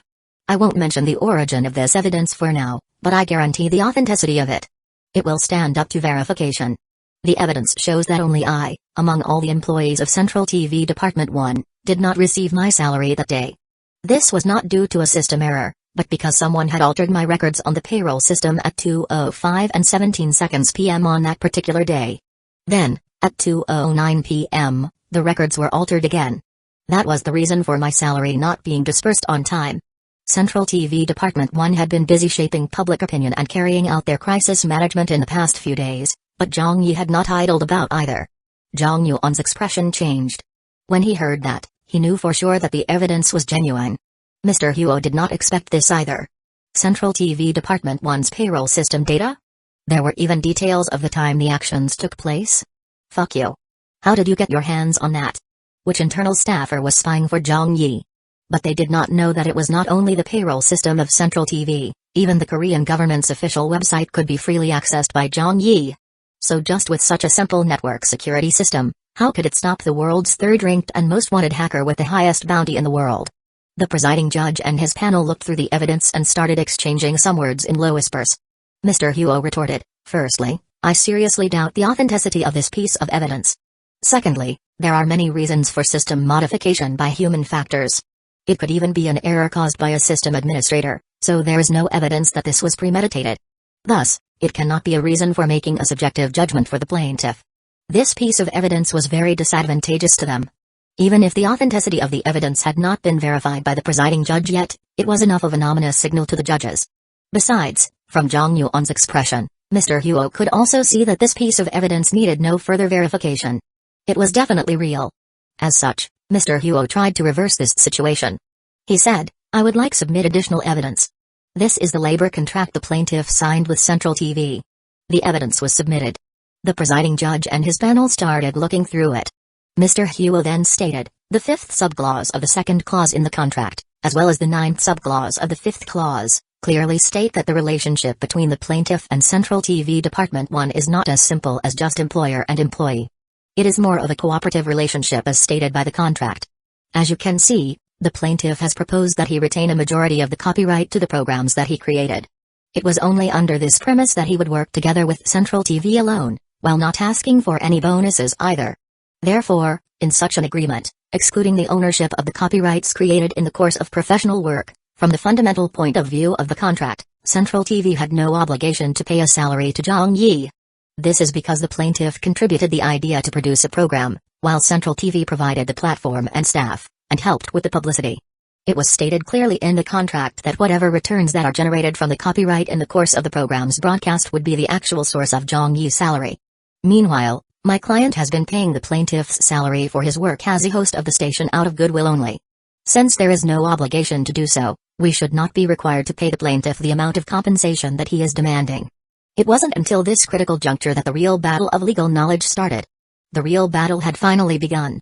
Mr. Huo was greatly looking forward to this segment as the difference between a professional and an amateur would be reflected in this exchange. Zhang Yi did not get worked up and calmly rebutted. The Ministry of Human Resources and Social Security's labor contract law states that dispatched workers shall enjoy the right of equal pay for equal work as the workers of the receiving unit do. During my time at Central TV Department 1, not only did I take on the role of a host, I also held the concurrent post of the program's executive director, overall planner, and other related duties. I ought to be receiving a corresponding salary for those roles, and not be exempted from it just because I am receiving an equivalent salary from the copyrights that I already hold in the first place. If that is the case, does that mean I should be paying my own salary? Eh? This guy really knows how to bullshit. Zhang Yuan was a little surprised as he did not expect Zhang Yi to be able to answer that. Mr. Huo was also a little taken aback but quickly turned around to retrieve a big stack of documents. He lowered his head and read. Article 16 states that special works made for hire like drawings of engineering designs and product designs, maps, computer software, and other service works which are created mainly with the materials and technical resources of the legal entity or organization and under its responsibility, or service works of which the copyright is, in accordance with the laws or administrative regulations or as agreed upon in the contract, enjoyed by the legal entity or organization. In the above cases, the author of a service work shall enjoy the right of authorship, while the legal entity or organization shall enjoy other rights included in the copyright. Zhang Yi looked at him and responded, I would like to remind the defendant and the defendant's lawyer that it has been stated and agreed in the contract that this was not deemed as a special work made for hire, but a work made for hire with attached conditions. The copyright law states that the copyright of such a work shall be enjoyed by the author, but the legal entity or organization shall have a priority right to exploit the work within the scope of its professional activities. Moreover, I have to state clearly that the copyright ownership was already reflected in the labor contract. Therefore, in the understanding that there are no further disputes over the contract, the defendant refusing to pay my salary is already inconsistent with the labor law. Mr. Huo was about to say something, but Zhang Yi continued from where he left off. The labor law states that workers shall have the right to remuneration for labor. The rights to remuneration for labor are the workers' guaranteed rights that must not be taken away. According to Article 2 of the labor law, this law shall apply to enterprises, individual economic organizations, and workers who form a labor union there with the territory of the People's Republic of China. Organs of state, institutions, and public organizations as well as workers who form a labor contract relationship therewith shall be bound by this law. Lawyer Huo immediately spoke. The labor law. Zhang Yi interrupted. While I was employed by Central TV Department 1, I created monetary value for the defendant, and did actual labor for the defendant. The labor relationship between the two parties is not to be doubted. Then, as an official employee of the defendant, I have reason to request that the defendant pay me a salary. Lawyer Huo interjected. The plaintiff's Zhang Yi beat him to it again by saying, according to our country's labor law. After being interrupted a few times, Mr. Huo was vexed as he declared, Your Honor, I strongly object to the plaintiff's. Zhang Yi interrupted him for a fourth time. I am not done with my statement yet. May the defendant please cease the interruptions. The presiding judge looked at Mr. Huo and said, Objection overruled. Plaintiff, please continue. Mr. Huo's face turned blue. Zhang Yi continued eloquently, in Article 50 of our country's labor law, the words delayed without reason can be understood to mean that the employer did not pay a salary to the worker in a timely manner without good reason. In Article 4 of the Ministry of Human Resources and Social Security's the supplementary provisions to the tentative provisions on payment of salary, it stipulates the conditions for without reason to be, the delaying of salary without reason do not include, 1. The inability to distribute salary due to the occurrence of reasons beyond the enterprise's control, such as natural disasters and wars. 2. The enterprise encounters financial difficulties, resulting in cash flow problems. By receiving the enterprise's union agreement, the enterprise is able to delay the payment of salary to the worker. The limitation to the period of delay is determined according to province, autonomous region, or municipality. All other situations regarding the delay of salary will be deemed without reason. Thinking that Zhang Yi was done, Mr. Huo blurted. Regarding the plaintiffs, however, Zhang Yi was still not done. He seemed to be deliberately waiting for Mr. Huo to interrupt. The moment he spoke, Zhang Yi continued, and the company in question did not encounter any natural disasters or wars that were beyond its control, nor did it have any financial difficulties or cash flow problems that would affect the delay in salary payment. Therefore, the defendant has no reason to not pay me my salary. Lawyer Huo blew his top. The plaintiff's Zhang Yi was composed as he cut Mr. Huo off again for the umpteenth time. In the circular, Measures for Economic Compensations Due to Violation or Rescission of Labor Contracts, from the Ministry of Labor, when an employer deducts a worker's salary or delays the payment thereof, or refuses to pay the salary remunerations for additional working hours to the worker, it shall, in addition to paying the full amount of salary remunerations to the worker within the prescribed time limit, pay the additional economic compensations equal to a certain percentage of the salary remunerations. The presiding judge stared at Zhang Yi. The other judges' eyes met. The surrounding court staff and people in the gallery were dumbfounded. They were utterly dumbfounded by what they heard. Furthermore, they suddenly realized to great astonishment that Zhang Yi did not lower his head even once from the very beginning. That was because, unlike Mr. Huo, he did not even have any notes with him. All he did was rely on his mouth. A professional lawyer was stammering, unable to interrupt despite having a stack of notes in hand. An amateur plaintiff was speaking without notes, throwing out one law after another. Fuck. The situation was developing in a completely unexpected way. Hey. Just who the fuck is the professional lawyer here? Zhang Yi still had things to say. Due to the unending stir in public opinion, it has dealt a severe social impact and caused me a great deal of emotional distress. I would like to request that the court uphold the principle in favor of the weak found in the labor law, as well as the obligations to protect the workers found in a series of articles within Chapter 2 of the Constitution of the People's Republic of China, to seek a compensation of twice the amount of my expected salary plus a symbolic sum of 1 RMB to make up for my emotional distress suffered, as well as a public apology from the defendant. I request that the court support my claims. Mr. Huo glared at Zhang Yi as he waited for him to continue. Zhang Yi said, then. 1 second. 2 seconds. 3 seconds. Zhang Yi was finally done this time. But this was where Zhang Yi was being extremely sly, as he did not make it clear he had finished speaking. After saying all that, he continued looking in the direction of the defendant and cleared his throat while still moving his lips slightly. He even said then to give Mr. Huo and Zhang Yu on the impression that he was not done speaking. That was the reason why they waited for him to stop. Only when the presiding judge said, "Does the defendant not have anything to say in defense?" did Lawyer Huo react. Damn, he had been tricked by Zhang Yi again. He was waiting for Zhang Yi to finish speaking before launching his counterattack, but the atmosphere in the court did not reflect that. The judges did not know this either. What everyone saw was that after Zhang Yi had finished expressing his opinion, he had left the defendant's side of Lawyer Huo and Zhang Yuan in silence. It was as though Zhang Yi had made them admit they were wrong. That made them appear at a disadvantage immediately. Their momentum had been broken by Zhang Yi. Mr. Huo was feeling extremely shocked. Shit. He had underestimated his opponent. He truly failed miserably at an easy task. Who said that grandson was a fucking host? Who said that grandson was a mathematician or a man of letters? His language logic, language artistry, psychological strategy, and even his knowledge of the law and relevant legal matters made Lawyer Huo suddenly realize with shock that this guy was even more professional than he was. How did you memorize so many legal provisions? You didn't even need to refer to your notes? On top of all that, you could even fucking handily quote without stammering some of the legal provisions and mention in an impromptu fashion? Fuck, could it be that you have memorized the entire Constitution and civil law? However, Lawyer Huo could not have expected that he had guessed it right. This psycho called Zhang Yi had actually spent a day's time yesterday memorizing every constitution and civil law of this world without missing a single word.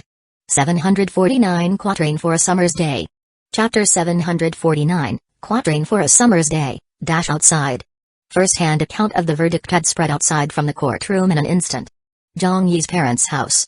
His parents were anxiously awaiting the results with many of his relatives gathered at his house. His first uncle, third aunt, the eldest and third young sisters had all come. How long has it been since the hearing started?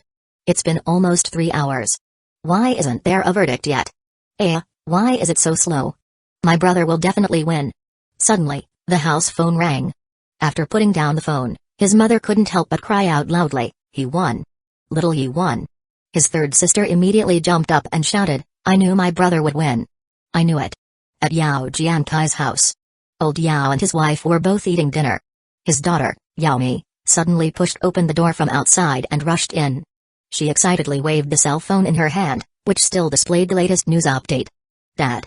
Teacher Zhang won the lawsuit." "He won." "What?" Yao Jiankai immediately said, "Let me have a look. This is the latest news." Yao Mi passed her cell phone to Old Yao. "Teacher Zhang is too awesome. He is definitely my idol for life." "No. Make that 2 lifetimes." At Beijing television station. In the program team office of Do You Remember? Hoof brought back the news with him. The verdict is out.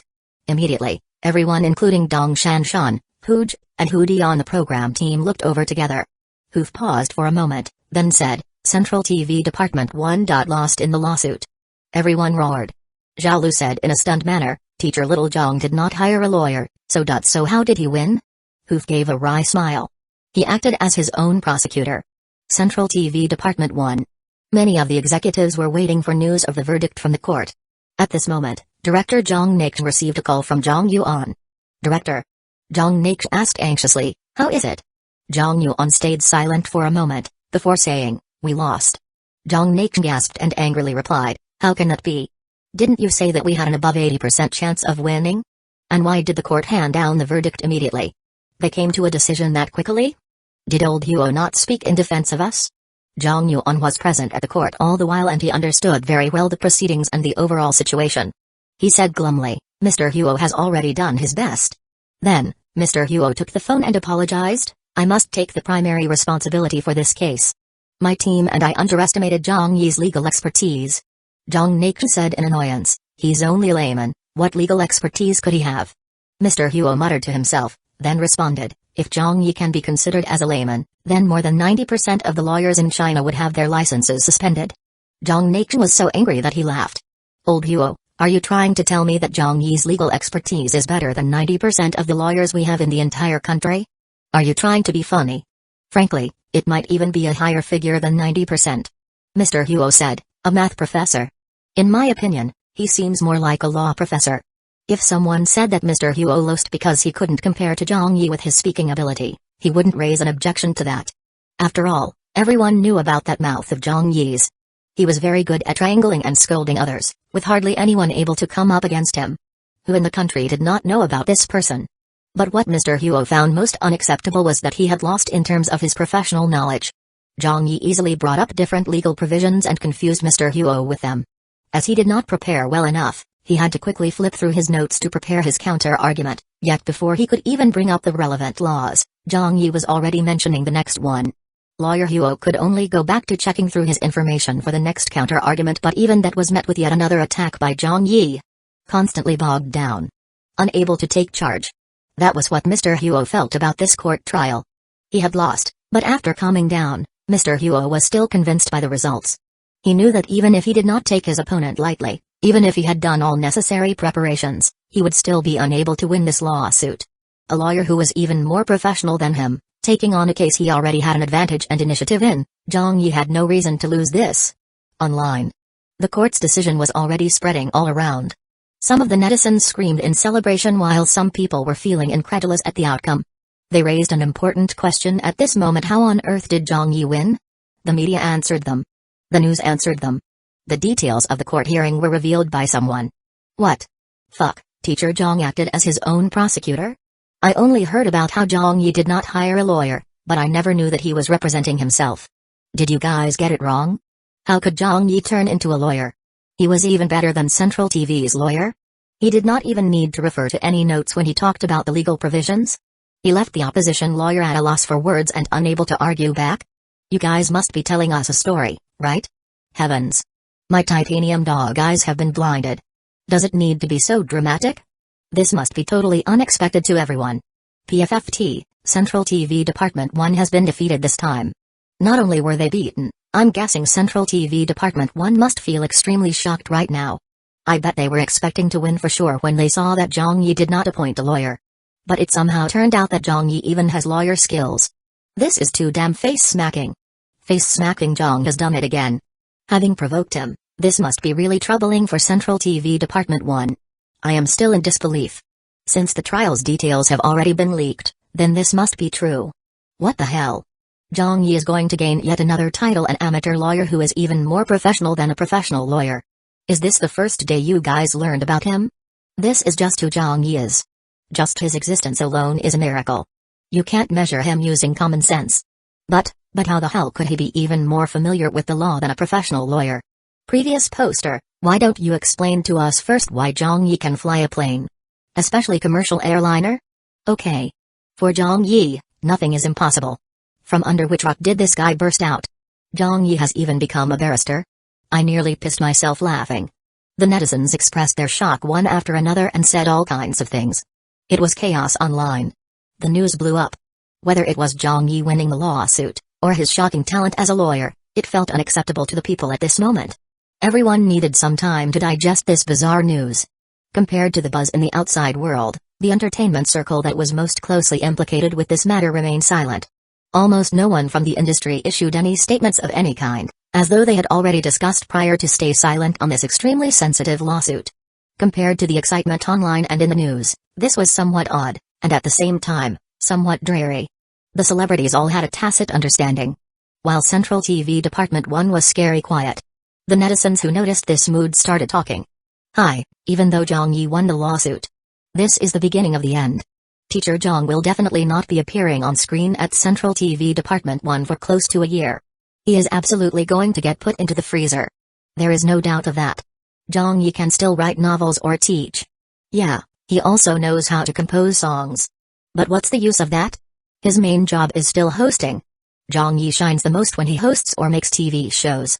If he can no longer appear in or make any TV shows, then even if he continues in the industry by writing novels or other works, he couldn't really make a mark. There would be no way for him to get into the mainstream consciousness of the audience.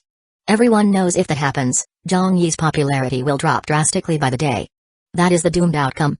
We'll see in a year's time. I'm sure Zhang Yi can still make a comeback. The celebrities of the entertainment industry are always being replaced, so who knows what next year might bring? Hi, Zhang Yi is done for. Yeah, with the end of this lawsuit, it's also drawing the curtains on Zhang Yi's era. That won't happen. Zhang Yi will definitely be able to make a comeback. I wonder if Teacher Zhang regrets his actions. So what if he won the lawsuit? This move by Teacher Zhang had been, from the start, a move to perish together with Central TV Department 1. He did not plan to win from the very beginning. Because if he loses, then he loses. But even if he wins, he still ends up losing. Many of the people were grieving for Zhang Yi. Many of the entertainment circle celebrities also felt sorry for Zhang Yi's impulsiveness. Originally, with the abilities Zhang Yi possessed, he could have safely ascended towards the top. Yet he had chosen the path that led to a dead end, a path no other artist in the entertainment industry would have chosen. Outside the court, a long time after Central TV Department 1's people had left, there was some movement again. Zhang Yi. Zhang Yi is coming out. Hurry. Hurry. Hurry. Make way. Zhang Yi walked with the stride of a victor, coming out of the courthouse with an impressive demeanor. There were no signs of him being affected by the inevitable freezing of his job by Central TV Department 1 as he walked with confidence. In an instant, the media all rushed up to him and pushed their cameras and camcorders at him. A female reporter shouted as she got pushed around within the crowd, "Teacher Zhang. Congratulations on winning the lawsuit." Zhang Yi smiled and said, "Thank you." A male reporter from Beijing television station yelled, "What are your thoughts right now?" Another person who was holding a microphone and had almost squeezed his way through toward Zhang Yi asked, "You won the case against your employer. Can you tell us if you have thought about the situation you will be in from here on out? Are you prepared to spend the next year being frozen by them?" A female reporter who looked to be over 40 and was standing at the outer perimeter of the crowd raised her audio recorder up and shouted toward the interior, "Teacher Zhang, why did you come to a decision like that, which seemed so inconceivable to everyone? Everyone knew how this incident would turn out, and I'm sure you did too, so why were you still so determined to do it? To contest Central TV Department 1 in court? Do you regret this decision?" Zhang Yi chuckled. "I have never regretted the things that I've done." A young reporter quickly followed that question with, "If you were given another chance, would you still take that decision?" A pretty female reporter added loudly, "Are you willing to give up your job for just several thousand RMB worth of salary? Willing to fall out with such a big channel like Central TV Department 1? Why is that so?" Of Zhang Yi's decision, no one could understand it. The people could not understand. The entertainment circle could not understand. Central TV Department 1 could not understand. The media also could not understand. Perhaps it was more accurate to use the phrase "could not figure out." They could not figure out why there was still a person like him who could be so stubborn, unreasonable, and inflexible in the muddied waters that was the entertainment circle. He would rather sacrifice himself for a consequence he could not afford to bear, by fighting to the bitter end with Central TV Department 1 and hoping they would perish together. Zhang Yi chuckled and looked at the hundreds of media reporters in front of him. He calmly opened his mouth and recited a poem. The poem was very short. Yet it felt grand. Live the hero. Died still the heroic spirit. Even today Xiang Yu is remembered. He who refused to return to Jiangdong. When he finished reciting, Zhang Yi took a few vigorous strides and pushed past the surrounding crowd. He entered his car and drove straight out of the main entrance of the court grounds. The media were left silent. The surrounding onlookers also hushed up suddenly. Even today Xiang Yu is remembered. He who refused to return to Jiangdong? There was also a Xiang Yu in this world. This world also shared some of the history with Zhang Yi's previous world, therefore, after they heard Zhang Yi reciting the poem, many of them fell silent. What a good hero. What a good heroic spirit. Perhaps only a hero like Zhang Yi could follow in Xiang Yu's footsteps. Even in death, he refused to return to Jiangdong. They suddenly understood something. They finally figured out why Zhang Yi had made such a decision. There was no why. It was simply because that was who he was, even in death. 750 Central TV Department 1 gets sued again. Chapter 750, Central TV Department 1 gets sued again, on the same afternoon of the court's verdict. 2 p.m. Keishaku. At his parents' house. Zhang Yi came home. When he entered the house, he saw that it was full of his relatives. "Ayo, little Yi is back," his first uncle said. Zhang Yi smiled and greeted, "Hello, first uncle. What are all of you doing here?" His third aunt said, "With all that is happening, how can we possibly stay home?"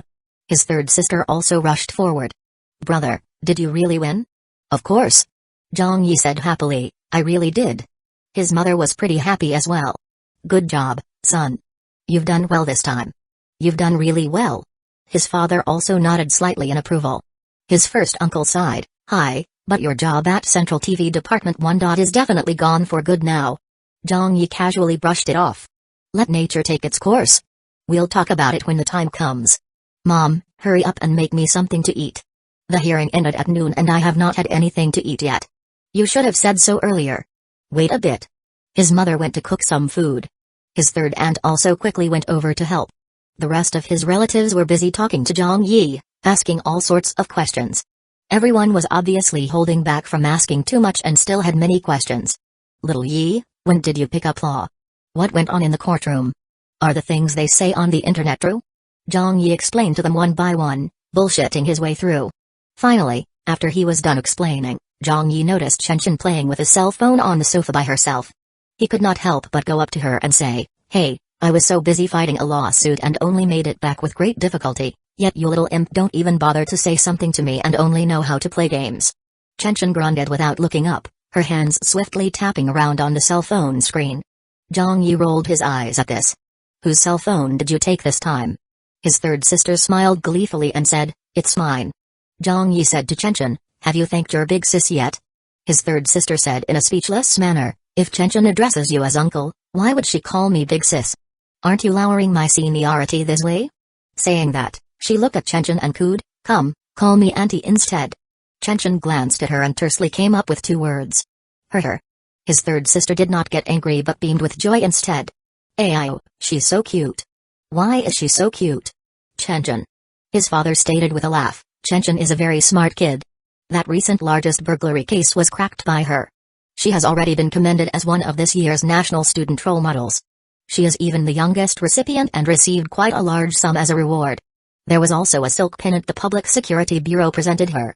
Only at this moment did Chen put down the cell phone and add, "It was the deputy chief of the Municipal Public Security Bureau who personally presented the silk pennant to me."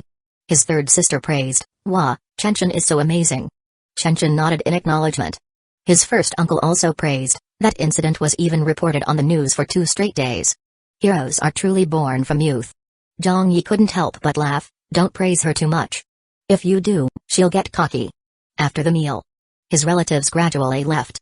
Only then did Zhang Yi go back into his room and power on the computer to go online.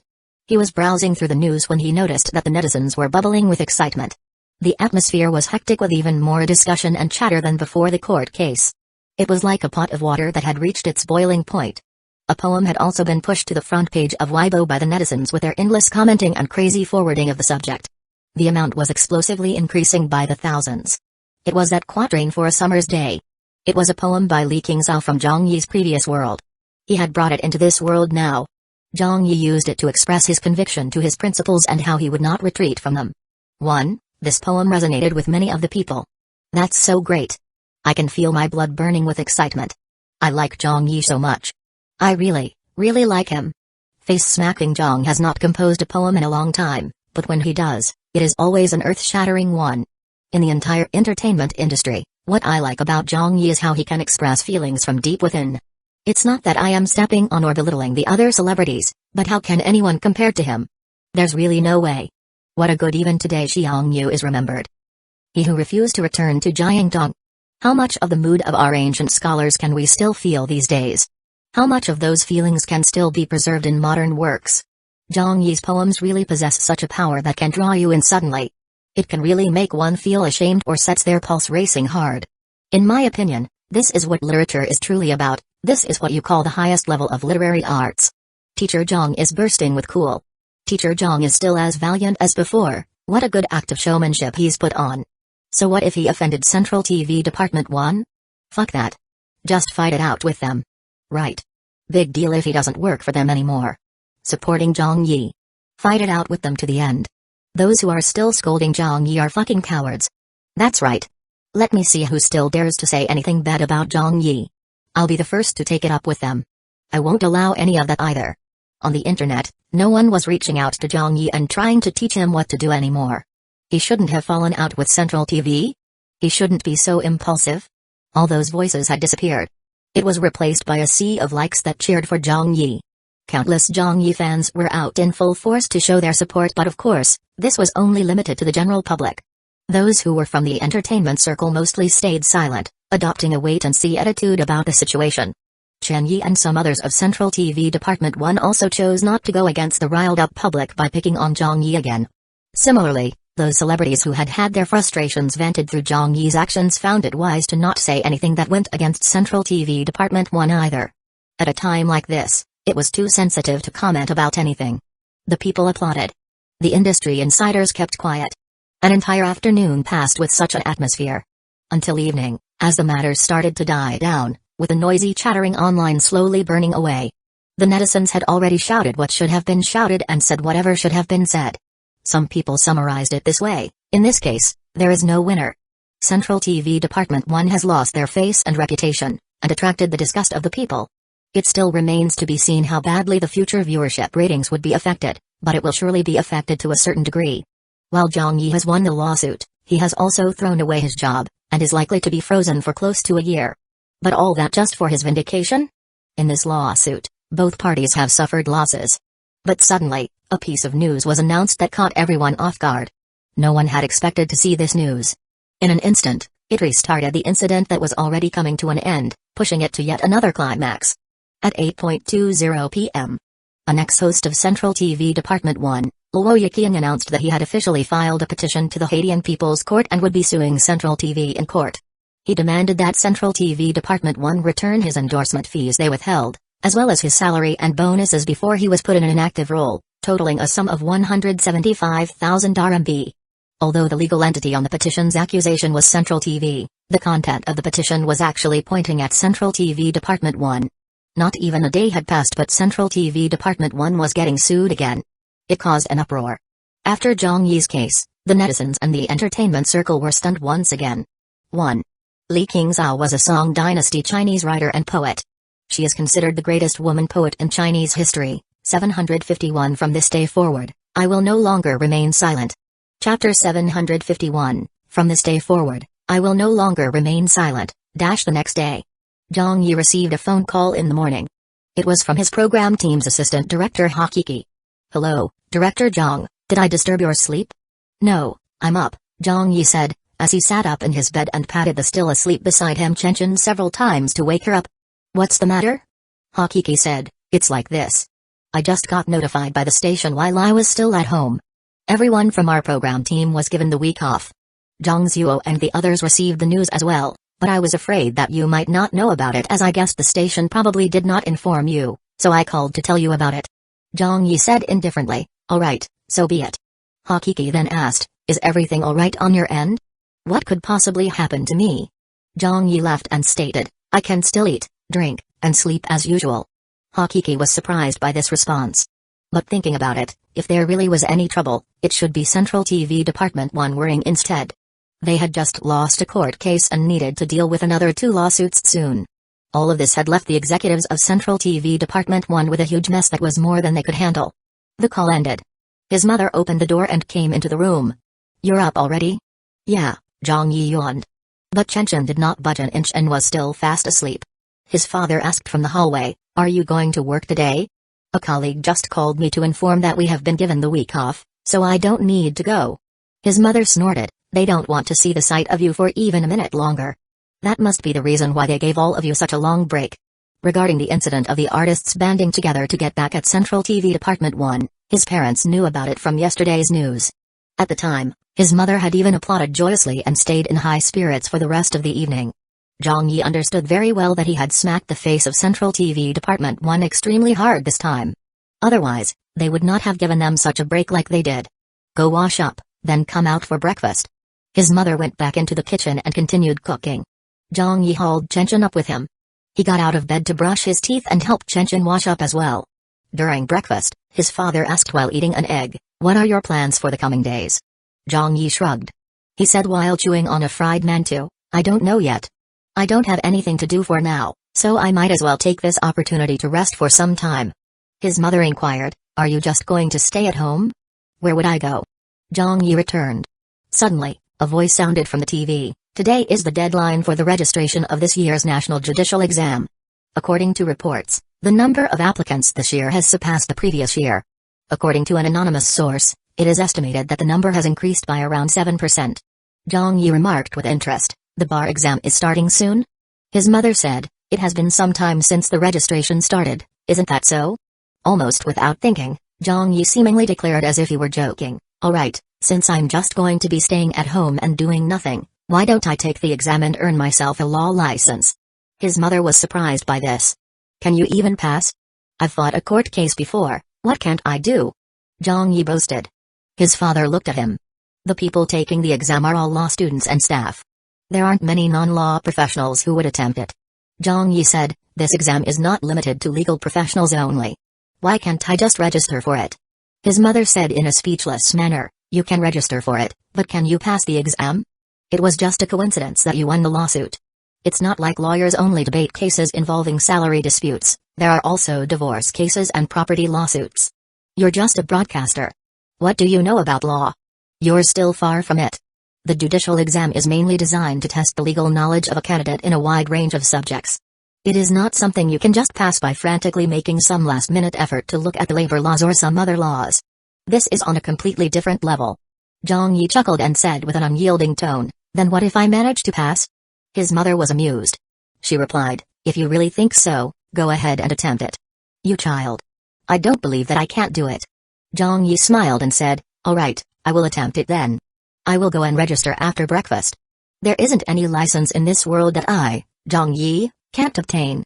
Chen Chen sleepily let out a terse her. His mother also curled her lips. Keep bragging.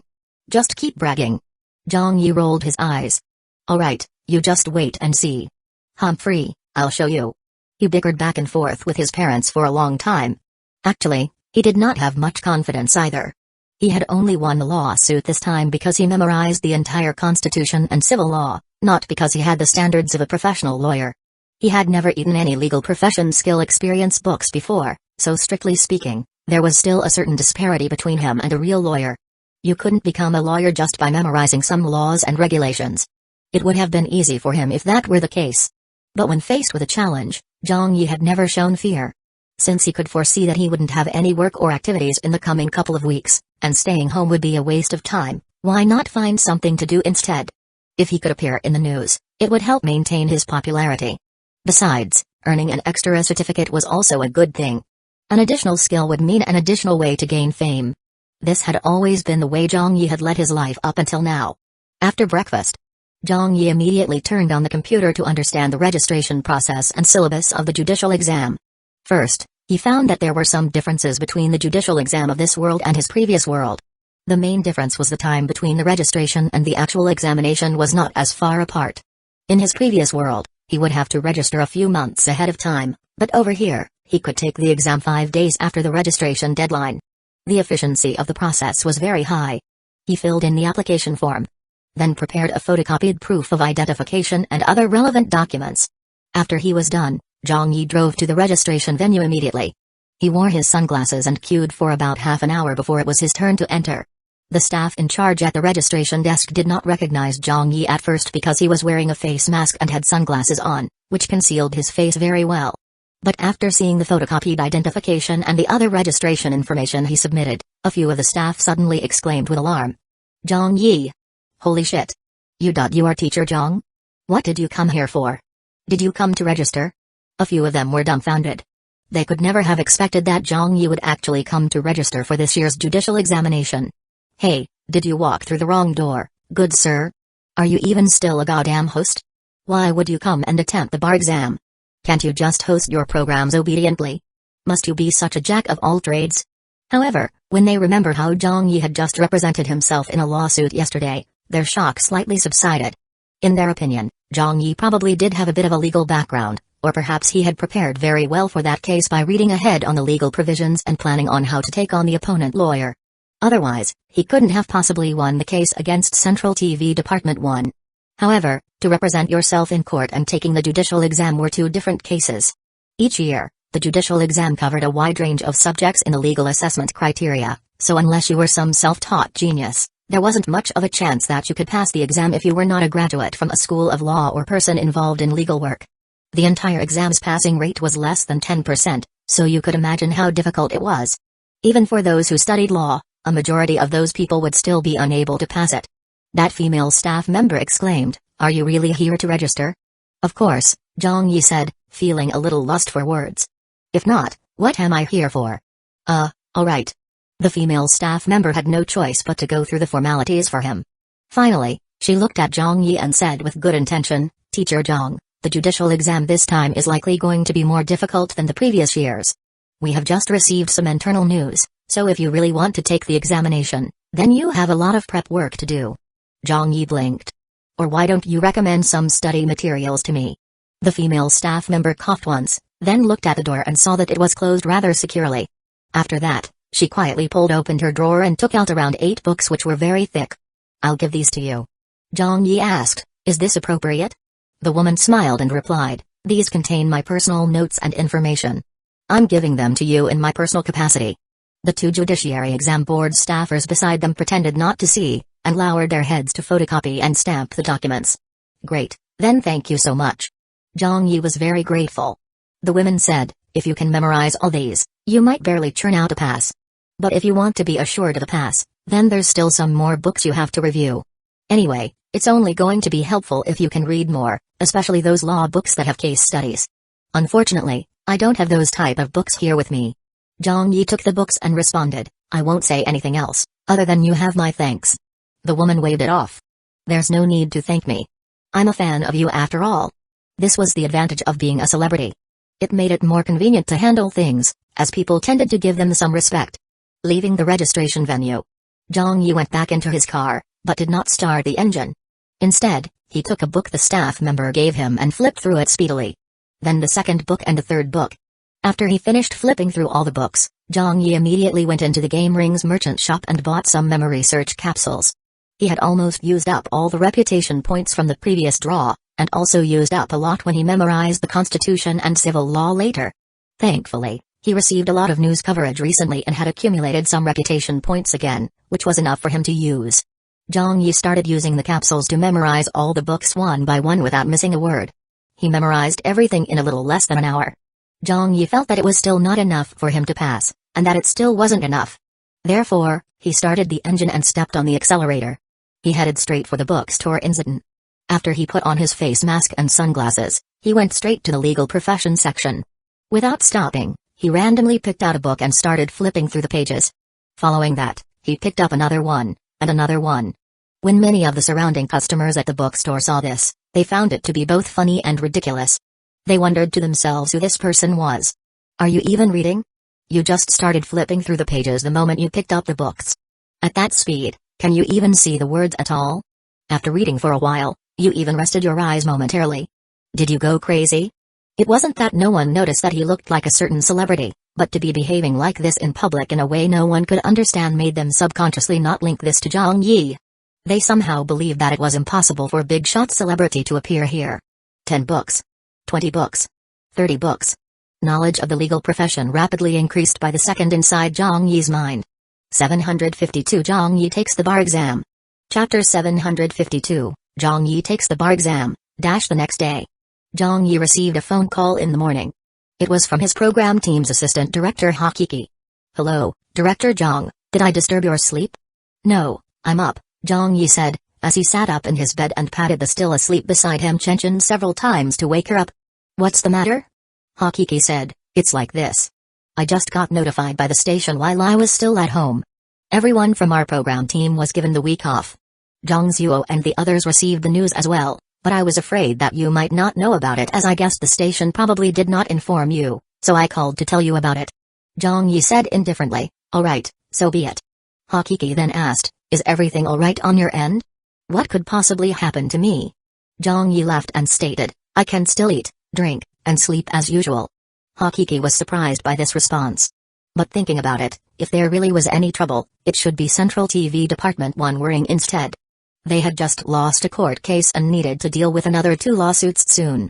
All of this had left the executives of Central TV Department 1 with a huge mess that was more than they could handle. The call ended. His mother opened the door and came into the room. You're up already? Yeah, Zhang Yi yawned. But Chen did not budge an inch and was still fast asleep. His father asked from the hallway, are you going to work today? A colleague just called me to inform that we have been given the week off, so I don't need to go. His mother snorted, they don't want to see the sight of you for even a minute longer. That must be the reason why they gave all of you such a long break. Regarding the incident of the artists banding together to get back at Central TV Department 1, his parents knew about it from yesterday's news. At the time, his mother had even applauded joyously and stayed in high spirits for the rest of the evening. Zhang Yi understood very well that he had smacked the face of Central TV Department 1 extremely hard this time. Otherwise, they would not have given them such a break like they did. Go wash up, then come out for breakfast. His mother went back into the kitchen and continued cooking. Zhang Yi hauled Chenshin up with him. He got out of bed to brush his teeth and helped Chenshin wash up as well. During breakfast, his father asked while eating an egg, "What are your plans for the coming days?" Zhang Yi shrugged. He said while chewing on a fried mantou, "I don't know yet. I don't have anything to do for now, so I might as well take this opportunity to rest for some time." His mother inquired, "Are you just going to stay at home?" "Where would I go?" Zhang Yi returned. Suddenly, a voice sounded from the TV. "Today is the deadline for the registration of this year's National Judicial Exam. According to reports, the number of applicants this year has surpassed the previous year. According to an anonymous source, it is estimated that the number has increased by around 7%. Zhang Yi remarked with interest, "The bar exam is starting soon?" His mother said, "It has been some time since the registration started, isn't that so?" Almost without thinking, Zhang Yi seemingly declared as if he were joking, "Alright, since I'm just going to be staying at home and doing nothing, why don't I take the exam and earn myself a law license?" His mother was surprised by this. "Can you even pass? I've fought a court case before, what can't I do?" Zhang Yi boasted. His father looked at him. "The people taking the exam are all law students and staff. There aren't many non-law professionals who would attempt it." Zhang Yi said, "This exam is not limited to legal professionals only. Why can't I just register for it?" His mother said in a speechless manner, "You can register for it, but can you pass the exam? It was just a coincidence that you won the lawsuit. It's not like lawyers only debate cases involving salary disputes, there are also divorce cases and property lawsuits. You're just a broadcaster. What do you know about law? You're still far from it. The judicial exam is mainly designed to test the legal knowledge of a candidate in a wide range of subjects.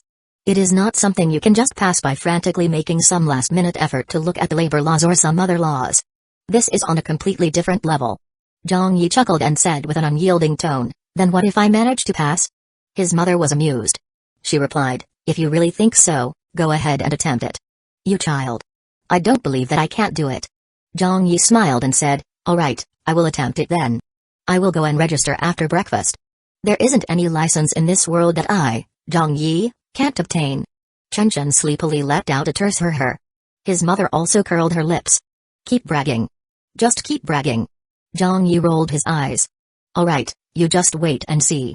Humphrey, I'll show you." He bickered back and forth with his parents for a long time. Actually, he did not have much confidence either. He had only won the lawsuit this time because he memorized the entire constitution and civil law, not because he had the standards of a professional lawyer. He had never eaten any legal profession skill experience books before, so strictly speaking, there was still a certain disparity between him and a real lawyer. You couldn't become a lawyer just by memorizing some laws and regulations. It would have been easy for him if that were the case. But when faced with a challenge, Zhang Yi had never shown fear. Since he could foresee that he wouldn't have any work or activities in the coming couple of weeks, and staying home would be a waste of time, why not find something to do instead? If he could appear in the news, it would help maintain his popularity. Besides, earning an extra certificate was also a good thing. An additional skill would mean an additional way to gain fame. This had always been the way Zhang Yi had led his life up until now. After breakfast, Zhang Yi immediately turned on the computer to understand the registration process and syllabus of the judicial exam. First, he found that there were some differences between the judicial exam of this world and his previous world. The main difference was the time between the registration and the actual examination was not as far apart. In his previous world, he would have to register a few months ahead of time, but over here, he could take the exam 5 days after the registration deadline. The efficiency of the process was very high. He filled in the application form, then prepared a photocopied proof of identification and other relevant documents. After he was done, Zhang Yi drove to the registration venue immediately. He wore his sunglasses and queued for about half an hour before it was his turn to enter. The staff in charge at the registration desk did not recognize Zhang Yi at first because he was wearing a face mask and had sunglasses on, which concealed his face very well. But after seeing the photocopied identification and the other registration information he submitted, a few of the staff suddenly exclaimed with alarm. "Zhang Yi! Holy shit! You are teacher Zhang? What did you come here for? Did you come to register?" A few of them were dumbfounded. They could never have expected that Zhang Yi would actually come to register for this year's judicial examination. "Hey, did you walk through the wrong door, good sir? Are you even still a goddamn host? Why would you come and attempt the bar exam? Can't you just host your programs obediently? Must you be such a jack of all trades?" However, when they remember how Zhang Yi had just represented himself in a lawsuit yesterday, their shock slightly subsided. In their opinion, Zhang Yi probably did have a bit of a legal background, or perhaps he had prepared very well for that case by reading ahead on the legal provisions and planning on how to take on the opponent lawyer. Otherwise, he couldn't have possibly won the case against Central TV Department 1. However, to represent yourself in court and taking the judicial exam were two different cases. Each year, the judicial exam covered a wide range of subjects in the legal assessment criteria, so unless you were some self-taught genius, there wasn't much of a chance that you could pass the exam if you were not a graduate from a school of law or person involved in legal work. The entire exam's passing rate was less than 10%, so you could imagine how difficult it was. Even for those who studied law, a majority of those people would still be unable to pass it. That female staff member exclaimed, "Are you really here to register?" "Of course," Zhang Yi said, feeling a little lost for words. "If not, what am I here for?" Alright." The female staff member had no choice but to go through the formalities for him. Finally, she looked at Zhang Yi and said with good intention, "Teacher Zhang, the judicial exam this time is likely going to be more difficult than the previous years. We have just received some internal news, so if you really want to take the examination, then you have a lot of prep work to do." Zhang Yi blinked. "Or why don't you recommend some study materials to me?" The female staff member coughed once, then looked at the door and saw that it was closed rather securely. After that, she quietly pulled open her drawer and took out around 8 books which were very thick. "I'll give these to you." Zhang Yi asked, "Is this appropriate?"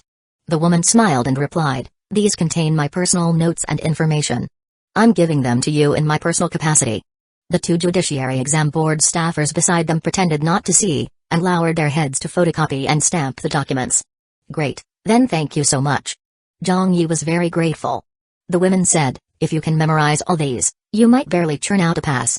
But if you want to be assured of a pass, then there's still some more books you have to review. Anyway, it's only going to be helpful if you can read more, especially those law books that have case studies. Unfortunately, I don't have those type of books here with me." Zhang Yi took the books and responded, "I won't say anything else, other than you have my thanks." The woman waved it off. "There's no need to thank me. I'm a fan of you after all." This was the advantage of being a celebrity. It made it more convenient to handle things, as people tended to give them some respect. Leaving the registration venue, Zhang Yi went back into his car, but did not start the engine. Instead, he took a book the staff member gave him and flipped through it speedily.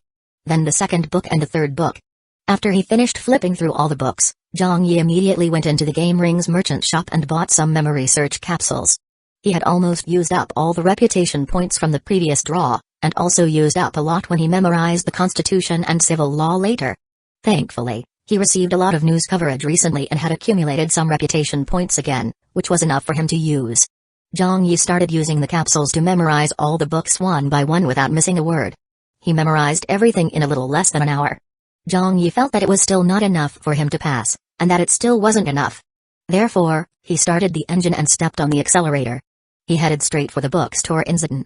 After he put on his face mask and sunglasses, he went straight to the legal profession section. Without stopping, he randomly picked out a book and started flipping through the pages. Following that, he picked up another one, and another one. When many of the surrounding customers at the bookstore saw this, they found it to be both funny and ridiculous. They wondered to themselves who this person was. "Are you even reading? You just started flipping through the pages the moment you picked up the books. At that speed, can you even see the words at all? After reading for a while, you even rested your eyes momentarily. Did you go crazy?" It wasn't that no one noticed that he looked like a certain celebrity, but to be behaving like this in public in a way no one could understand made them subconsciously not link this to Zhang Yi. They somehow believed that it was impossible for a big-shot celebrity to appear here. 10 books. 20 books. 30 books. Knowledge of the legal profession rapidly increased by the second inside Zhang Yi's mind.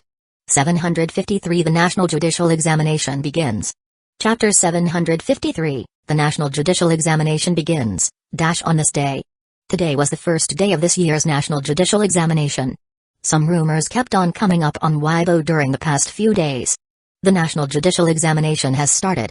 I heard that Zhang Yi is taking part in it as well. Those are definitely rumors. But there are so many people saying so. There's no smoke without fire, right? He still has a ton of trouble to deal with at his job, so how can he possibly have the time to attempt this judicial exam? I think it's just a rumor as well. As a host, why would he attempt a bar exam? Does he really want to become a lawyer in the future? Even if he passes the exam, He still has to work as an intern in a law firm for a year before he can obtain a law license and practice in court. Why would he take the exam then? It might not turn out that way, since most people don't understand how Zhang Yi thinks. Fuck, the previous poster is right. I can't come up with any response to that. Whether it's true or not, we'll find out today. Beijing.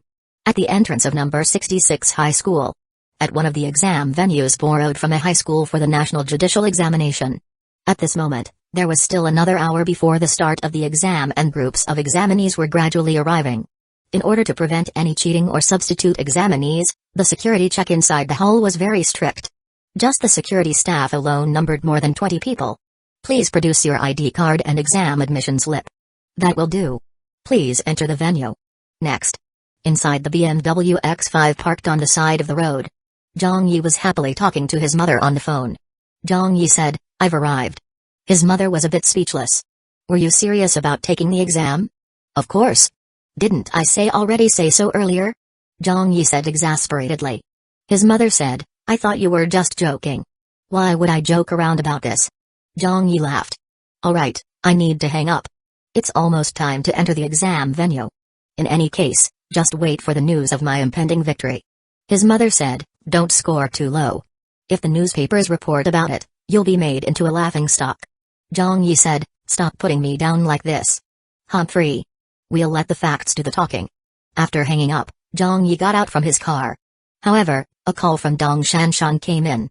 Zhang Yi answered the call as he walked to the examination venue. "Hello, old classmate.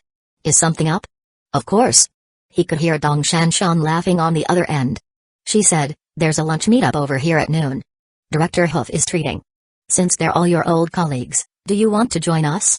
Zhang Yi looked at his watch. "I can't make it today. I'm gonna be busy the entire day." Dong Shanshan laughed and stated, "You're basically out of a job. What can you be so busy with?" "I'm taking the judicial exam." Zhang Yi said, "I'm already at the exam venue." Dong Shanshan was startled. "Huh? You're really going to take the judicial exam?" Zhang Yi said, "Yes, I really am." Dong Shanshan replied, "Whoa, I thought those were just rumors on the internet." Zhang Yi laughed and said, "Let's end the call here, I have to go now. We can arrange to meet up another day instead." After Dong Shanshan set down the phone, she immediately told Hoof and the rest of the people in the office about this. When they heard that Zhang Yi truly went to take the judicial examination, the group nearly fainted there on the spot. Zhao wiped away her sweat. Only Teacher Zhang would try to dabble in so many things. Hoof didn't know whether to laugh or cry.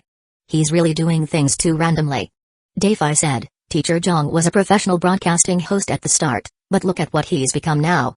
He carries so many titles, such as mathematician, musician, poet, advertiser, crosstalk actor, etc. So many that I can't even count them with the fingers on my hands. Now Teacher Zhang is even going to attempt the bar exam? Is there any end to it? Isn't he dabbling into many fields? In the whole of China, no, in the entire world, there isn't likely to be another person who has more occupations than Teacher Zhang. Hudi laughed and said, Teacher Zhang must have really become addicted to fighting court cases. Hoof opined, Little Zhang is someone who does things whenever he feels like it, but whether he can pass or not is a different story. The pass rate for the judicial exam is only at a few percentage points. Zhao Lu agreed. Teacher Zhang is probably just doing this for the fun of it. His old colleagues were totally lost for words. At the same time, the examinees of the judicial examination were also equally at a loss for words. At number 66 high school's examination security checkpoint, many of the staff and examinees were stunned. It's Zhang Yi. Fuck, he really came. The rumors online were true. What the hell is happening? Ayo, quickly take a picture and post it onto Weibo. Zhang Yi's appearance at the number 66 high school exam venue stirred up quite a big commotion. But Zhang Yi just went into the examination hall like nothing was happening and found his seat. On Weibo. It was becoming very lively at this moment. There was a constant stream of news regarding Zhang Yi being released. Is that for real? He really did go and take the exam then? I don't know what to say anymore. Oh god, why are there always fucking traces of Zhang Yi in every industry? Previous poster, you're getting too ahead of yourself. Teacher Zhang isn't likely to pass at all. I gave it a try once before and went to take the judicial exam. However, the questions were way too difficult. It's impossible to beat it unless you are in the legal profession. That's right, the judicial exam is too difficult. Teacher Zhang is simply omnipresent. I'm really curious about what score he can achieve. If he really manages to pass this year's judicial exam, Then oh the fun we'll be seeing. That's right, it will definitely be super interesting. Awaiting Zhang Yi's advancement into the legal world, ha ha ha. Previous poster, you're thinking too much. Don't make your expectations too high. Teacher Zhang's final score might turn out to be very low. But of course, I'm just speculating, because this is Zhang Yi we're talking about after all and he cannot reasonably be measured using common sense. The discussions online were so intense that they could overturn the heavens. Many of Zhang Yi's friends also popped up. Yao Jiankai posted on Weibo, "This must be fake news, right? Has it already been verified to be true?" Someone replied with a picture taken at the examination venue. Yao Jiankai. "So it's actually true?" Someone asked, "Teacher Yao, you're very close with Zhang Yi but you didn't even know about it?" Yao Jiankai replied, "What do I know? Who knows what triggered him again? Ha, a layman attempting the judicial exam? Could you please leave the legal world alone and in peace? I'll be waiting for him to score 0 and watch him make a fool of himself to everyone. I really don't believe that he will pass." Old Yao indulged in the mockery of Zhang Yi on Weibo and even created a poll to guess how Zhang Yi would score. Everyone else could see from this just how good their friendship was. There were only 2 options in the poll. 1. Zhang Yi will score 0 points. 2. Zhang Yi will score below 100 points. Note, the National Judicial Examination's cumulative score is 600 points and the passing score is 360 points. Dong Shanshan voted for option 1 and even posted a smiley face. Skit actress Xia Feng voted for option 1 as well. Chen Guang voted for option 1. I don't believe he can pass either. Following him, Fan Wenli also voted and chose option 2. Then she commented, Director Zhang still possesses some legal knowledge, so he can probably score at least 100 points. However, it's likely to be just around the region of 100 points. Several celebrity friends who were on good terms with Zhang Yi treaded on him, teasing in all sort of ways and waited to see Zhang Yi make a fool of himself. Everyone was extremely amused. The people were also amused. These 2 words of Zhang and Yi had become a synonym for funny. Every time there was an incident or news related to him, the netizens would be entertained for a long time.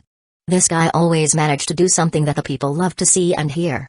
However, there were also those who were not amused by this. Like in the legal world. After seeing this news, the members of the Bar Association did not know whether to cry or laugh. Zhang Yi was taking the judicial exam? Actually, such a famous person attempting the judicial exam was an affirmation to their legal world, yet they could not smile. Although they had not personally met Zhang Yi before, they were already tired of hearing about him.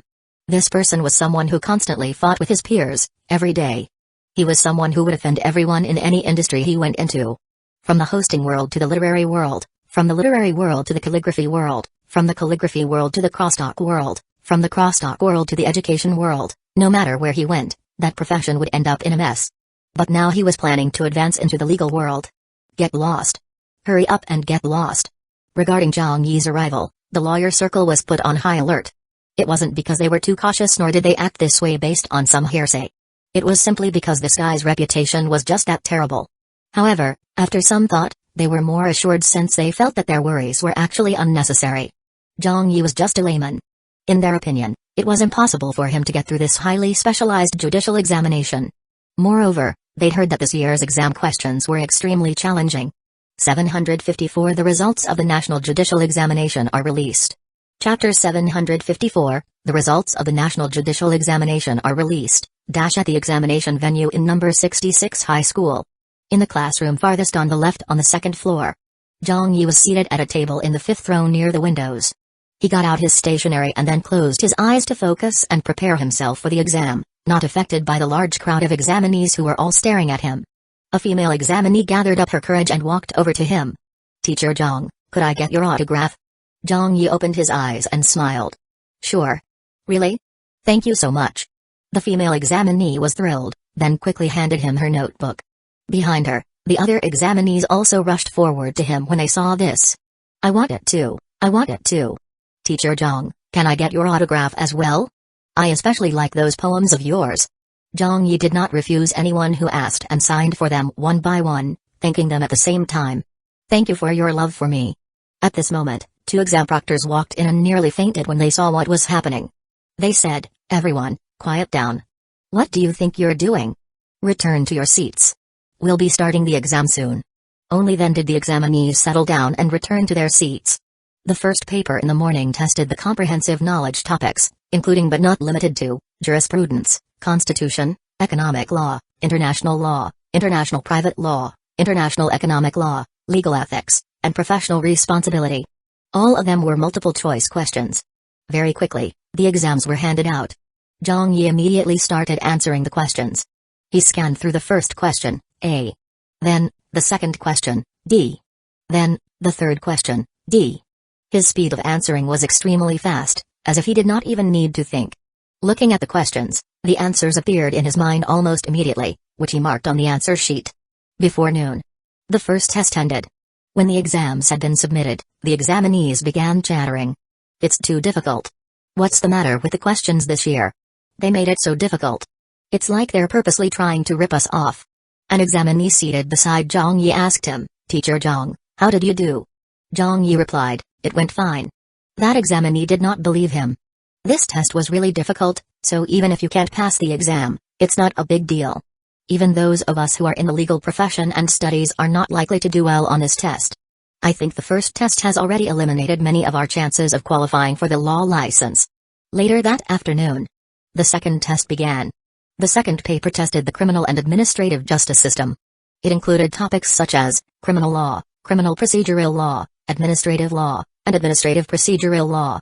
It too was multiple choice.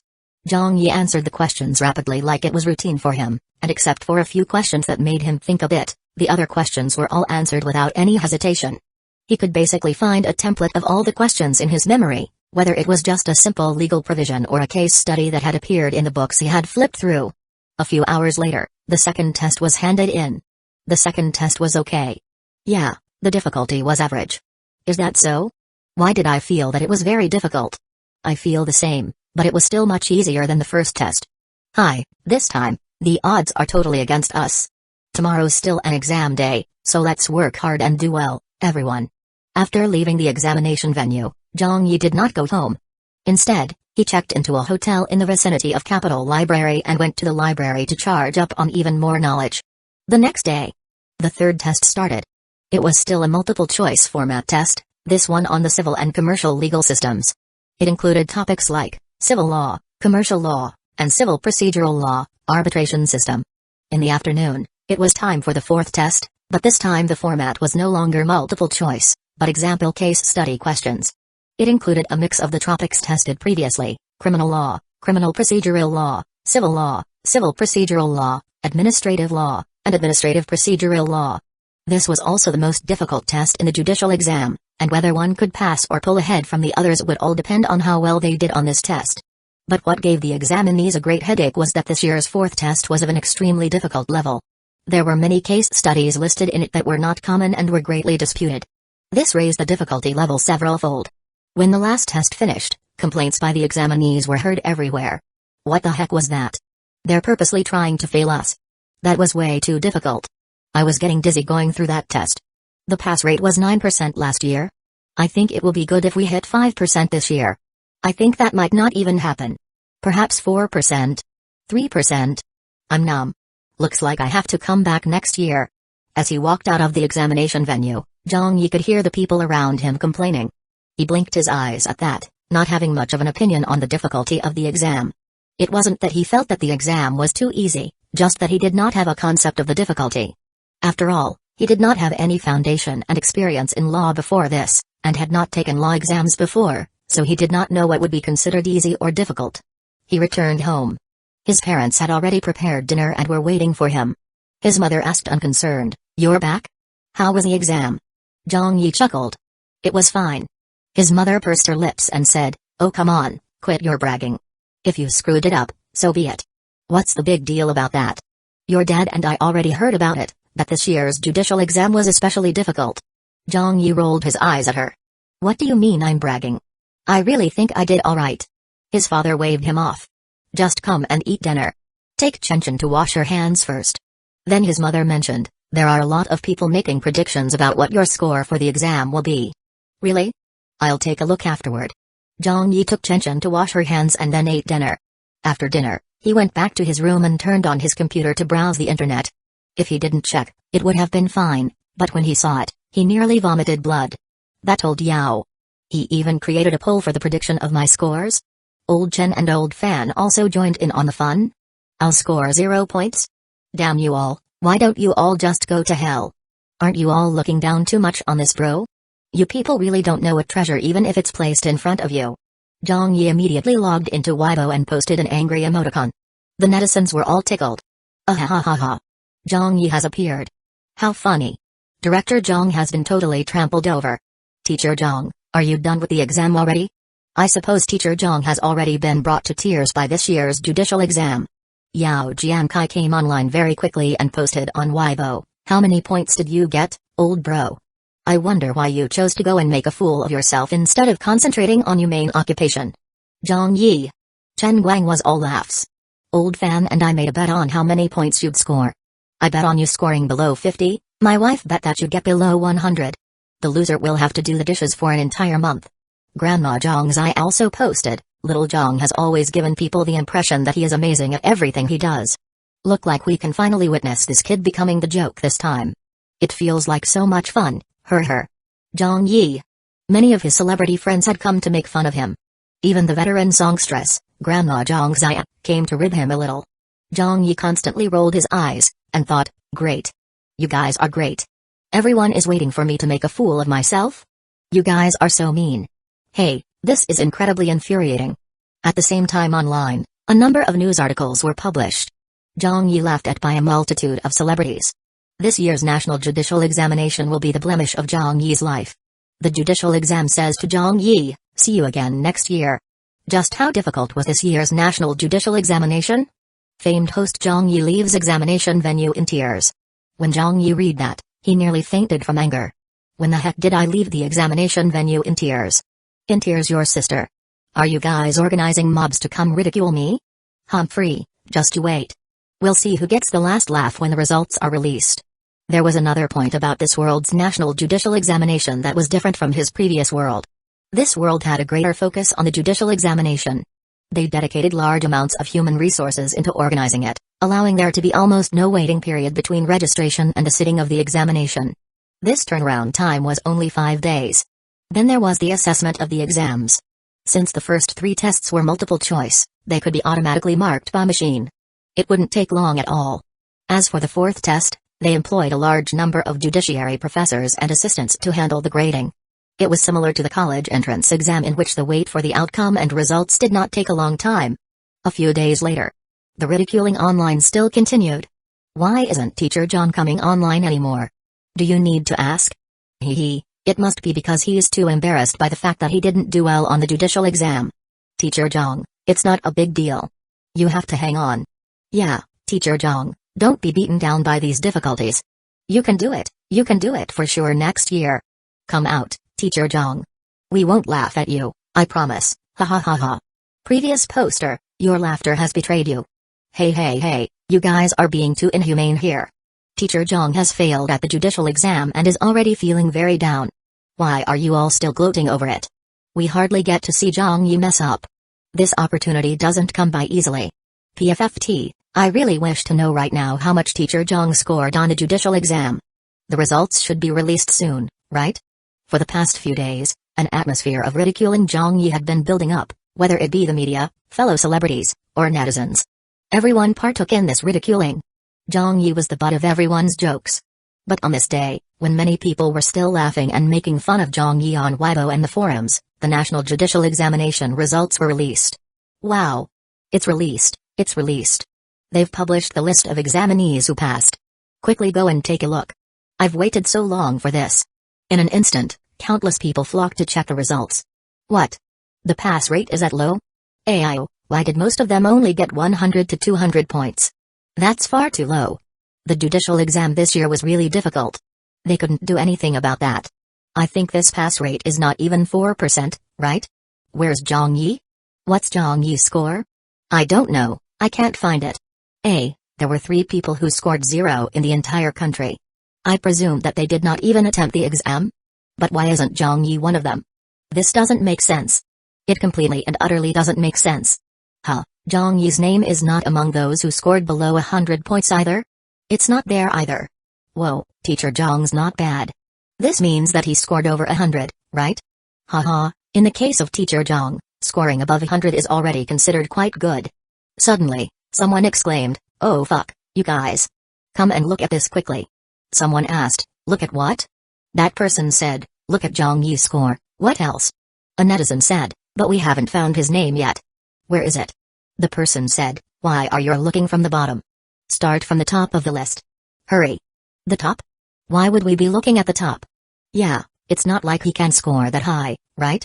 But as it turned out, when the countless netizens and Zhang Yi's celebrity fans rushed over to check, when they had a look, everyone was so shocked by what they saw their jaws dropped.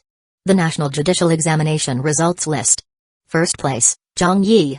Cumulative score. 600 points. 755 going down into the annals of the judiciary. Chapter 755, going down into the annals of the judiciary, holy motherfucking shit. What kind of a score is that? Zhang Yi scored 600 points? He got a perfect score in all 4 tests? How could that be? Oh my god. Damn, just what the hell is happening? This guy must be shooting up or something. Fuck, this isn't how the story was supposed to have developed. The netizens were dumbfounded. The media were dumbfounded. The entire country was dumbfounded. Those who were just laughing and making fun of Zhang Yi a while ago, waiting to see him become a joke, now felt as though they were going to vomit a great deal of blood. No one could have expected such an outcome, they were all utterly confused. Yao Jiankai's Weibo immediately got updated with a post of a dumbfounded emoticon, followed by, damn. Is this for real? Chen Guang was also stunned. How is this possible? Fan Wenli followed close behind with a post of her own, oh god. With a long string of exclamations. Grandma Zhang Zia. Dong Shenshan also showed herself. A perfect score on the National Judicial Examination? Hoof appeared too. How could that be? Hood screamed, Teacher Zhang, you must have been possessed by some spirits. Hoodie was shocked. How can someone get a perfect score on the National Judicial Examination? Dafai, yeah, how does anyone get a perfect score on the National Judicial Examination? Zhaolu, what the fuck? Tianbin, what the fuck? Hakiki, what the fuck? Zhangzuo, what the fuck? Luoyiqian, what the fuck? Finally, even the elusive Zhang Yuanqi had something to say about this. No one could believe this results list they were looking at. Why? What do you mean why? In the history of China, ever since the National Judicial Examination officially began, there had never been anyone who had gotten a perfect score on it. Yes. Not once, ever. Rather than talking about 600 points, there had hardly even been a case of someone getting 500 points. Disregarding the first 3 tests, since those were multiple-choice tests that had given answers, the 4th test had case study analysis questions that did not have perfect answers. It was just like a composition topic in the language tests, no standard answers. Together with the fact that the law itself could never cover all areas, the deviation in possible answers was even greater, so the exam graders did not have any predetermined answers in mind. As a result, the grading was all based on the judgment of those graders and the boundaries of the law. Even if you could score perfectly on the first 3 tests, as long as you were deducted for 10 points on the 4th test, you still would not achieve a perfect score. This could be because some of your viewpoints might not match with the grader, so even a deduction of 100 points was the norm. But for Zhang Yi? He did not get penalized whatsoever. Perfect score? This was truly impossible. It didn't make any sense at all. There had never been anyone who thought about a perfect score situation for the National Judicial Examination, not even the question setters had given this any thought. Further, wasn't this year's judicial exam known as one of the most difficult in recent years? That was the reason a lot of people could not accept this outcome. This result had blinded an untold number of eyes. The scores of the National Judicial Examination in this world were open, which meant they were public for all to see. This was to allow people to scrutinize the results and check if anyone had cheated, thus the results of all the exam takers could be seen at a glance. Just by looking at the scores of the other candidates ranked behind Zhang Yi, one would know.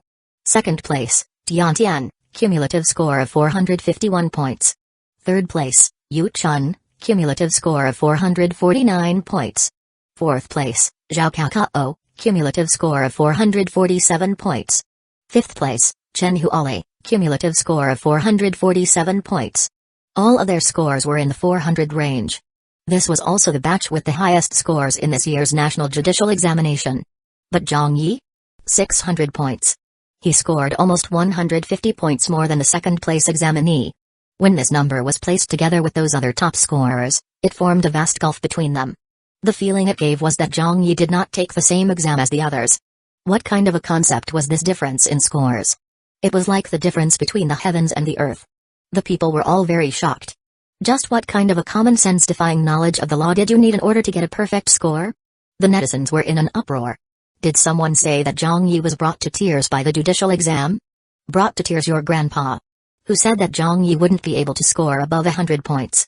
Who was it that said that? This is too scary. My face is swelling. Mine is swelling too. Your sister, mine is swelling up as well. Everyone was saying that Zhang Yi would score 0 points, but in the end, he fucking got a perfect score instead.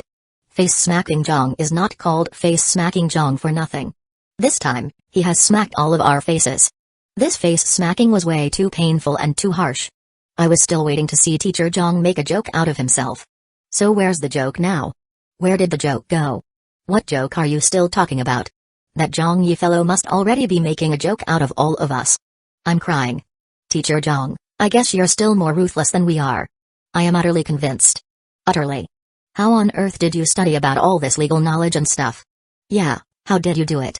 Are you actually on drugs or something? Nobody had the impression that Zhang Yi had cheated. The reason for this was because there was no way he could have done that. If the answers were the same, the graders would have immediately given it 0. That was probably the reason for those who scored 0 this time.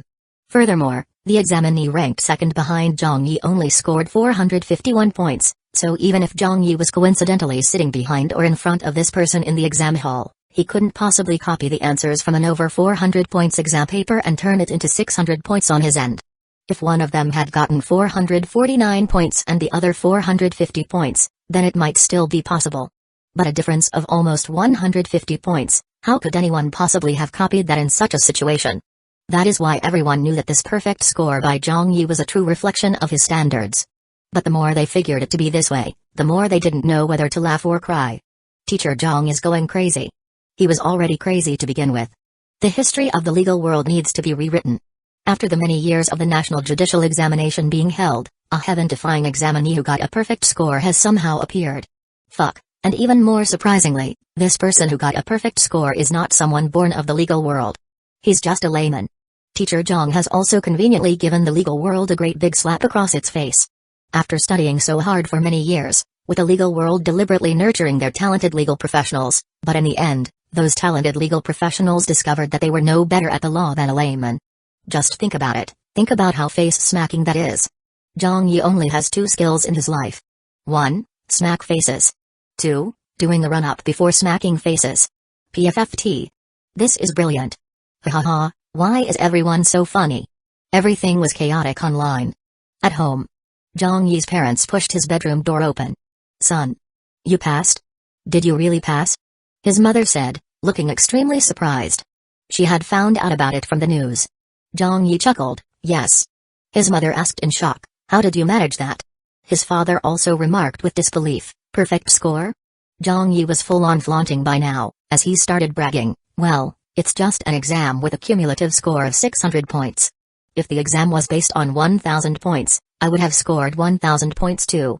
I've already told you before, the judicial exam is just child's play to me.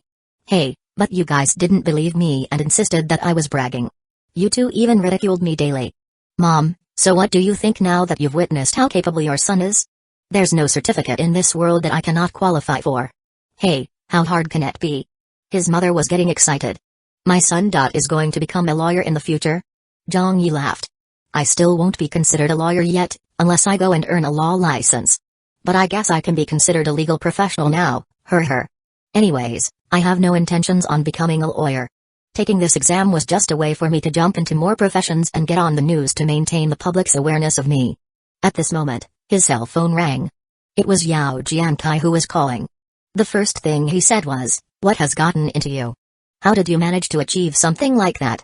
Are you really intending to at least dabble once in every field there is? Zhang Yi laughed heartily, that will depend on the situation. Yao Jiankai said, you're really great. Zhang Yi stated, old Yao, I remember that you were posting a lot on Weibo to ridicule me in recent days. What were you saying? Oh, right. You said that I wouldn't score more than 100 points on the judicial exam, didn't you? Yao Jiankai. Ayo, my food is still cooking. I better go and watch the heat.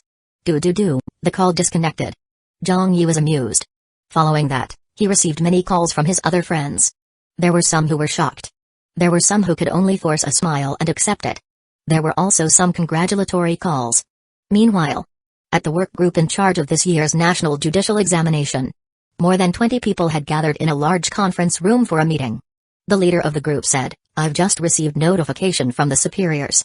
They want us to review Zhang Yi's exam again to see that there really aren't any problems with it."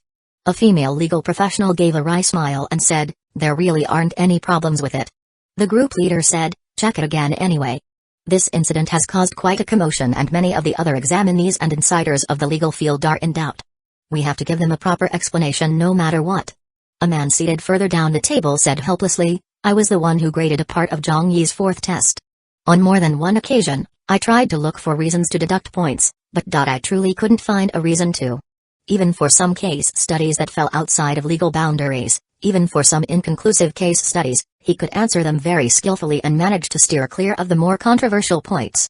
So then how can I find any reason to deduct points?" A middle-aged woman beside him added, "On top of all that, there was not even a single spelling mistake. The answers in his fourth test were truly perfect and there's nothing to be picked on at all. From just a few sentences, you can see that his legal knowledge has already accumulated to a certain level. It feels like he has all the legal provisions and case studies of the past 50 years all fully memorized. Of course, I understand that that's impossible. That is an unrealistic conclusion, yet it's what I feel." A middle-aged man sighed. "Where did this man learn all the laws from?" Someone else said, "I don't blame the people in the field for having their doubts. When I first saw Zhang Yi's exam, I was in disbelief too. Even if I were the one taking the exam, I would definitely be unable to answer as well as him. Hi. If we let Zhang Yi into the judiciary, I wonder if that will be a blessing or a curse. He got a perfect score on the judicial exam. Can you deny him from joining this circle? What I am worried about now is precisely the future stability of the legal field." Right. Before Zhang Yi took the bar exam, he won a lawsuit against Central TV Department 1. Now that he has a lawyer qualification certificate, couldn't he poke a hole in the sky? At that time, we'd have to inform the Supervisory Association for them to monitor the situation closely. Do we still need to inform them? I received a call from them earlier. The moment they knew that Zhang Yi passed the National Judicial Examination, the people from the Supervisory Association listed him as a key personnel on the watch list of legal practitioners. They're that quick to act? It's because his reputation precedes him. Getting onto the watch list on the same day as passing the judicial exam?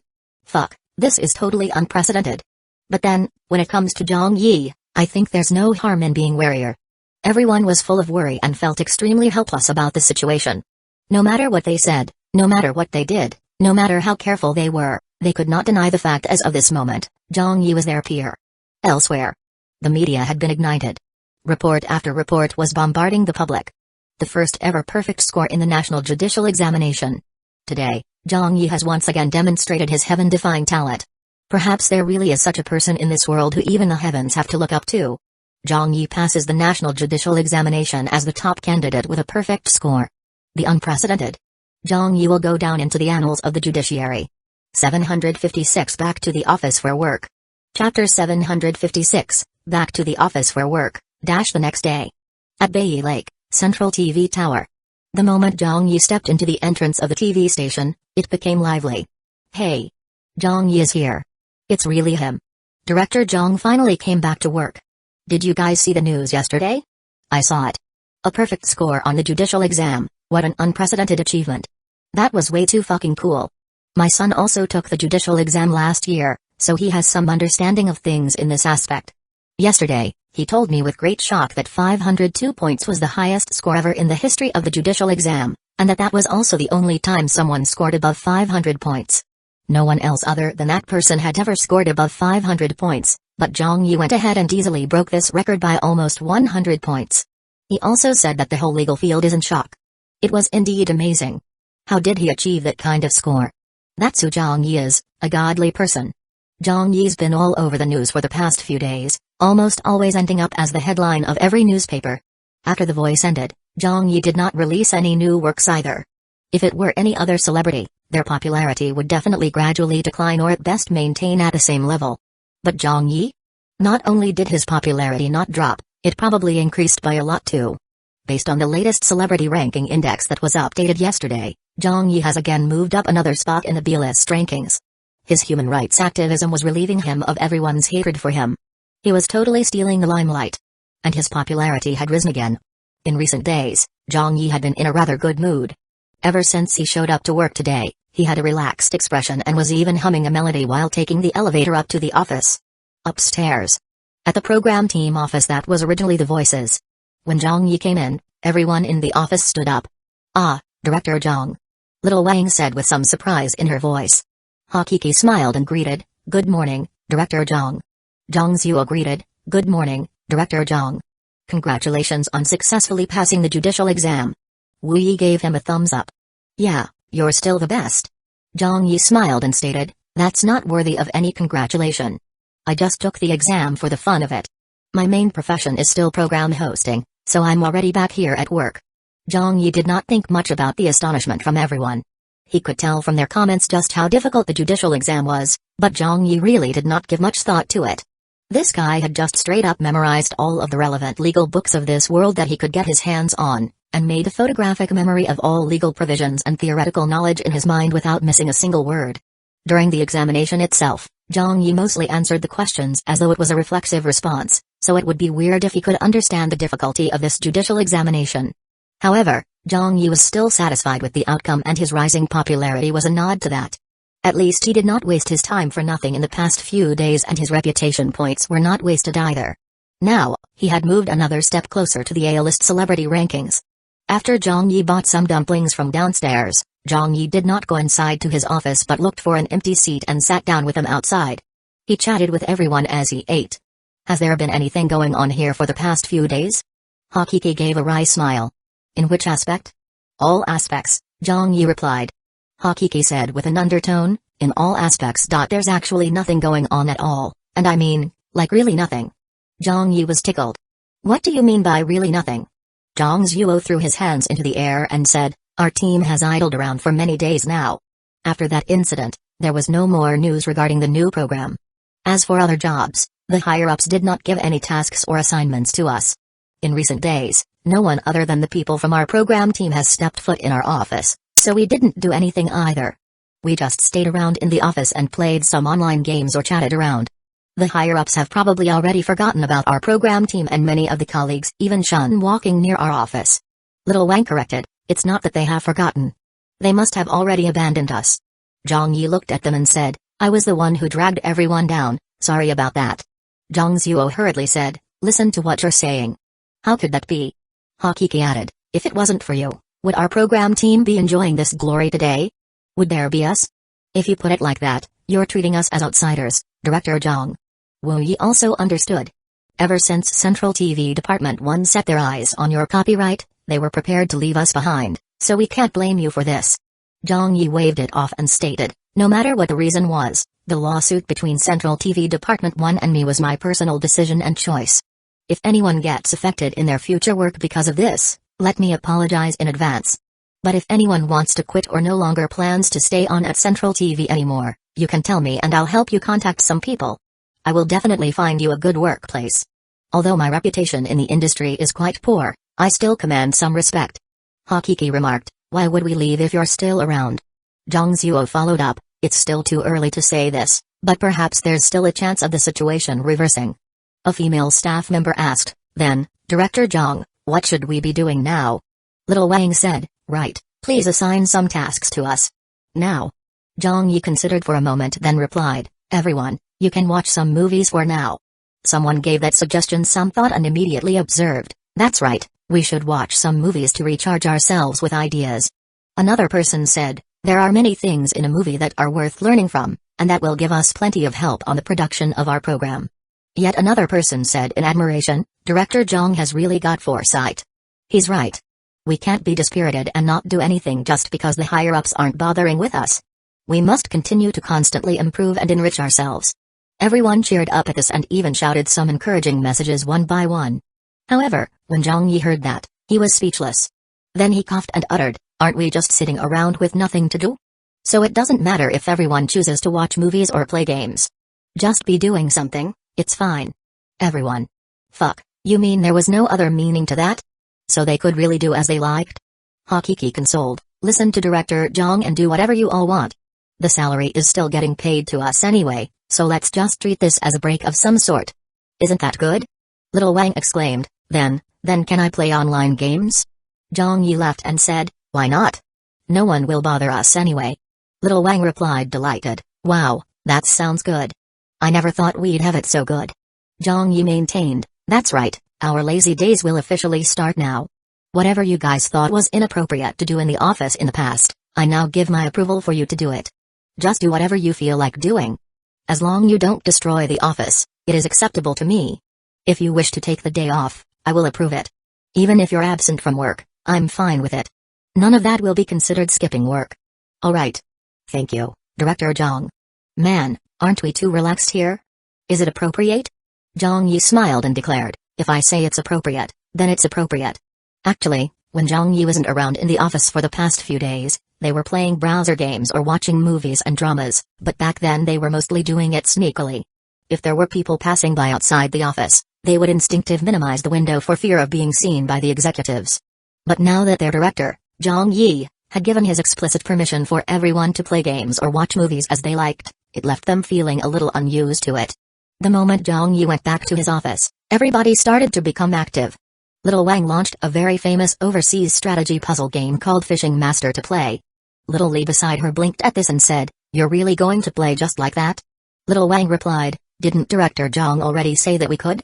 "Damn, you're seriously helping yourself." Little Li nearly fainted. Little Wang chuckled. "Why wouldn't I help myself? I'm just following the instructions to play games, so do you guys want to play as well?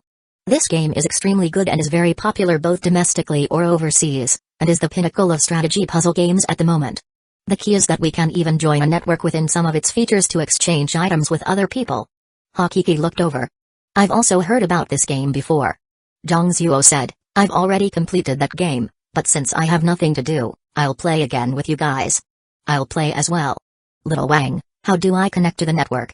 "I'll also play. Let's catch some fish together." "Ah, I caught a big one.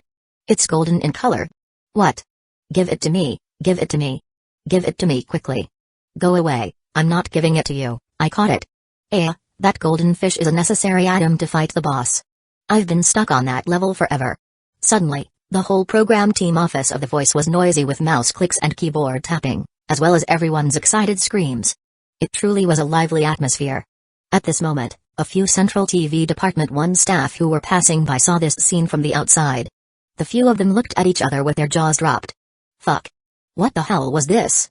This group of people were not working but playing games together instead? Aren't they enjoying themselves too much? Some people thought that Zhang Yi's program team would have a difficult time after the incident.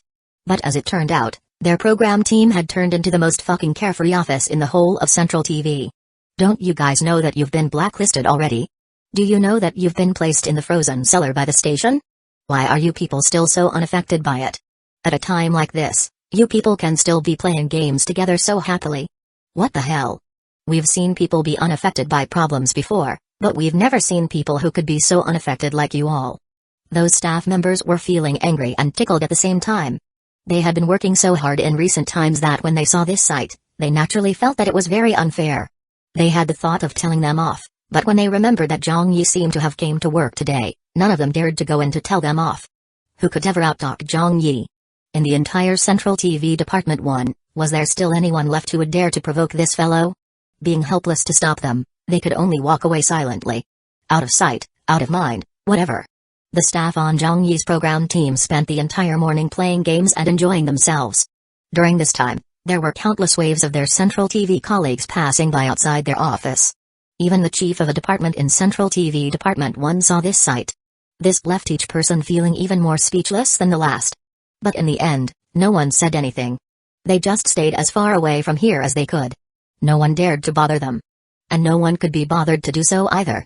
Central TV Department 1 was currently mired in 2 lawsuits. Although the lawsuits had pointed to Central TV as the legal entity, they were primarily targeting Central TV Department 1 as they were the department involved in the incidents. Many of those who had been implicated by these incidents in the past were busy helping Central TV Department 1 collect evidence and talking to those other staff members who had also been involved. Then, there were still their own programs to manage, so they were almost going crazy with the mountains of work they had to handle. The executives of Central TV Department 1 were also very busy as they not only had to prepare for the hearing in court, they also had to reshape the public's opinion of them and handle public relations as well. There was still large mess to clean up, so who currently had any time to bother with Zhang Yi? 757 The impending reveal of a new game. Chapter 757, The impending reveal of a new game. In the afternoon, Zhang Yi went to the cafeteria to eat lunch. However, the moment he stepped in, he immediately became the focus of everyone's attention, with many of them stealing glances at him. Everyone shunned him, subconsciously keeping a given distance away from him. Some of his acquaintances who would usually nod at him had opened their mouths to speak when they saw him, but ended up stopping short of actually speaking. Right now, Zhang Yi was like the god of plague at Central TV Department 1. But Zhang Yi did not mind this. He casually walked up as usual to line up for his food. He could hear the people around gossiping about him in whispers. Zhang Yi simply laughed it off. I heard that Zhang Yi's program team was playing games the entire afternoon yesterday. Yeah, how cool. I'm so envious of them. What are you envious for? Their program team is as good as banned. They can play games every day and still continue to receive their salary. If I could spend my days this way, I'd rather get banned. Haha, you? It's not that I want to speak ill of you, but even if you wish to get banned by Central TV Department 1, you're not qualified enough to do so. Besides, you're neither ambitious nor have any greater goals. All you want to do is earn your salary by doing nothing. But Zhang Yi is not like you. He aims to be an A-list celebrity, so even though a ban sounds good to you, for him, it's as good as a fatal blow. Moreover, he's also bound by the contract he signed with Central TV Department 1 for at least another half a year or so. The freezing of Zhang Yi has already begun. I wonder what Zhang Yi will do this time. What else can he do? With the contract stipulations, he can't leave for any other TV station either. I heard that Beijing television station contacted Central TV Department 1 with the intent to bring Zhang Yi into their fold. They were even willing to buy out the remainder of the contract, but as I understand it, the Central TV Department 1 leaders only had one word for them: no. It seems like Mango TV also wants to bring Zhang Yi on, but that didn't go through either. Seems like they're trying to drag it out so that Zhang Yi meets his contractual liability. For the next half a year or so, I'm afraid that Zhang Yi has to fritter away his time together with Central TV Department 1. Due to the lawsuit and the judicial exam, his popularity exploded in recent days, but after all this cools down, his popularity will surely slide if he cannot produce any new variety shows or get any screen time. In fact, I believe it will cause his popularity to drop drastically. Yeah, I think so too. Hi, Zhang Yi's coming over. Let's go, let's go. We should stay far away from him. There aren't many people in the entirety of Central TV Department 1 who dare talk to him anymore. If any of the leaders sees it, who knows if they would suddenly get implicated together with Zhang Yi or not. Whoever gets too close to Zhang Yi now is only asking for trouble. The Department 1 leaders lost the lawsuit, so they're definitely biding their time to see when they can settle the score. Actually, I still quite like Zhang Yi as a person. Then you better get farther away. This is a fight between gods.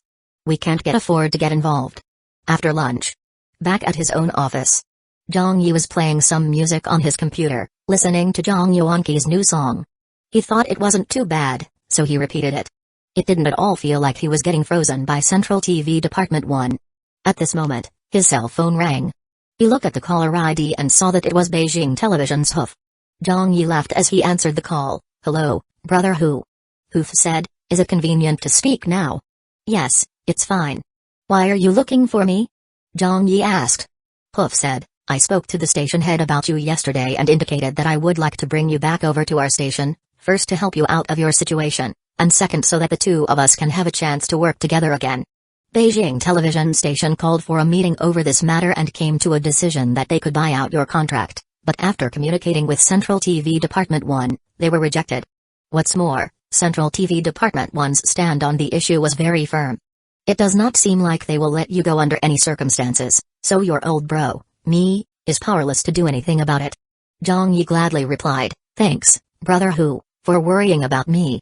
Hoof questioned, tell me honestly, what do you plan to do now? Zhang Yi answered, I don't have really any plans. I'm just going to take it one step at a time. Hoof sighed, then you'd better be ready to get frozen for 7 months. But Zhang Yi chuckled at that. I don't intend to prepare for something like that. Oh? What do you mean by that? Hoof knew something was up. Zhang Yi laughed and said, back then, even the SARFT could not keep me banned, so can Central TV Department 1? Besides, who decided that if I don't do hosting, I won't be able to get exposure? If I really want to gain greater exposure, I have many ways to do so. After ending the call with Hoof, Zhang Yi received a long-awaited call. It was from old Wu's elder sister. Fat Sis sounded very excited on her end. Little Zhang Yi immediately asked, "How is it, Fat Sis?" "It's a success. Haha, we managed to rush it out on time." Fat Sis said very excitedly, "It was too motherfucking close. But we finally managed to rush it out on the day of the deadline. Just a moment ago, the Plants vs. Zombies character models, data attributes, as well as the beta test, were all completed. The final version still needs a few days, as we need a QA period to fix any bugs and other issues. But the demo version is definitely not going to be an issue. We've already created it with a total of 3 levels. It's perfect." Zhang Yi snapped his fingers. "It's great that it got completed on time." Fat Sis said, "All thanks to your attribute table. It saved us a great deal of design hours. For the movement speed of every type of zombie, their attack frequency, the planting speeds, etc., all of those actually require a vast amount of man-hours to test. As the balance of the game is very important, with the attribute table that you supplied to us, it has simplified our workflow by a lot. You're truly one of our country's top math professors. Even my company's software programmers are convinced and in great admiration of you. They claimed if the task was left to them, they probably couldn't have finished it even if they had 2 months." Zhang Yi laughed. "It was nothing. I just happen to know some math, that's all. For anything else, I wouldn't be of any help." Fat Sis was in a good mood. Tomorrow is the start of the annual National CG Gaming Expo. Almost all of the well-known video game companies and publishers in the country are going to be there, as well as the national media and gamers from all across the country. You'll be making a trip to the Gaming Expo, right? You could see just how spectacular this industry is. On top of that, this year will set a record for the number of new releases. The titles are increasing year by year. MMOs, RPGs, action games, browser games, mobile games, puzzle games, anything you can think of, there's a genre for it. I can give you some tickets if you want to come look around tomorrow. It's at the National Convention Center." Zhang Yi did not even give it a second thought and spoke, "I'm free these days anyway. Of course I'll go." This world's gaming expos were very similar to Zhang Yi's previous worlds. However, there would likely be some difference. Zhang Yi had unfortunately never attended one back in his previous world before, so had never seen the legendary booth babes with his own eyes. Now that a game of his was going to be exhibited, he definitely had to go and take a look. Fat Sis laughed heartily, "Great. The expo will be using digital admission passes this time, so I will send them to your cell phone. Our entire company, from top to bottom, is full of confidence about this game you've designed. It's an unprecedented level of confidence that I've never witnessed before. After holding it in for so many days, it's finally time to showcase our new game to all the gamers in the country." After putting down the phone, Zhang Yi smiled. "Put me into the freezer? You're all being too naive. I am not limited to making programs and hosting. This bro knows more things than you can even imagine. Just look, the chance to increase my popularity has come my way again, isn't that right?" 758 The debut of Plants vs. Zombies. Chapter 758, The debut of Plants vs. Zombies. Later that afternoon, an internal email was circulated within Central TV Department 1. Having just read it, Hakiki said, "The management has just informed all departments and program teams to send someone to the head office to collect the admission passes for tomorrow's National CG Gaming Expo." Zhang Zuo said, "Oh, it's part of the employee benefits?" Little Wang asked, "Is the Gaming Expo any interesting?" A youth beside her replied excitedly, "Of course it's interesting. It's a good place to be. Every year, there are always countless beautiful girls." Wu Yi remarked with a chuckle. Another youth also appeared to be very excited. "Those admission passes are really difficult to get. You can't buy them off the market anymore now, and because they're all digital admission passes, you can't find them in the black market anymore either. There's basically no more supply available. I bet Central TV Department 1 had an arrangement with the organizer and was allocated a portion of the admission passes, otherwise we wouldn't be getting them. You guys might not know this, but the price of a single admission pass to the National CG Gaming Expo has been speculated to be in the high hundreds, but even at that price, you might not be able to get one. I've always wanted to go as well. I was planning to book my admission pass last week, but I missed out. It's being held in Beijing this year. This is an incredibly rare opportunity. That place is like heaven for gamers. Adha, help us get a few passes." "Yeah. Adha, we're all depending on you." There were several video game fans in the program team, but several guys who weren't video game hobbyists also shouted in excitement when they heard this. They'd all long since heard about this gaming expo.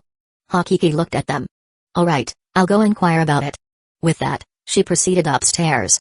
After about half an hour, Hakiki came back seething in anger. Little Wang hurriedly asked, Sister Ha, what happened? Everyone looked over as well. Hakiki said with annoyance, the management is taking this too far. All the departments of Central TV Department 1 were allocated a few admission passes, some even had close to 10 passes, but only our program team did not get any. Little Wang exclaimed, damn. Wu Yi was also furious. Isn't this supposed to be part of our benefits? We are also official employees, and since everyone else got them, why aren't we given our share as well? Aren't they totally targeting us? The door opened behind them. Zhang Yi came out from his office. Whoa, what's the matter here? Hakiki immediately complained, Director Zhang, not only has the management abandoned us this time, they're even taking away our employee benefits.